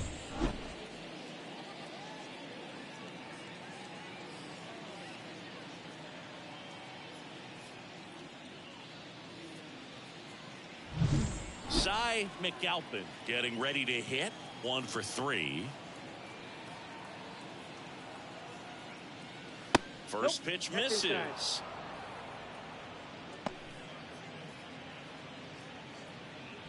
Norton leads off second with 1 gone in the inning.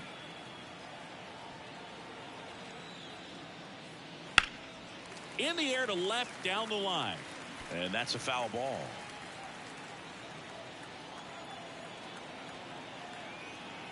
And he deals. So a foul ball makes it 1-2. Man at second. 2-2 to count. In the dirt. Well done behind the dish.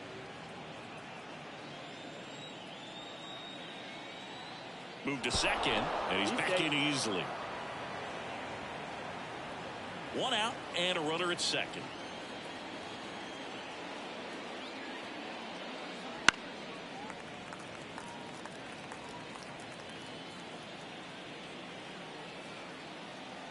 Two now. Swing and a miss. Had him out front for the strikeout. Here's the shortstop at the plate. A chance for more damage right here. A couple of RBIs for him in his last AB.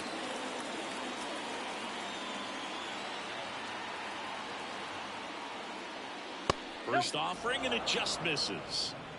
2 outs and 1 in scoring position.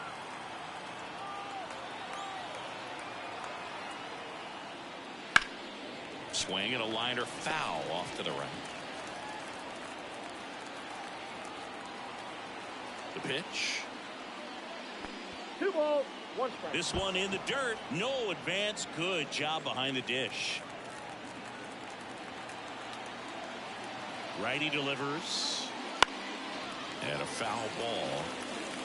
You could see he was trying to stay back long enough to handle the off-speed pitch, but just a little tardy on the fastball. Right-hander kicks, deals. That misses the zone, and it's 3-2.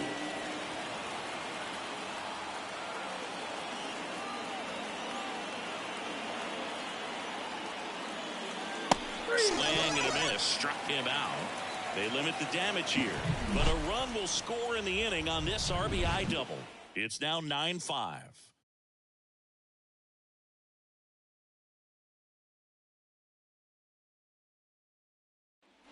Back in Anaheim, bottom of the 8th. So in now for the Angels, Ramon Campos. The Halos in striking distance, but have some work to do. Boog, it starts with the leadoff man. I need a good at-bat out of him right here. Fastball for a strike. Action in the bullpen for Seattle. Gustavo Castro. The rookie right-hander is getting loose. Kicks and fires. And that one's a little bit low. And the count even 1-1.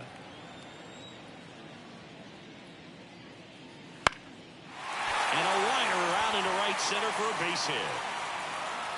So a runner aboard to start the inning.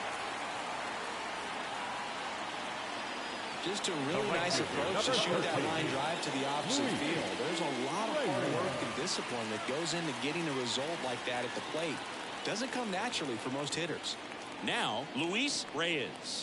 First pitch just misses. Well, the leadoff man gets on. You want to minimize the threat by playing sound defense. Hopefully the pitcher can get a ball on the ground and they can roll him up for 2.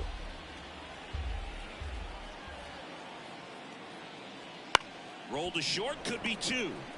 They get 1. Out. Now to first, and it's a double play. Got what he was looking for on the mound right there, and his infielders took care of business. Great textbook execution between short and second to turn that into 2 outs. 2 outs, base is empty. Here's the third baseman. He's already homered in this game. Popped up, foul territory behind the plate.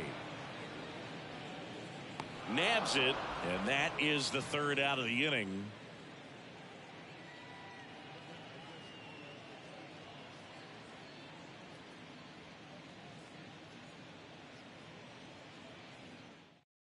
New pitcher in the game for the Angels, number 52. On for the 30th time this year.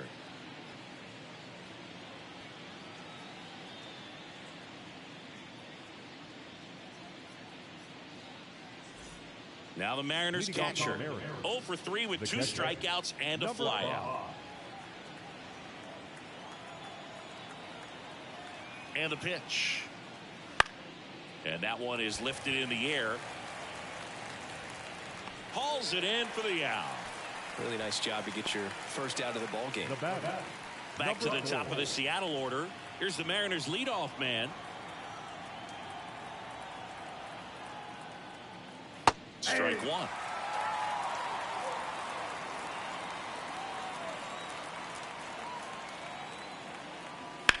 There's a swing and a drive. That one carrying. Can't get to it as it drops into the corner. Around second now, going for 3. The relay throw. The tag, and he's out trying for 3. The triple is arguably the most exciting play in baseball, and the guys work so hard to get around first, to get around second, to get thrown out at third, and you just feel bad for him. On top of that, he was already in scoring position, so you think about how it kind of hurts the team as well. Digging in, Joe Garrison. And that skips in the dirt.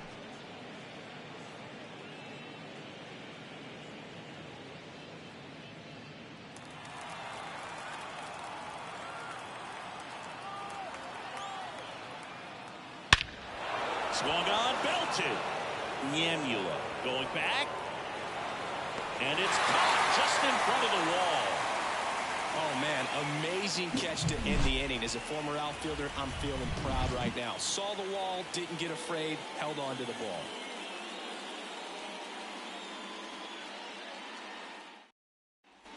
And welcome back to the ballpark. Now here is Fletcher Kaiser. Fletcher Kaiser. The wind of the pitch.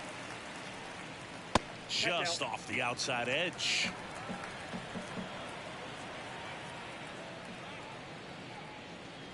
And another ball.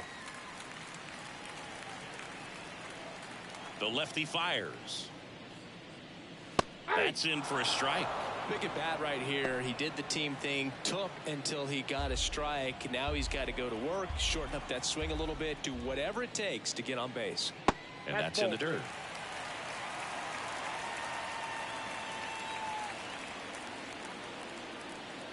Next offering is in for a strike.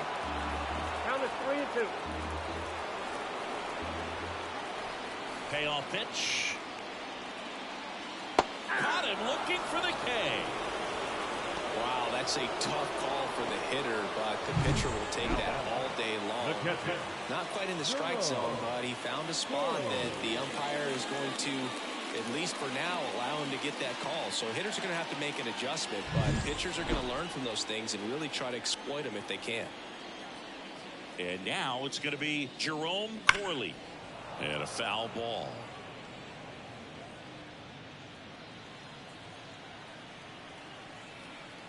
And a pitch. Left field. Settles under this one. And he makes the catch. 2 down. Good pitch. He just kind of had him out in front on that pitch away and wasn't able to stay closed. Fabregas in the box now as he leaves that one up high. Two down, nobody on. Here in the last half of inning number 9. On the ground, and this should do it. On the first, ball game. And the Mariners slug their way to a win in this one. Playing meaningful games in September is always exciting. A win today, first day of the month. This will just add more fuel to the fire. Our final score here, 9-5. For Chris Singleton and our entire outstanding crew here at MLB The Show, I'm John Shelby. Thanks for joining us.